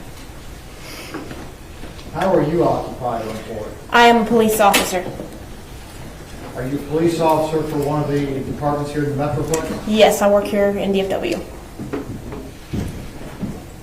And like the rest of the family, were you raised here in the Arlington area? I was. And homeschooled? Yes. How much younger than Aaron are you? 10 years. But despite that, did you have a close relationship growing up? Yes. So my mom's already told you the story about him being willing to get me whatever stuffed animal I wanted when I napped, which she said I was 2, but that continued further into my childhood than that. I remember, because I can remember it, I remember being upset that I had to go take a nap while the rest of my siblings got to play, and so to console me, Aaron would bring me, again, whatever stuffed animal, however many I wanted for my nap time. I also remember in the summer we would go see my grandparents who lived in Reno every year. And they had property and they had horses. And Aaron would take me horseback riding every year when we were out there. So you had pretty good memories growing up. Yes. How long have you been a police officer? 7 years. So were you actually a police officer before Aaron? Yes. Became a police officer? Yes.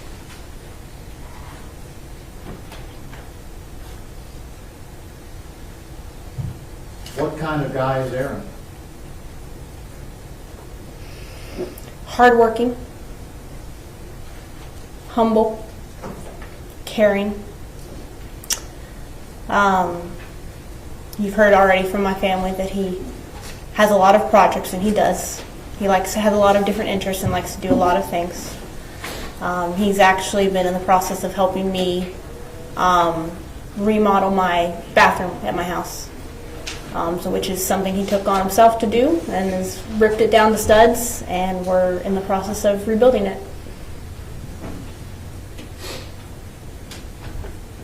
You say and gave us an example of how he's hard working. You say he was humble also. Describe that to us.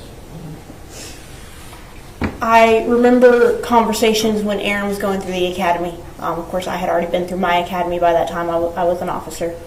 And awareness that he was tackling a new field. It was very different from what he had done before, and that he did not know everything, and he knew he didn't know everything, and he was eager to learn every day. He was eager to get in there and learn what it was about.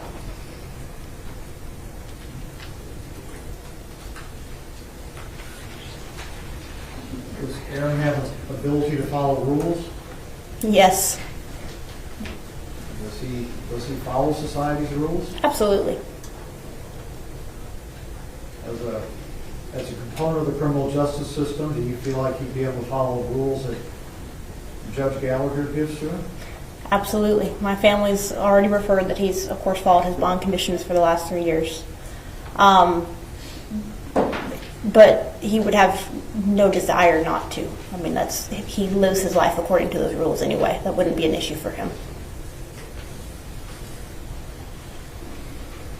You understand that while you may continue to be a police officer, that Aaron is done being a police officer? I do.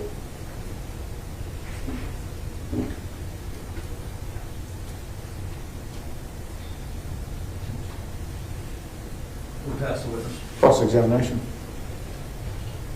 You've had your brother, and you just talked about it, the last 3 years or so he's been helping you around the house. You've been able to see him, right? Yes. And you've been able to talk to him? Yes.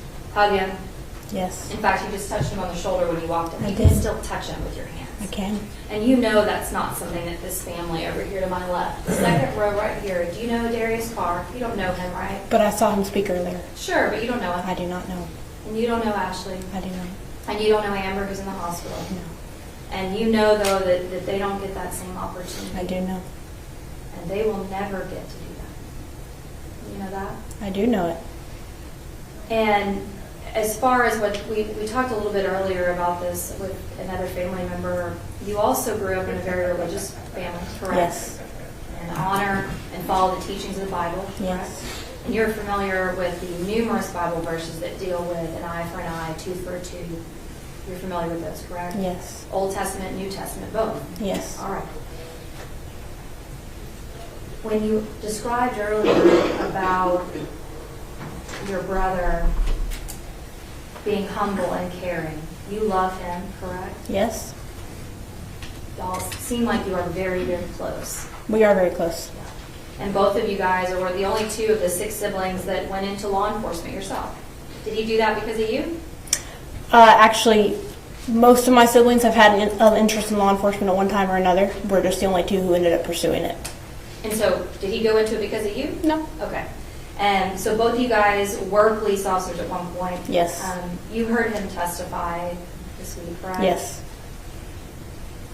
And you heard him grade himself as far as his performance out there, right? I did. And he gave himself a B? Mm-hmm. Is that a yes? Yes. Sorry, it's just because she has to Okay. take it down. So yes.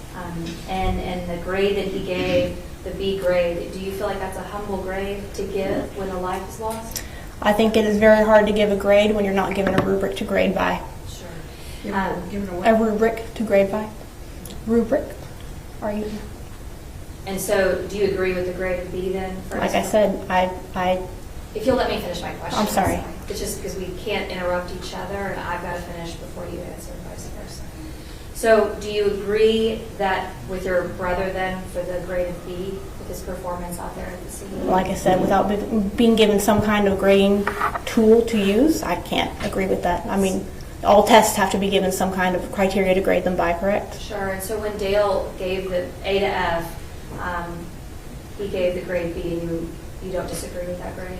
Again, without defining what an A and a B and a C would be. I mean, any test you take, someone has to grade that test based on some example, right? You can't just make up a grade. So without being given that grading scale, I can't agree or disagree. Okay, so in your mind, there's nothing that he should have done any better out there? Yes or no? Yes. In my mind, no. There's nothing he could have done any better out there? No. I'm going to pass the witch. Mr. Gill? Alyssa, you know as a police officer that every time you show up for shift, there's a possibility that something bad is going to happen that evening, right? I do. You know that officers get killed and injured all the time in the United States of America, isn't that right? Yes, there were 2 officers killed just this week in Bay St. Louis. What kind of call were they on? I believe it was I object. This is now outside the scope. It's not relevant. It's just a... It's something that, well, I assume your academy, you went to a different academy than Aaron went to? I did. Did they train use of force in your academy? Yes, very extensively. Were you trained if you faced a deadly threat? Did you answer that deadly threat with deadly force? Yes. Would you be surprised if any other police department across the United States trained any differently? I would be shocked if anyone trained any differently. And that's what officers have to deal with every day, is that right? Yes. Split-second decisions. We pass the witness. Ms. Diener? Do you disagree with the jury's verdict? Yes or no? You either agree with it or you don't. You asked if I disagree? Yeah. Do you disagree with the verdict? Yes. You do? As his sister, yes. Nothing further, Your Honor. Mr. Gill? Nothing further, Your Honor. May Ms. Dean be excused subject to any potential recall? No objection by the state. Thank you, ma'am. Thank you, Your Honor.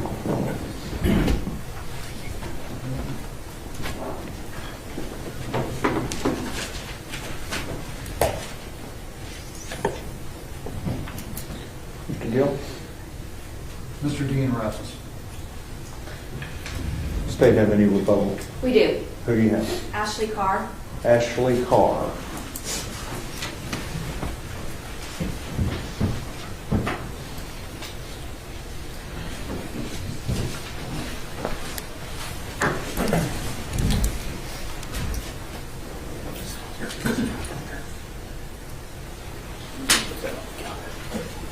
You testified previously, right? Yes. Okay, remind you that you're still under oath, okay?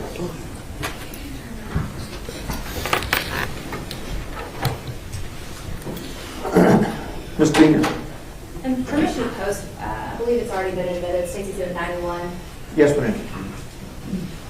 All right. Ashley, you're the same Ashley Carr that testified during the guilt innocence phase, is that right? Correct. Now here to testify in the punishment phase, correct? Correct. Okay. So I want to talk to you just a little bit about the relationship of this young man and Atatiana that we see in Stacey's 91, okay? Mm-hmm. All right. Tell me, I know now, and maybe you've always been, are you kind of like a second mom to Zion? Yes. Tell me a little bit about that. My sister Amber was the first one of us to... I'm sorry, but we're going to have to object. This is outside the scope of this hearing. Response? I know a believe that this is a punishment phase, and so I'm about to ask her questions regarding the impact that it's had on, now that Atatiana's no longer here, and her relationship with him. Let's get to that then, okay? And so, I think you were answering a question about Amber had the first. So my sister Amber, out of all four of us, is the first one to have children. So Zion was our first nephew. Yes, she did birth him, but he was our baby. I was the aunt that bought things. Tay was the aunt that played with the things that I bought. Okay. And so was Atatiana, was she like a second mom to him? Yes, as well. So he really had three moms. Okay. Mm-hmm.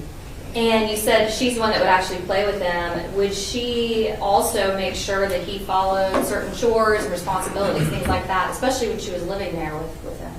Yes, she believed that, structure is needed for children so that they can feel safe and know that, what's coming next.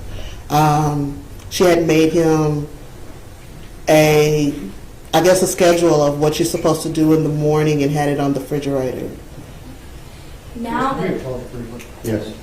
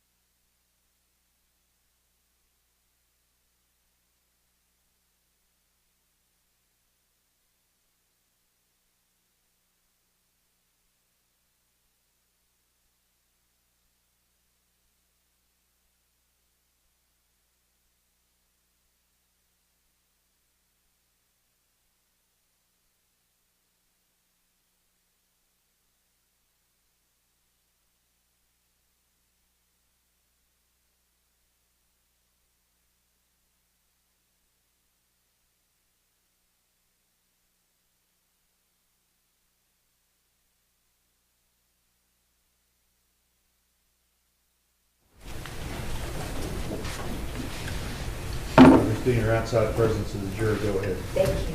Okay, you just talked about that she believed in structure and that there was some sort of a schedule that was on the refrigerator. Yes. I want to ask you about Zion specifically. Now that she is not in his life anymore and hasn't been over the last 3 years, has he had to go to counseling? Yes. Okay, tell me about that. Zion feels that this is his fault. Why does he feel like it's his fault? That he burnt the burgers that night. And if he didn't have burnt the burgers, the doors wouldn't have been open and the cops wouldn't have came. So it all goes back to him in an 8-year-old mind. And it's, when everyone is hurting around him, it was hard to console him. So we found help outside of us. Was it difficult last week for him to testify? Extremely. After he testified, did he have some emotional reaction to this whole process? Yes. What?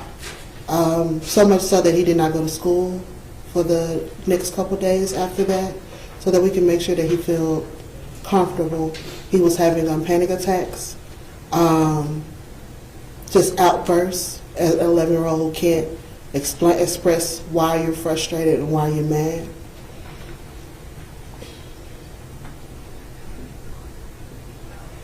Judge, that was it. That's the only remaining questions that I had to ask her. Any questions? I don't have any questions. Do you have objections? Oh. Well, actually, let me be clear. The only other questions I did intend to ask her is if she or her brother were part of yelling at any of his family member yesterday afternoon. Outside of that, I did not have any additional subject matter to cover. Let me say this in front of everybody. The way both of these families have behaved in this courtroom, I have no doubt that the Carr family was not involved in any of that. And I have appreciated their demeanor just as I've appreciated the demeanor of the Dean family.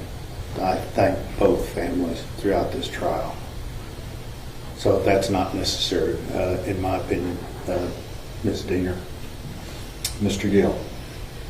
However, Judge, if the state wants to ask those questions, we are not going to object to that because we do not believe that they were any part of that either. I think The person we just took in, went through the holdover door a few minutes ago. that's my understanding also, is the person who was involved. All right.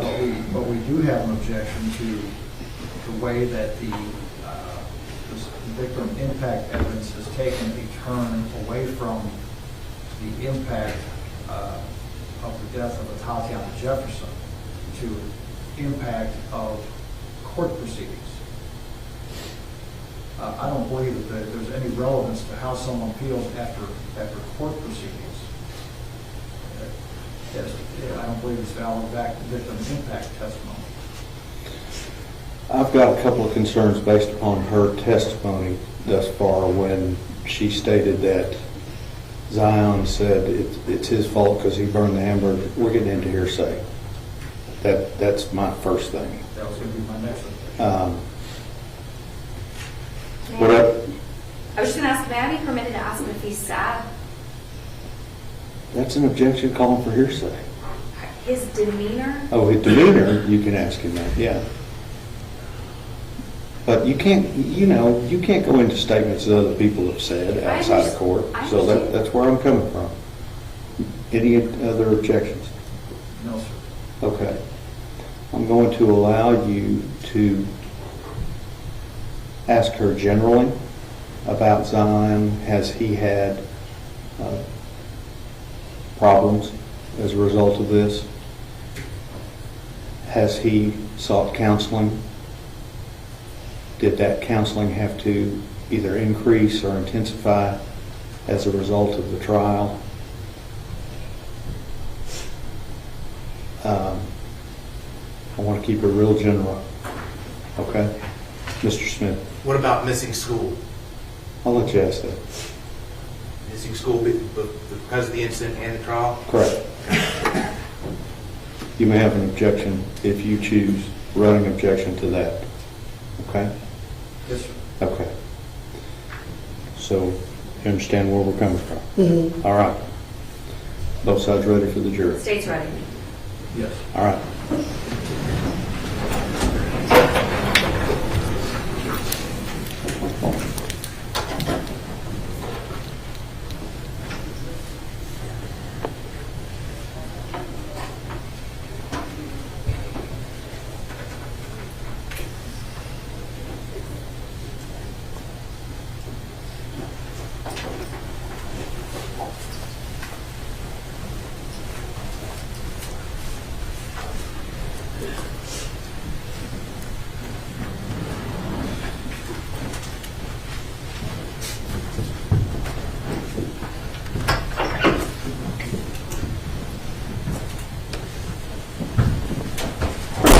may be seated. We are ready to proceed, Ms. Deere. Thank you, Your Honor. Okay, before the break, I was asking you about the relationship of Zion and Tatiana, and you were talking about the chores that were on the refrigerator. Have you been able to observe how this and the loss of Tatiana has affected him? Yes, I have. Tell me about that. Since this has happened, Zion has been placed with an IEP in school for social emotional learning. Okay, what is it? You just said in an acronym. Say it again. IEP. IEP. Okay. It's a plan to make sure that he's able to be the best successful that he can be in school. So there'll be some times that he will have outbursts. Emotions will come from nowhere, and he's in the middle of class, things like that. And in the plan, we've given him a space where he can just be by himself, to breathe through it, to also have a buddy at the school, but it's not a student, it's an adult buddy, that he can feel confident in talking to them, and them helping him talk through the stress at that moment. Has he had to go through counseling after Tatiana died? Yes. Tell me about that. Well, all this happened, I guess, at the beginning of the pandemic. So he was doing play therapy, but then when the pandemic happened, everybody kind of stopped, and he was doing virtual therapy. But he's a kid, so virtual therapy wasn't really for him. So we were able to find him in-person therapy, and where he's been attending. Has that counseling had to increase over the last few months or weeks in proceeding for the trial? Well, it increased. Every time we got a delay, it increased. Has he had to miss school because of some of these issues? Yes. Sometimes he wakes up and frightened. Sometimes he wakes up crying where he can't understand why he's uncontrollably crying. We just don't want to send him into an environment where his emotions are not intact for that day. So luckily the teachers have been working with us and sending, the work home or things like that, or telling us what he's missed, because they all understand that this is something traumatic for him. Cross-examination. No questions, Judge. Then Ms. Carr be excused again, subject to potential recall. You may. Thank you, ma'am.